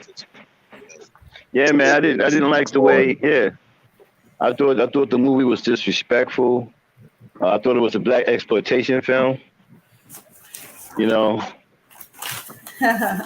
black I thought it was a black exploitation film. I really didn't like the way they portrayed black women in the movie. And then they tried to cover it up by having black women dance all the time and wear all these exotic clothes so you can change your attention to the pageantry part. But but but realistically, they were disrespecting black women in that movie, man. Yeah, Yeah, but they knew how to cover it up with the image yeah. because I I That believe GI that Joe some black shit. Yeah, man. yeah That GI Joe shit with the Elijah Moore, that wasn't cool at all. yeah I just like it's like That wasn't cool and because not only that, you remember that when you look scene? at the white women, check this out, when you look at the white women, they play superheroes. Ain't nothing manly about them. Ain't nothing manly about Scarlett Johansson. Ain't nothing Oh, manly about Diana Prince, the one that played Wonder Woman. Wasn't nothing manly about Captain Marvel. uh, Why you gotta have the black women who got skills like that look like fucking GI Joe? That shit. yeah, And those black women had hard bodies too. They were fine. Got to walking around like fucking GI Joe. You got me fucked up, bro. yeah. It, yeah. The more we talk about it, the more I'm like, Now I was man, mad about that shit, man. Because they don't do I that to them white women. Okay, they don't do yeah, that to Scarlett Johansson. They don't do that to them white women that play these superheroes. They don't do that to them. yeah, and but the yeah, the Wonder Woman did well. I think the last one didn't do as well. Mm-hmm. And Captain then Marvel didn't do that well either. They and then overloaded. all of the dudes was soft. All of the black dudes was soft. Okay, and the one that was in the Jabari tribe, right? Right. He couldn't beat the soft ones. Yeah. Now check this out. He this big old king, the king of the Jabari tribe. He couldn't beat the soft dudes. Yeah. Well, he had his comeback towards the end, so It was I'll give him that one. He did help him. He did help him, so I can't say that. But yeah, I see your point on that part. yeah. I ain't like Wakabi or Wasabi. Well, I don't know what his name. I can't remember his name. You know what I'm uh, saying? I don't remember either. But yeah, he was soft too. He was like, what? Soft, He was man. more. He was whining pretty much the whole movie. Soft. Like, oh my Like I god. said, they had to make Killmonger a psycho, or he would have stolen. All you would have heard about was Killmonger. Would nobody probably have been talking about the Black Panther? If they didn't make Killmonger a psychopath, that's probably all they would have talked about was Killmonger. Yeah, still didn't work Well, though. Because yeah, I they still still want to talk. know about Killmonger. I want to know the Yeah, backstory. I was like, when Killmonger's gonna get his backstory? I want to yeah. know what happened after he found his Yeah, father in Santa Claus. You know what? His father didn't have to kill his brother, man. I mean, no, I'm sorry. His uncle didn't have to kill his father because his father was the brother to the king of Wakanda back then. You know what I'm saying? Um, when they showed the Killmonger when he was a boy playing basketball down on the court, and the father and them came and sat on the roof, and they got into it up there. You know what I'm saying? And he killed his brother because his brother wanted to attack one of the other dudes who played him out or whatever, something like that. But he didn't have to do that, man. He didn't have to kill his brother. That was unnecessary. You're gonna tell yeah. me all of this power you got, all the strength you got, you couldn't subdue your brother with all that strength you They got, definitely could have done was bring this. They brought the huh?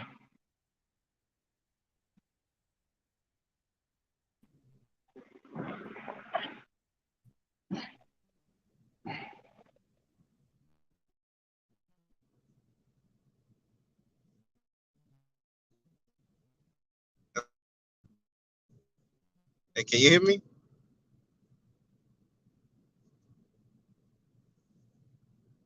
I can hear you now, Bruce. Speak. Um, what you were saying about the brother? Yeah, I might be going. Well, hold on. I'm going through a bad area.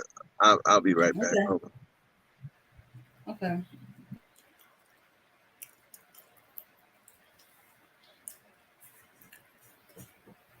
Well,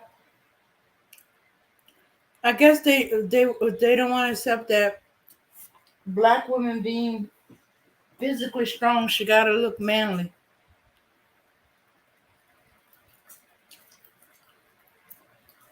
Yeah. Since the Elijah ones was a made up group of warrior women, why couldn't they have had their hair?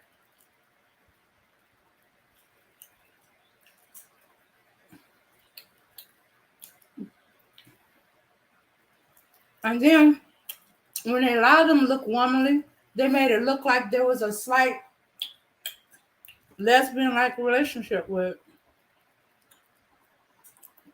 when the leader of the Elijah ones complimented the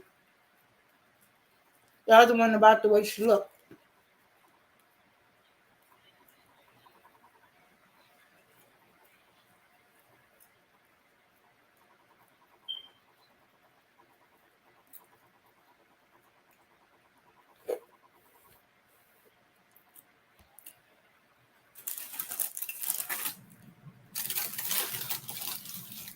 Yeah. Can you hear me, Dane? I can hear you now. Okay. Yeah, I was going to say about the brother. I think what it was is that he was trying to attack they were bringing the weapons in to attack. They were going to give it to the black people that were suffering under the white folks. And I guess the king didn't want that to happen because that would expose Wakanda. Because the king was all about keeping Wakanda a secret. Mm-hmm. Whereas the brother was like, I see all the suffering that our people are going through. Give them the weapons, give them the tools so they can fight their oppressor. So I think that's probably why he. Now I agree with Mass. He didn't have to kill him. He could have just imprisoned him, but Yep. he tried to kill him. But what he definitely should have done, he should have took the boy to Wakanda. He left the Yeah. boy there. That's Yeah, he could have.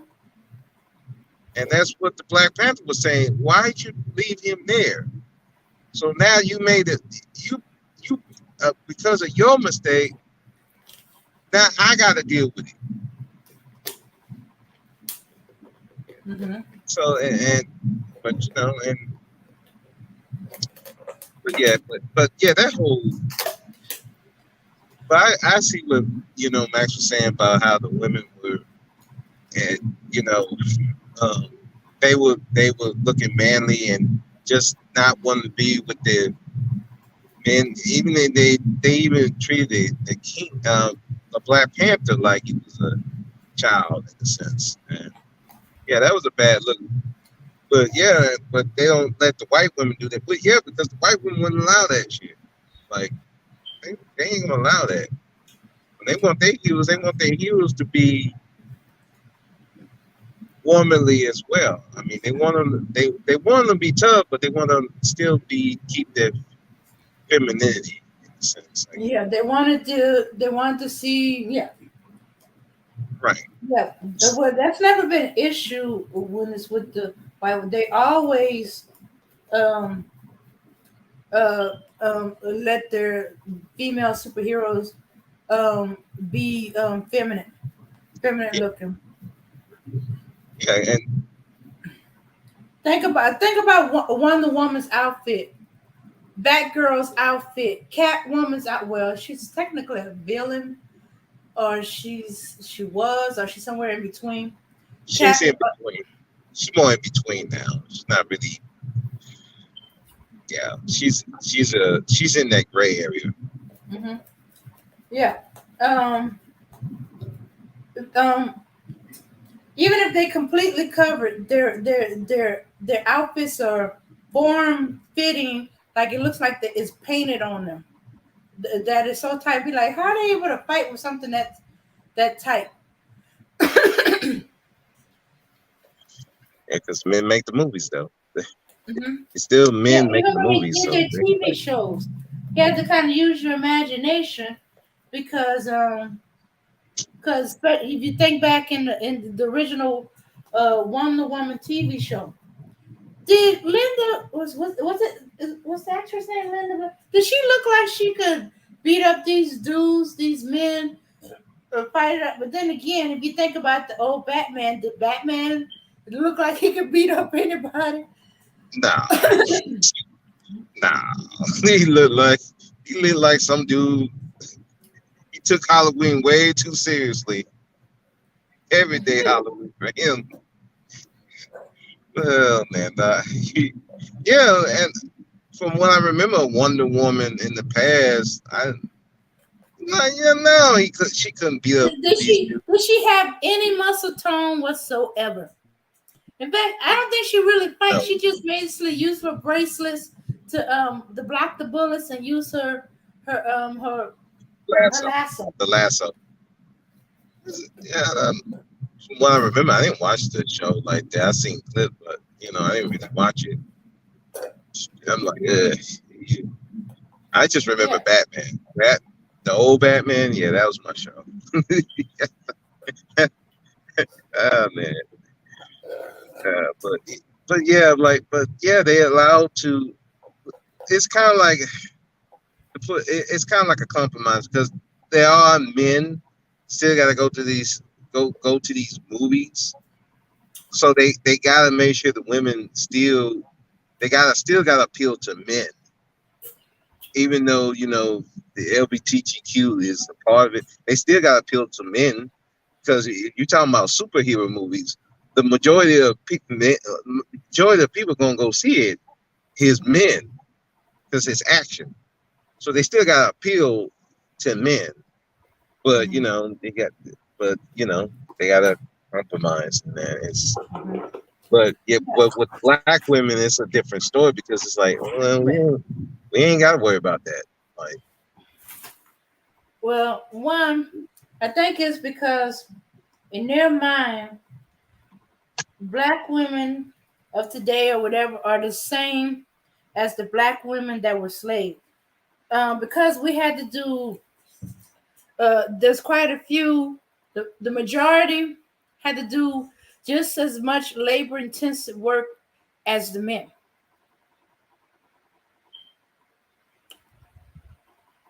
So, so if you got a women doing the same labor intensive work as men, they're gonna, the well, hey, they're gonna develop muscles. Now, unless they're being starved and stuff like that. Um,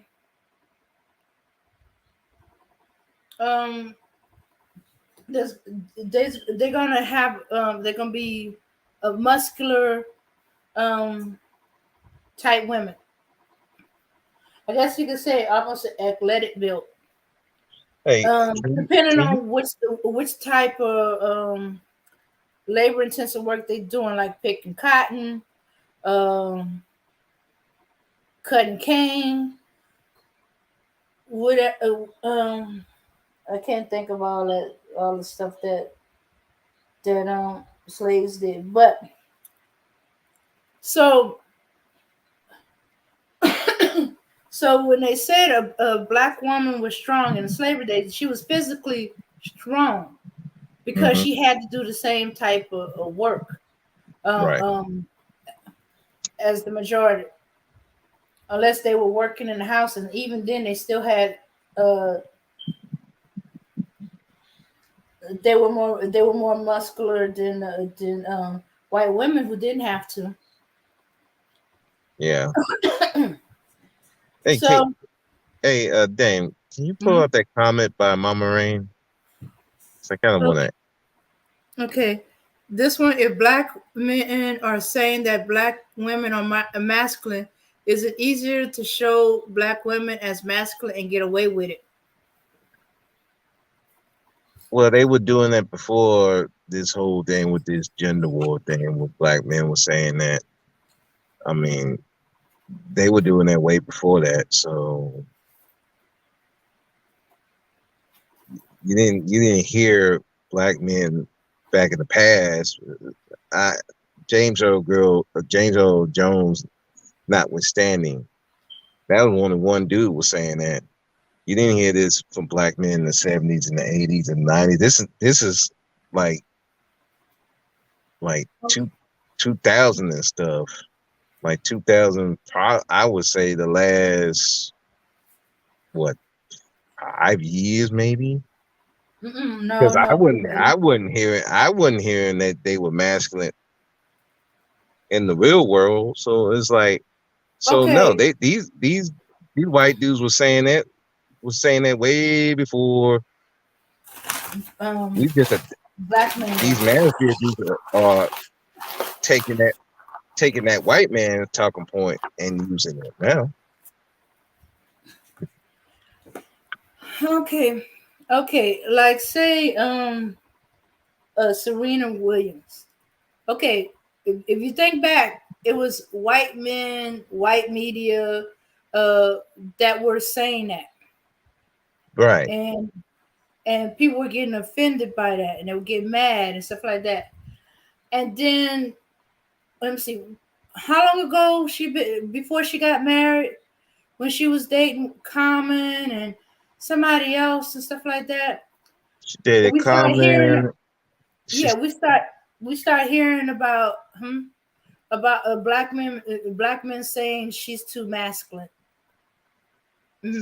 or uh, that she looks like a dude.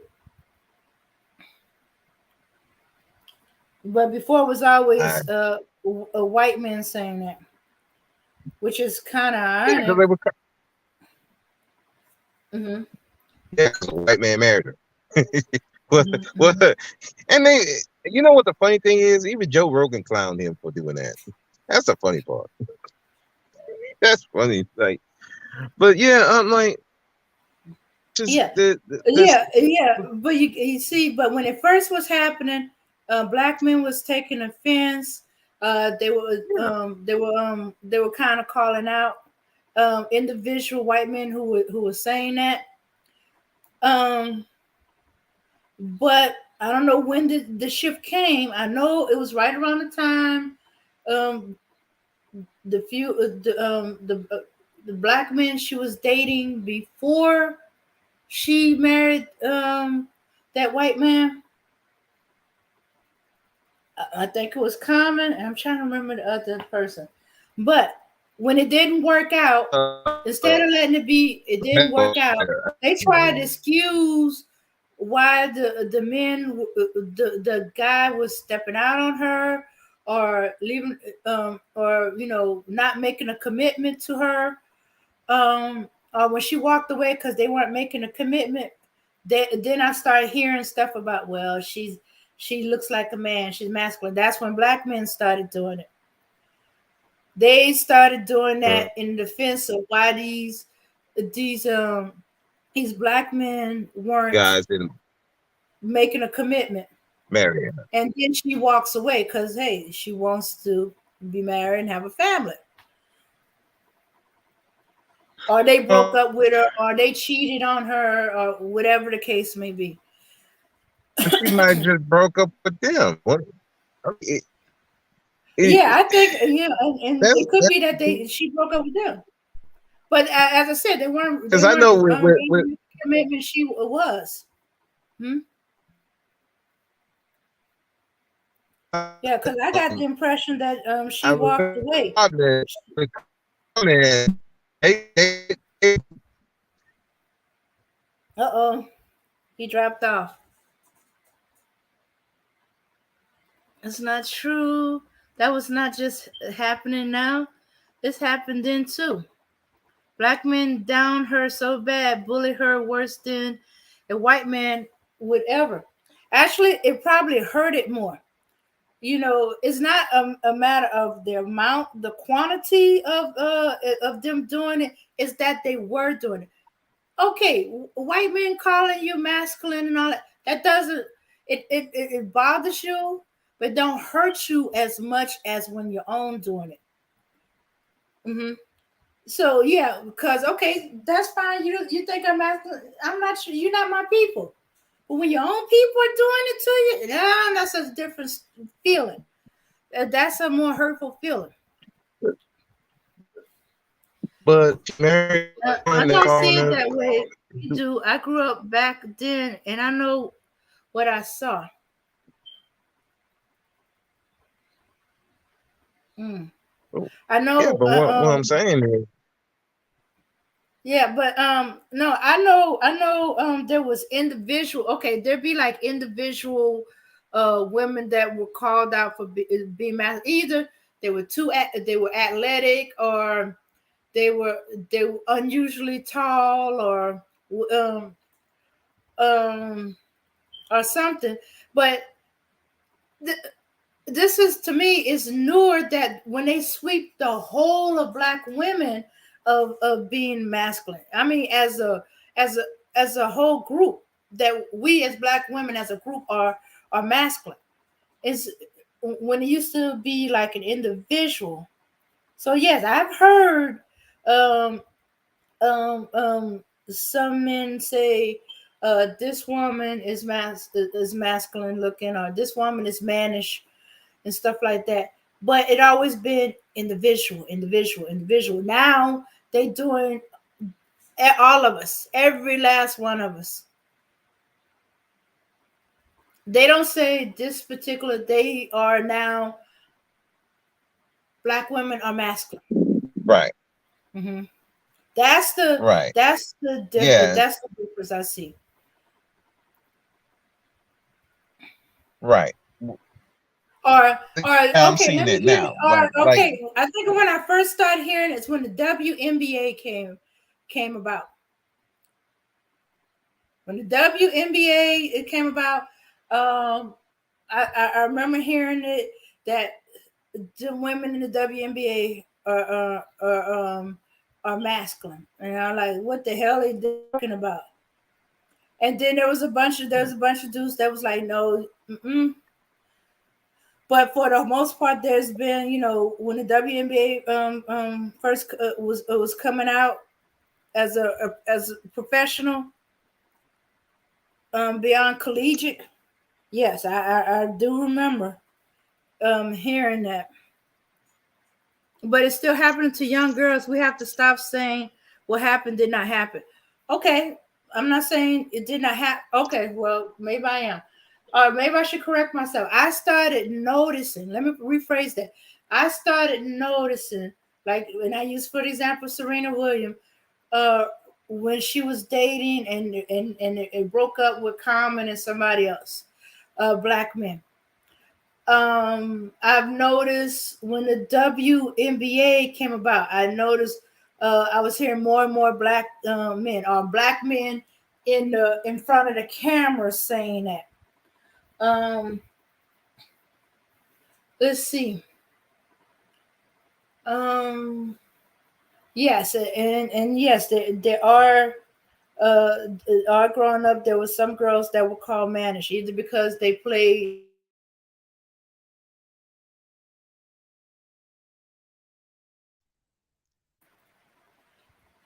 um because they were playing sports or something like that. because they were playing sports. Right. And some of them girls could have held their own on the boys basketball court, mostly because they played with boys. I remember one girl; No. she had to be unlearn what she learned, like playing with her brothers and stuff like that, and had to relearn um uh um certain things when she became part of the girls basketball, and then the yeah girls basketball. Don't ask me what she had to unlearn. That's somebody who's more familiar with girls with basketball than I am. But I heard that girls being referred to as tomboys because they rather They rather play ball, uh, hang out with the boys than to shop, wear clothes. I mean, wear get hair and makeup and all that other stuff. Or wear. I don't want to stereotype wear dresses and stuff like that, but it's you kind of get pigeonholed if you prefer to hang out with boys, um, you play sports. The boys you hang out with are not your boyfriends; they just friends, and and and you participate in the sport just as aggressively as the boys do. That you could actually play on the team, or you have a certain look. Yeah, girls will still call tomboy, or even the fact that you don't like to um go all out to get your hair and makeup done. You're not real big on shopping, um, or you're not into shopping clothes, or I don't know what to call it. Girly. I hate to say girly stuff, because So, you shouldn't be pigeonholing people like yeah, that. But the stuff that we would identify with, being a woman. If the mhm, woman wasn't doing that, yeah, it throws people off. So yeah, okay, yeah, I, you know, if you're talking about the WNBA, mhm, yeah, well, one, that's a masculine sport. Two, some of the women, uh, you know, they I ain't want, I'm not even gonna go there. But anyway, uh, so but now, yeah, it's because they don't want to be smiling at men, and they give some dudes a hard time. Oh, they masculine. I'm like, okay, dude, grow up, really. Cause like I said, I talked about my one of my female supervisors. mhm, Man, boy, she would cuss like a sailor. I mean, she was something else. But man, off work, man, I was getting off of work. I saw her come out in a dress and her hair down. You could not tell me that chick was not feminine. I did a double take. I like, who is this? Damn, who is? Oh, it took me a minute to recognize it was her. I'm like, oh damn. It's yeah, yeah, that goofy stuff now is like, at least back in the day I could kind of understand with the WNBA, and then how some of the women looked on the court. Yeah, I can get why some dudes would yeah, say that. yeah. But Now it's not even about the looks or anything. It's about attitude, and they just don't want to. They don't want to submit to us, so they must be masculine, and they working. They come on, dog, stop. mhm, It's getting embarrassing, you yeah. know. So now if you let's see, and then it's starting to. I don't know if it's starting to make them think that way or they just acting that way. Okay, if you not into the girly hair thing and stuff like that, and makeup, and you either into sports, and sports activity, um, you're not only considered masculine. They might think you the things we're not saying, and if you're not at the moment attracted to boys, because I'm starting to see this with the junior high. Okay, they even start thinking of her. One of them, she keeps saying she's a boy, and it's just that she's a boy, and She's not really, she's not into hair and makeup. She might put lotion on that smell nice, and because she just don't want to smell funky. But she's not really into to hair and makeup like that, and nail and getting the nails done. Um, like um, like the majority of her female classmates. Yeah, and she'll forget for a moment until she got into it with a boy who actually hit her back. She had forgot for a moment how strong he is, and that there's only so much he's gonna take from her. She did not expect him to hit her. Right. Now, when he hit her, she didn't hold it against him. That was her bad, and she said, "Woo! I forgot how strong how strong he is." You know, oh, how strong she. Wait, let me phrase it exactly how she said. Forgot how strong some of you guys are. Well, that's It reminded her that she is a female and that she is nowhere near that strong. well, So can I ask a she, question, Dame, right quick? Like, where her parents at? to be honest, her parents are there, but her dad is a truck driver. I said, Okay. what did Makes you sense. know? And her mom, she don't let them know everything. She said she wasn't going to tell her dad because she know how her dad was going to react. Um, her dad was going to go looking for this boy No, because but as far as her dad is not that, concerned, but just the other stuff. mhm. Okay, if she going around attacking boys, shouldn't that be something she should be telling her father about?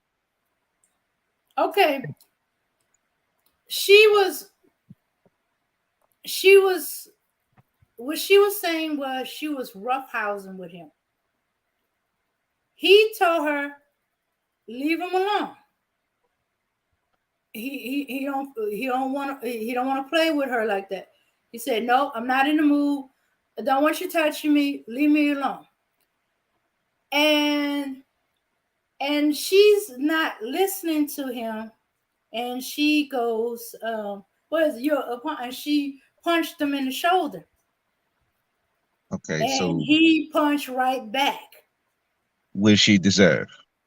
Mhm. I'm fine with that. She deserved that. Unfortunately, they were in the gym, and one of the coaches saw him, and they went to the office and stuff like that. And she owned up to it was her fault. He did tell I know, hmm yeah, and it was her fault because she hit him. He did tell her no,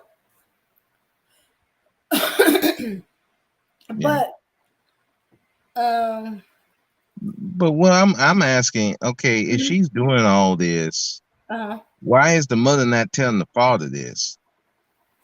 Okay, probably because her mother don't know.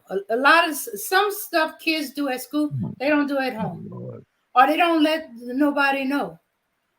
Or with her, she got a before her little sisters came, she dealt with only the males in the family, male cousins, you know, male cousins, younger uncles, um, um, friends of the family, stuff like that. And it becomes normalized. You know, the punching in the shoulder, the shoving, the wrestling, it becomes normalized. So nobody think nothing of it. But that's your Until she family. meets the wrong woman. Until she meets the Yeah, but wrong one. And she okay, but took that into school. She had some friends. Well, the boys in school, they kind of accepted that. Some of them had kind of accepted that, because they know they're stronger than she is. So they don't use their full strength with her. And they kind of like the roughhousing. I like if I said you need to cut that out. But after that incident, she started reining herself in and stuff like that. And one of her buddies was mad because he was used to roughhousing with her. He said, well, if he's too weak to take a punch in the shoulder, you don't punch that hard. He's you know, yeah. So they like that. I said, yeah, but some girls do punch hard. Right now, I said, girls need to stop. You know, I was talking to them. I said, look, these boys are not really giving you their full strength, and the other ones are weaker than you, but they ain't gonna stay that way. Right now, you're stronger. It's gonna change up. Because right now y'all in 12, 14 years old, you already seen it with some of y'all buddies that's getting their growth spurt like that. By the time you get to high school, graduate high school, y'all adults, it ain't gonna be that way no more. They're gonna be stronger. Even the little weak dudes that you throwing around like they ain't nothing, they're gonna eventually be stronger than you too. And and if you keep hitting on They gonna them, they're remember gonna that. think it's okay for it to hit back. Or you gonna meet the wrong one. And that's when it came out. That's when she told me. They said, "Oh yeah, I already met the wrong one. You have to tell me." But she had pulled back from roughhousing with the boys that are her friends, the ones that keep letting her think she's a dude. Because when she was telling me when I first met her that she was a dude, and I said, no, according to the paperwork here, you're a girl. According to your figure, you're a girl. And she's like, no, you know, I said, look, y'all need to stop that. I said, no, you can't say that. I can't say what? You know, apparently they start learning the rules about, you know, if you feel you're this or that. Well, she don't claim she feels, she just claims she is. Until that punch. I hear no more about she's a boy. And the sad thing, it took that Yeah. to get her to Yeah, stop they were doing that. playing. Instead of somebody They going were to playing, and mom, she even spoke up hey, and stopped. mom, you know, Yeah, but as I said, she owned up to it, and she stopped. She owned up to it. She stopped playing with it. And she admitted the fact that she hit him. He did tell her no. He was trying to walk away from her, and she didn't take him seriously. And she punched him in the arm, but she punched him hard in the arm. Hey, Aaron Collins. Yeah, it does sound like they were playing, but he wasn't in the mood to play. Yeah, this boy, he's very abrupt. Because when I found out, I was kind of fussing at him. So you can't do that. And I said, what would your mama say? And it says mama gave him the permission. I said, what? Is she trying to get you in jail? You know, and he said, okay. He'd be like, okay, Miss Frank, I won't, but I'm telling you, these girls don't leave me alone. I said, you do not have to punch them. You're gonna hurt them. You're strong. He said, yeah, I know. if they keep bothering him, yeah, I mean, Yeah, so, he was like, if they keep bothering that's me. the problem. Mm-hmm. But that's the thing. That's why I don't recommend telling dudes don't hit women like girls and stuff like that, because the girl's gonna take it too Yeah, and far, I said, and then the dude ain't just he's only so much. That happened to me when I was a child. I had a bunch of girls who kept bugging me, bothering me. So finally I kicked one. Stop. So you shouldn't even get to that point. That's goofy stuff.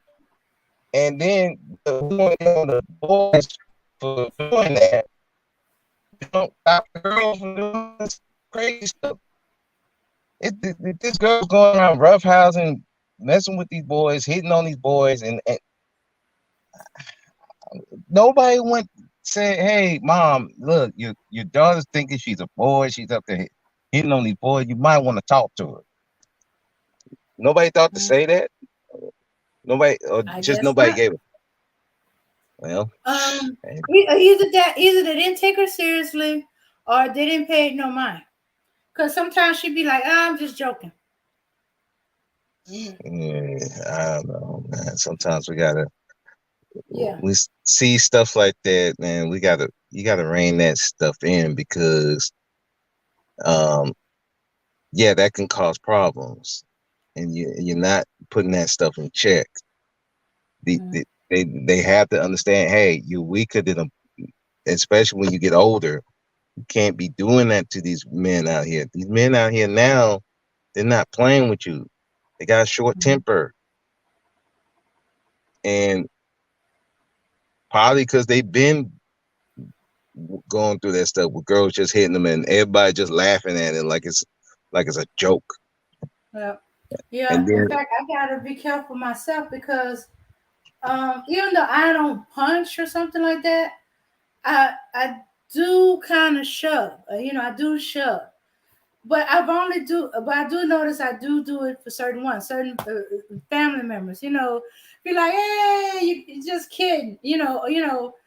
Kind of push on them. And I wonder if it's something I got used to because I've used to be dealing with.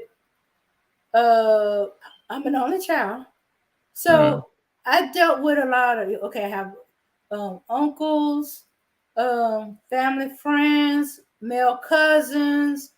Um, I dealt with them the most, and most of the time I was the oldest, so I was, or the same age, or we're the same age, and and yeah, because part of the reason I was like you're gonna eventually um right now you're stronger because for quite a few years I was stronger than most of my cousins that were the same age, and then they start shooting up like 16, 6 feet tall. But I still, I still didn't let the hang over the head. I mean, I still was aggressive with them because they were like, okay, you can't do such and such now. I'm bigger and stronger, or I'm taller. Let's see you put me in a headlock now. And that's where I learned to jump up and put 6 foot cousins in in a the headlock. head, Yeah, but you I eventually had to stop. I eventually stopped that, but certain things still stay in place. Like when we're laughing about something funny, and I just shove on the shoulder, you know, or talking to them, or they say something outrageous and I smack them on the arm, or when I talk about knocking some sense into somebody, it's like usually smack them in the back of the head. Because when they're younger, especially if you was like the babysitter and they misbehave and they got that fresh haircut, a little like smack in the back of the head. Uh, but I remember but that in but school. I'm thinking it could have progressed that way. Okay, but I think what happened is the talk didn't happen. See, I got talked by my grandmother and my mom and female relatives in the family.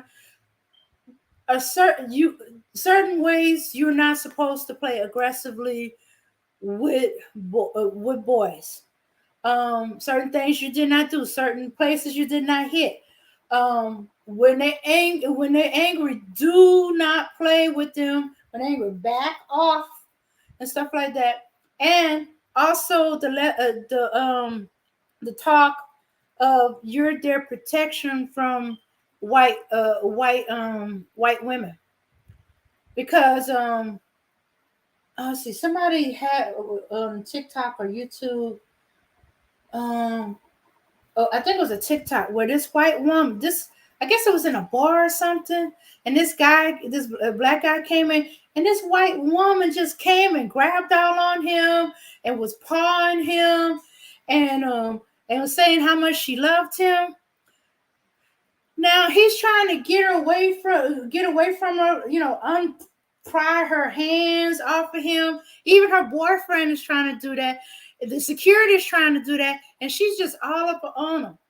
And I'm like, where's his black female relative? because or they would start something or say something that pissed them off, and they couldn't respond to it because one, they were women or girls, and two, they were white. Whatever they're gonna get is worse when it's the white girl. But you're supposed to step in because this woman, the mindset was this woman is trying to entrap your male relative or your male friend into going to jail for whatever twisted reason that's going on in her mind. Now, if I step in and put a halt to her, now it's just two women. Right. Uh-huh. I don't know. Nowadays, from my standpoint, my generation, when it's two women, even if one is black, one is white, it's between two women. The way the judges sometimes see there's two women. Now they might take in a case of physicality, like if I'm physically or taller, stronger, stuff like that, they might. But it'll be a slap on the wrist compared to if he done something. So I was taught to intercede that way. So I had to talk. You don't uh when you don't fight dirty when you fighting and wrestling, and it's plain with what, even if they physically stronger, um you're not supposed to be wrestling fighting with boys. Try to do that. And all kind of other talk, but it still happens. I still have put male cousins in the headlock. I didn't go around punching them, but I did go around shoving them. And if I thought they were being stupid, I would smack them in the back of the head. Oh, hey, Yeah. yeah, I get that part, 'cause some Yeah. dudes need to get thumped upside the head sometimes. Like, dude, you're being dumb. And put Yeah. them in the chokehold. Hey, I'm okay with that. But yeah, I'm seeing something in the chat, Mama Rain. Uh, as far as me being unsure of what men should be doing, I'm pretty sure what I say. Men need to go for power. Let me make it real sure for you. Men need to go for power. That's it. There's no. Uh-huh. If you want me to go at what men should do, go for power. Stop worrying about these women. Go for power. That's as sure as I can give it to you. If you want to go to my channel and listen to, I've said a lot of things about what men should be doing. Go for power. Stop worrying about these women. Mm-hmm. That's it. There ain't Mm-hmm. nothing else to be saying. There's nothing else to say. So if you want me, that's as sure as I can say it. Go for power. Stop worrying about these women all the time. Stop obsessing over them. They're human beings. At the end of it. Uh-huh. So it ain't Yeah. ain't. So if you want me to say, well, I sound unsure. I sound like I'm asking a lot of questions, especially when you're talking about the gender war. They said this happened since the 70s. The only gender war I know about is what the one online, in which Okay. again I always say nobody's won because Okay. that Have part. you have you heard the phrase "battle of the sexes"? Yeah, I've heard of that. Okay, how far back you heard? Do you remember how long ago the first time you heard that phrase "battle of the sexes"? I want to say probably the 90s Uh-huh. that that that I like paid attention to it. That like the 90s. Okay. Okay. I So I heard. mean, I is heard. that part of it? Oh yeah. That's part of it. Okay. Now before it been mostly white women, white men. There's like certain things that maybe black men and black women will lock horns about, but it wasn't out in the public. It wasn't out in the public. It didn't go too far. Most time it didn't go too much further than the workplace, and even then, it was still kept between black folks. Right. It wasn't out in this public view, you know. Because white people will always be overly curious about when black folks are together and we conversating, and then they come in and all of a sudden we change conversation because that ain't none of your business. It's family business. Mm-hmm. And you don't talk family business to outsiders. So that was that. But they're always curious about what we're talking about. Sometimes it is a battle of the sexes issue.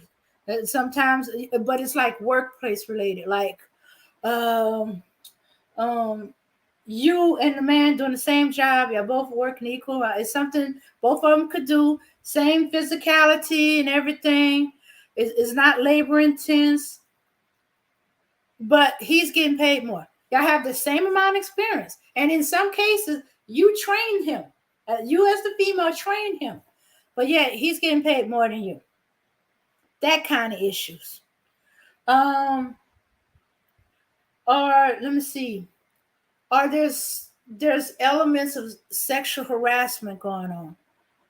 Um, uh, I'm trying to remember because some of this was I didn't pay attention because I wasn't really working like working with white people until I guess you could say my 20s, around my 20s. So I'm going by little stuff I've overheard among the older than me um older than me uh okay, yeah, I'm a Generation Xer. See, I had that written down. uh,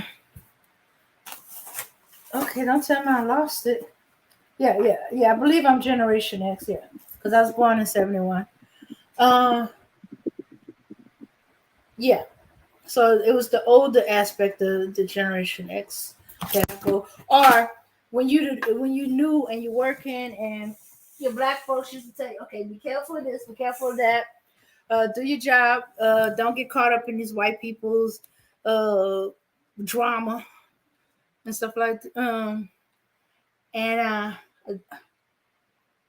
and remember, you can't do what they can do. They can do all kinds of stuff and get away with it. You can't, and don't let your anger cost you a job and stuff like that. Because they're gonna say stuff to you to set you off, and then they're gonna have one of their people come in. I had all that talking to. Okay, the battle of the sex. Oh, okay. Somebody's telling me a little different.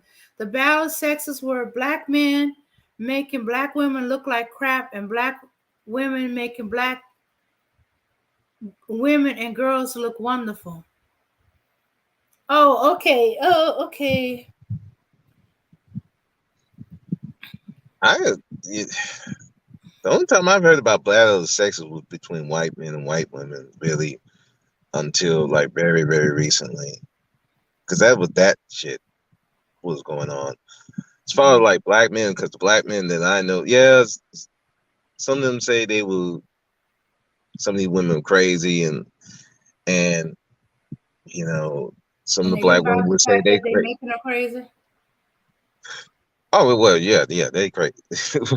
At least when the ones that were saying that, I like, dude, you're making it crazy. I know you're making it crazy.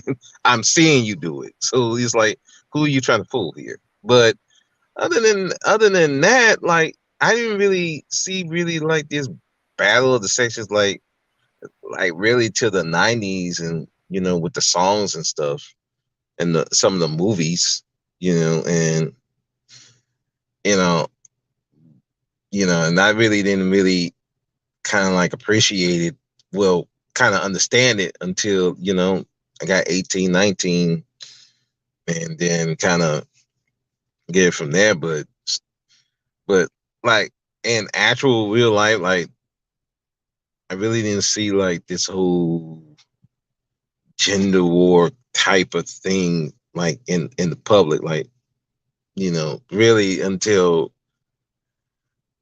I would say like Facebook.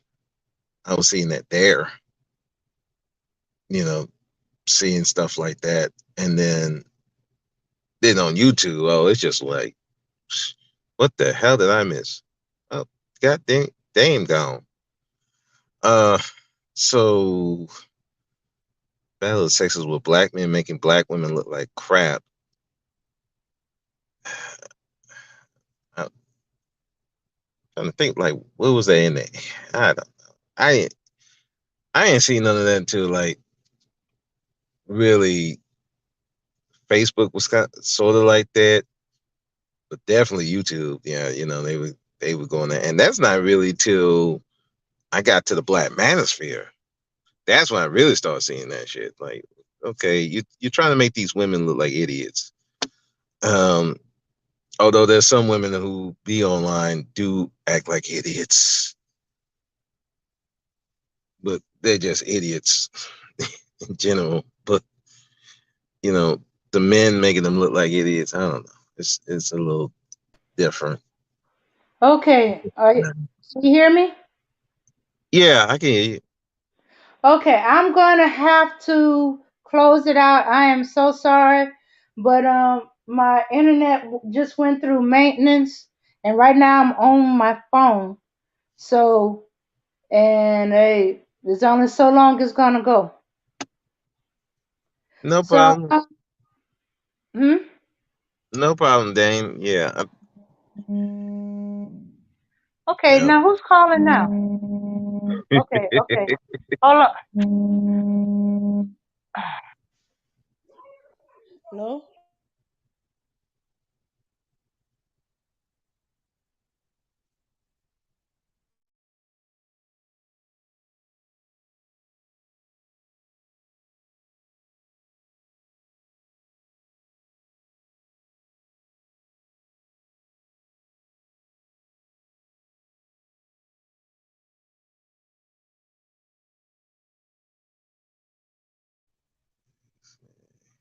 I was looking at. Okay. This is so bad that a lot of the black women will tend to Can change you hear those me? black women. Yeah, I can hear you now. I'm just Okay, reading all right. Okay, reading the so, chat. all right, so let me end this real quick. Okay, okay, let me just tell this story real quick and I'm ending it. We ain't gonna be able to end it with no music because, hey, I'm on my phone. All right, so this is the black man becomes manager. He's micromanaging. Okay, so two employees get into verbal altercation. They bring their grievances. Okay, now according to everybody who was there, okay, it was two women. A black woman was doing all the work and blah blah blah. Um, she was complaining because she found out that the other woman who was white went off to go smoke cigarette or something like that during the entire time that they were supposed to be working together. And she ended up doing it all by herself. But she gonna come in like she had help. So when all the other employees said, "Hey, it was just the black woman doing the work, the other white woman, I saw her outside smoking when I went on my smoke break. Me and her were smoking. I thought it was her break time. Didn't know she was on the clock. She didn't clock out. When you take like these little 15-minute breaks to smoke, you're supposed to clock out. Didn't clock out. She ran on the clock, so she's getting paid to smoke.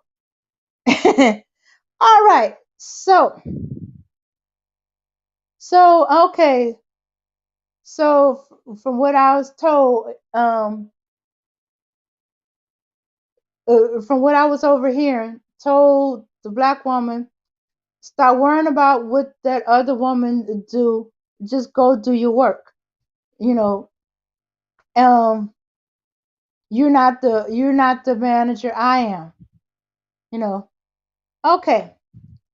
So in front of everybody, pretty much told her he don't care that this white woman was riding the clock, smoking when she's supposed to have been clocked out, and that she was trying to take credit for all the work the black woman had done, or pretend like she at least did half of it, which she didn't do. And even though he had other co-workers telling him that the white woman did not work, she went off and smoked and all that other stuff.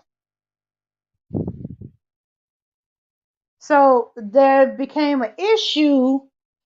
Started noticing that over time, anytime there was an issue with the women, he didn't take their side, especially if they were black women. He took men's side, white women's side, but didn't take the black woman's side. Even when there was other witness saying that the black woman was in the right, or that what she's saying was true.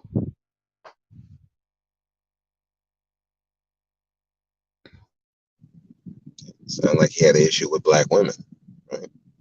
Mm-hmm. Yeah, so that was creating a war. A war. Wait a minute, we're both black. We're supposed to be on the same side. It's not like I'm not doing the work, but I would think you want to take my side since I'm telling the truth. I'm doing all the work.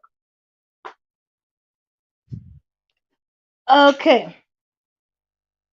And so because of the work the black woman was doing, he was getting all the credit for such a good job, thoroughness, no what they call it, when you're dealing with these big stores, property loss, either lost because somebody stole it or lost because, hey, it gets lost, or it goes bad, or it's not working, or in some cases it got dropped.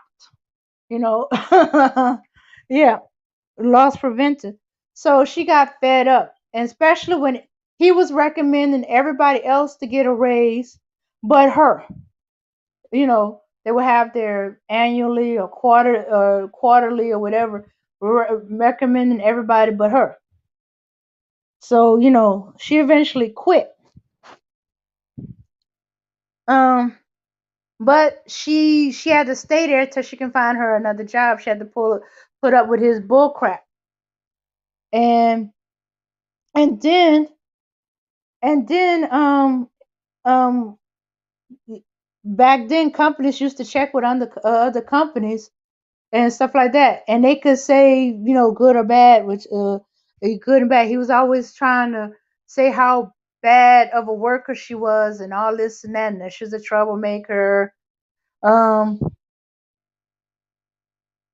it was making it hard for her to get another job.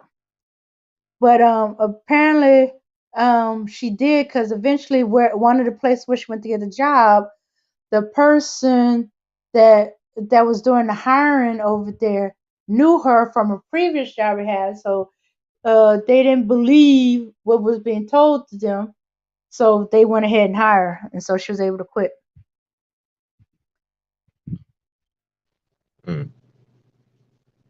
Yeah.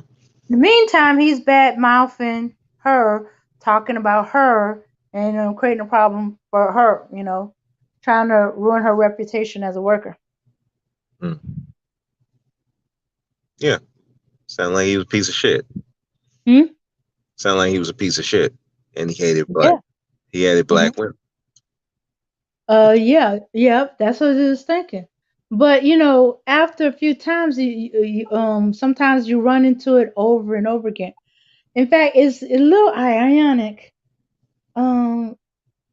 It's something I was thinking about. I didn't think about it till just now. A while back there was an issue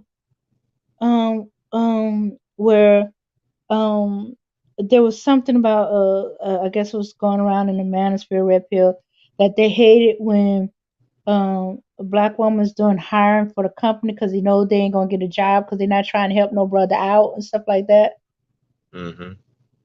Well, back then there were certain type of men that were that same way. Oh yeah. They wouldn't hire black women, or black men Um. either. Oh, okay. I never ran into that one. They But I wouldn't. guess they wouldn't hire black men. No. Um. Uh, that yeah, because I've heard like other men who not part of the manosphere, they said the same thing. Is black women don't want to hire them, and they saying that about black men, they don't want to hire them, and even if they get in, they Mhm. ain't trying to help them rise anyway. So it's kind of like, yeah, because I had the position that I had before I messed it up. That was my fault for messing it up. I applied for it, and I was the only one that applied for it because nobody Mhm. wanted that time slot. Mhm. The major that I had at the time, he didn't want to give it to me. It took my one of my white lieutenants to tell him, yeah, he'll do a good job over there. I don't. So that's how Mhm. I got it. Uh huh. So I to say that black men will stop other black people from, yeah, I believe that Mm. it's happened to me, Uh huh. you know, and so I can understand women would have an issue with that, Mhm. but on the other end, like I can see where the dudes were saying the same thing because there's some women who will not hire black men because they have their issues with black men. So it's kind of that's more or less of these people taking their personal issues and bringing it to the workforce, Mhm. Mhm. and which is sad, but that's Mhm. what we do. Yeah, but Yeah. I'll let you close it out, Dane, because I don't want to keep you. Mhm. Yeah. Yeah. Yeah. Because I started talking up a storm. Yeah, but you see, it created this divide. Um it created this divide, and now neither one wants the other to be in HR because they feel that they're not going to be treated fairly or right or given a chance or stuff like that. Yeah, And then on the other side, it's like, I keep trying to hire, but y'all keep acting the the butt, and then you make it harder for me to get another black person who is willing to work a job. I've heard it from both sides of it. Hmm. yeah. So it's so yeah. I mean, when you put all that together, and all this other stuff that been happening, I mean, yeah. I mean, I guess it has been sort of a gender war out there. It's just that you know, we really didn't notice it. It's just been, I guess, how you say, normalized Hmm. to the point like Or we just or maybe not normalized. We just accepted it. Like I put it that way. uh-huh. Or it might not pertain to you in your area and stuff like that.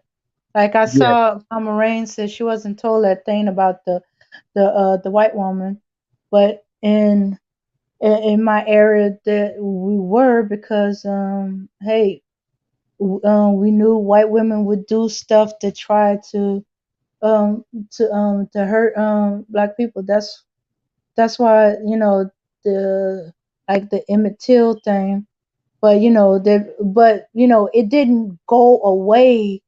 It didn't go away once certain things came to pass. It just went underground, do a little other kind of stuff. I don't know, to to, to aggravate, to start some ish, or to get them in trouble. Yeah, that's why I had freaked out one time with one of my classmates. Um, I didn't know it. Got into a fight with a white girl and I walked away. She called me the N word. I didn't hear it. We was just kind of discovering I had a hearing loss. I didn't hear her. He heard her. The other girls heard her, white and black. And she not only did she call me the N word, she was turning around to attack me. I was walking away from her. Now he saw it and he jumped up and smacked her upside the head.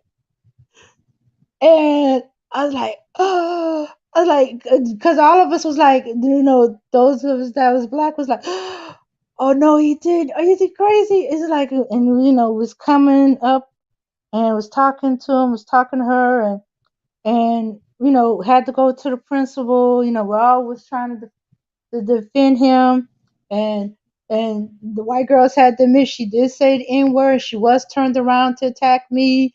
Um, and I was like, thank you very much, but don't you ever, ever, ever do that again. Said she was gonna attack you. I said, yeah, but you don't think I couldn't handle it? I wish she would have. You know what? That You just knock away my excuse to beat her behind. I was trying to, but I was really very, very fearful because not too long ago there was another issue with a white girl and a black boy, and it was almost ugly. It almost got ugly if it wasn't for certain things or information that kind of blackmailed them into, if you keep going this direction, all this ish is gonna come out, and you're gonna be more embarrassed than we are that a family member is going to jail type stuff. How badly do you want somebody, this black boy, to go to jail? Kind of, because he ain't gonna be the only one. Yours is gonna go right along with him, type stuff. well, yeah, And you know, yeah, it'd be kind of scary. yeah, Yeah, but that but he that's had what. all kind of. But yeah, but that going back to what me and Max were talking about the Hmm. protectors. That's that Yeah. natural instinct, but that Hmm. thing has been tainted. It's been Yeah. poisoned, Hmm. and that's why I was trying to tell him. I said these guys are not in their natural state. Hmm. They can't. You can't get these guys to be joining up with the black women and doing all that until they get back to their natural state where they need to be, and they're gonna have to do that on their own. They cannot be getting with the women around. That's why I'm like, you get. They got to be separate from you. They have to. Like somebody said in the chat, talking to these dudes, hateful dudes for the past 7 years. Where they got you? Nowhere. They're full of hatred. You can't talk to no dude that's full of hatred. It's pointless. And so that's what I was saying. Like they got to get back to getting their shit together. Well, you know, more about that than anything. I think they want to they want to close it out, man. I'm sorry, but yeah, but that's the whole thing. That's why I'm going. I'm like the men gonna have to figure that out. The only thing they're gonna do that is get power on their own. They're gonna have to do that without the women around.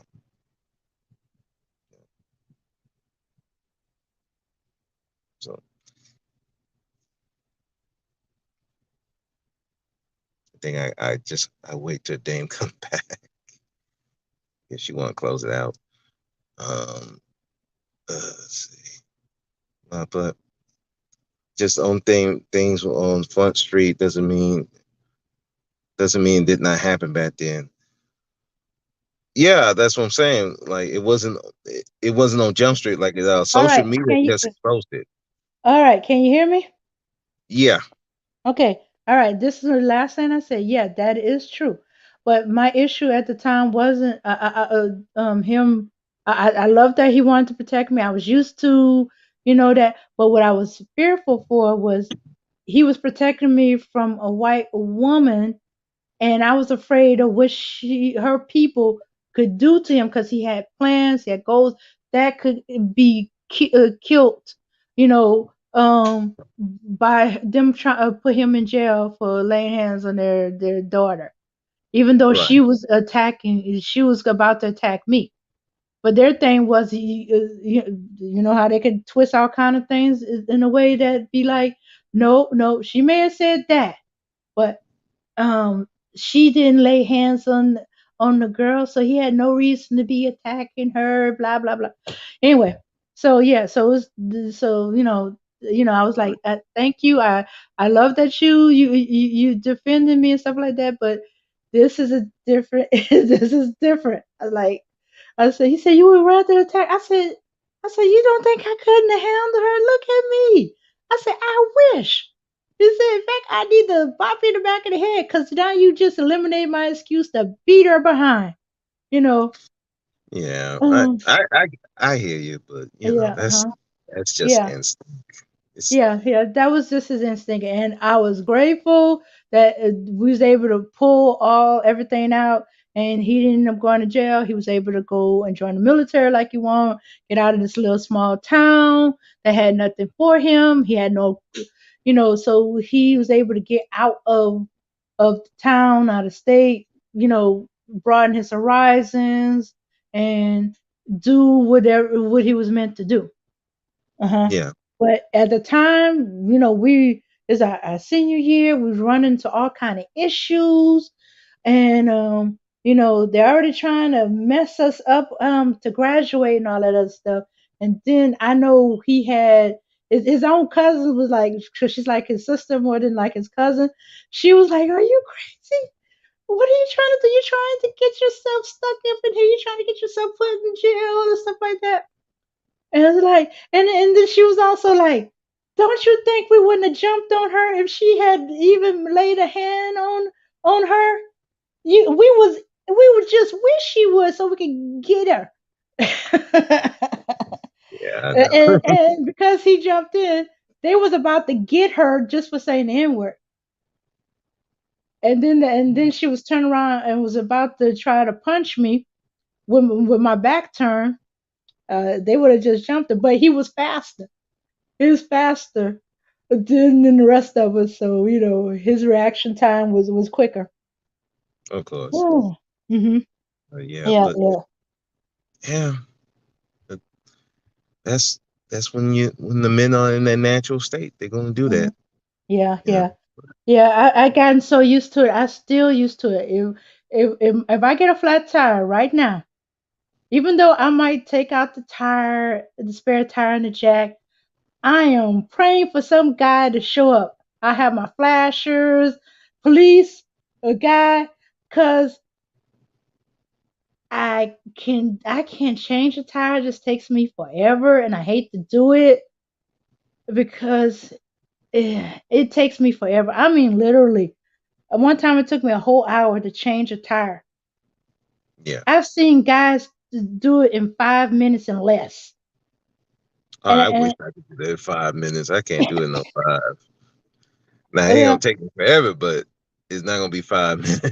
yeah, yeah. So yeah, and so yeah, and I'm used to it. It does not surprise me when complete strangers, strange men I don't know, that don't not that have no relationship or don't even know who I am, to me come and change my tire. When they pulling up, I'm all happy. It's like, yes, let it be a dude come out the car. Sometimes you get women trying to help women to, and be like, please let it be a dude. Please let it be a dude. And it'd be like, oh, okay. Shoot. That's why I hate to break down at night. You know, have a flat at night. That's another reason why it took me so long is at night. But Yeah, yeah, uh, if a policeman pull over, I don't care if they black, white, Hispanic, Although I mostly dealt with black, I had a few white men change my tire, but I'm used to my own. I'm more comfortable with my own. But hey, that's how much I do hate changing my tire. I'd be like, "Oh, you need some help? You need some help changing?" Yeah, I might be holding the tire iron a little bit longer till I see that he's actually occupied with the jack and all that other stuff. It's like, okay. yeah. hmm But yeah. So yeah. So what killed me for one guy was when I ran into a guy who did not know how to change a tire, hadn't a That, clue, never changed one in his life, that's don't know how. insane. And That's he just insane. told me that, where he's from, you didn't have to drive a car. There was public transportation. I'm looking at him like, you're kidding me.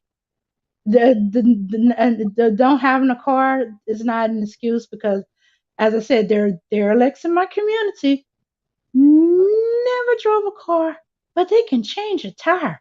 It's like almost a rite of passage, for boys and for young boys and stuff like that. Learn how to change a tire. I remember one boy. He's kind of, well, he's grown out of it now. He's kind of physically sickly. His uncle shows him how to get a tire out of the car, even though he's not that physically strong. Get a tire, how to maneuver to get the tire out and change the tire. He was all excited because he finally had a chance to do it.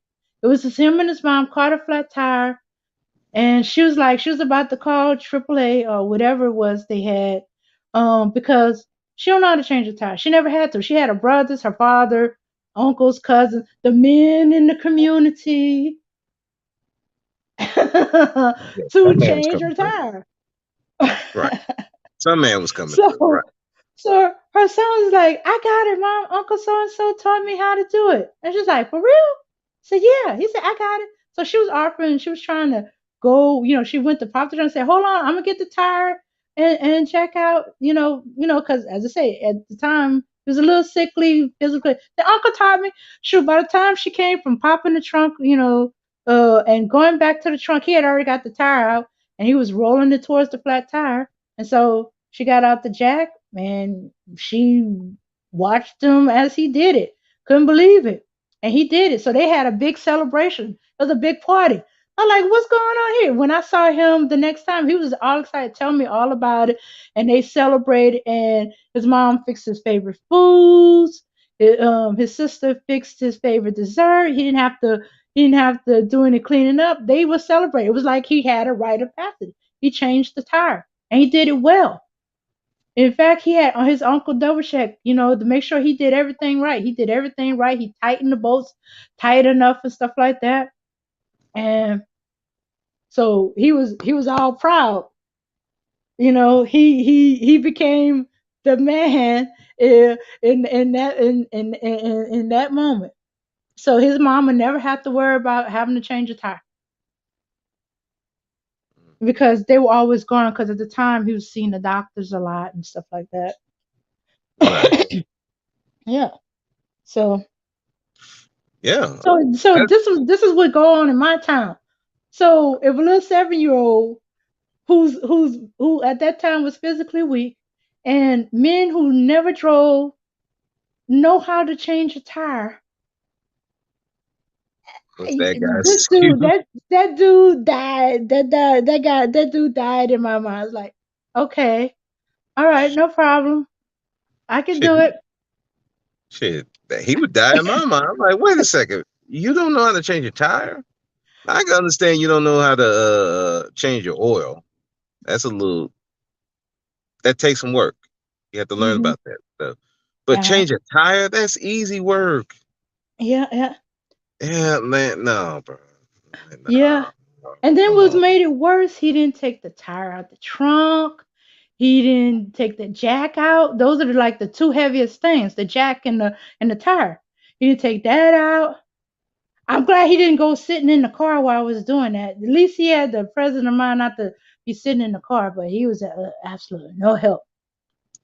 Did you dump him as soon as that was over with? Oh yeah, yeah. I sent him Oh, home. He was like, okay, so when's the next time um we can get together? I was like, I'll let you know. I've been kind of busy. I've been doing some work and overtime. I'll call and let you know. you should have known that that was the you should have known that. No, dude, you don't know how to change a tire, man. If I was a woman, I'd be like, nah, hell Oh no. my goodness. Yeah, I immediately changed my number too. I changed my phone number, and everything. I was like, okay, made a call. I need to change my phone number. I'm being stalked and stuff like that. And I got my phone number changed. And Yeah, it And it just so happened I did end up having to do some overtime and stuff like that. And I'd be working. I was doing the graveyard shift a lot. It used to be like I used to have swing shift, and the next thing you know, I got the graveyard, and I was more and more. So I didn't lie, even though I was lying at that time. It just turned out that hey, my lie became the truth. Okay, I was doing a lot of overtime. I was working a graveyard shift, and I'd be too tired. And Yeah, then he ran into me one day. And it's like, hey, nice to see you. What happened? Did you lose your phone or something like that? It's like I haven't been able to reach you. I said, what? Oh no. I said, it's like, oh, okay. It's it's like, what's your number? It's the same. No, no, no. It says the number's no longer. What? Wait a minute. Let me see. Ah, shooks. Let's see. When's the last time? And then I said, I'll be right back. I gotta go get this straightened out. I said, wait a minute, you ain't been paying. I said, I've been giving the money to my mom. I'm like, need to find out what's going on. Yeah. Well, it did so happen. I did happen to run out of minutes, and I had to go put some more minutes. I was like, oh, shoots, when did this happen? I gotta go get this straightened out. Yeah. Okay, then the next time I saw him, he said, let me guess. You dropped me when you realized I couldn't change a tire. I said, See, I he didn't want to knew. hurt your feelings. He knew. He knew. You should not. Come on, man. Come on. It That was that like, that the change of the tire. If you're dating someone, that's the perfect opportunity to show that you're a man because you're trying to get a woman out of a situation. If you don't, you can't even do that. Bro. yeah. That's what Well, I hear a woman say. I dated a guy I who couldn't change a tire. I'm like, you were still dating him after that? You were still dating him? Or the when Charlene was saying the dude didn't have a car she was dating. He didn't have a car? You picking him up? No, oh, well, I'm a I have dated guys that didn't have a car, but as I said, I'm not used to them not knowing how to change a tire. nah, You know, I, uh, mm, I could not go. I could not go and I don't care if I'm using my mom's car. I'm going on a mm-hmm, date. I'm picking you up, or we're gonna meet somewhere. You're mm-hmm, not picking me up. No, now we dating. Now we on a date. No, no, no. mm-hmm, Now we friends. Because I used to have a white chick used to take me out to eat all the time. mm-hmm. That you know, okay, that's fine. We're friends. We ain't dating. But if we dating, especially first date, nah, I'm Mm-hmm. coming with a car. I don't care if I got a ball car. I'm coming with a car. I can't. I'm sorry, man. That's that now that's one that's where I'm like in new school and old school. That's one of the old schools. No, I'm not picking. I'm not letting no chick pick me up at all. No, no, I can't do it, and definitely can't change a tire from a chick. No, no, no. I, I've changed women's tires. I've changed even male coworkers' tires. Like, and I'm looking at him like, you don't know how to change this tire? What were you doing here? I'm like, but I changed the tire. I've had women come up to me, hey, can you change the tire? Okay, no problem. You got the tools? Yeah. Okay, gotcha.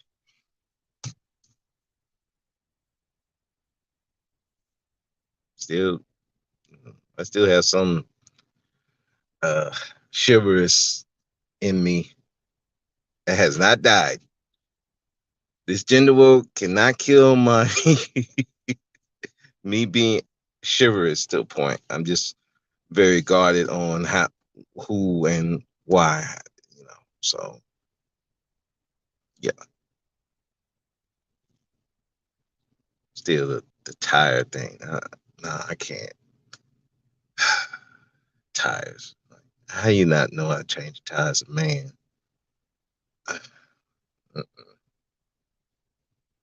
That couldn't be me. Not at all. Nah. But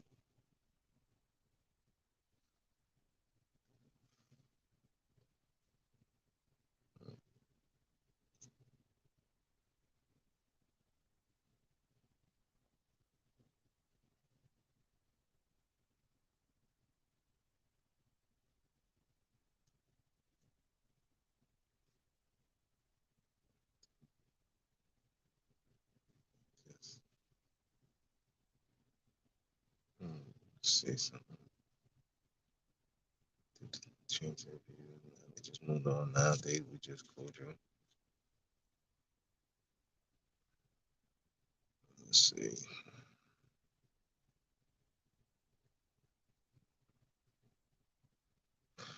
But yeah, the whole that still blows my mind. The change of the tires. That blows my mind. Just, I cannot see a man just don't know how to change a tire. I don't care. You don't have a car. Still learn how to do that. It's not that hard, but I don't know. Like I said, this generation, mm, I don't know what's going on. Hell, some of them don't even know how to check the oil, check the fluid and stuff. Shit. Okay. I'm Yeah. definitely got to end it because now my battery on my phone is dying. All right, everybody. Good night. Thanks for joining us. Thanks, Bro Speak. Yeah. It's a shame when men don't know how to change tires. All All right. right. See y'all later. Y'all have a good night.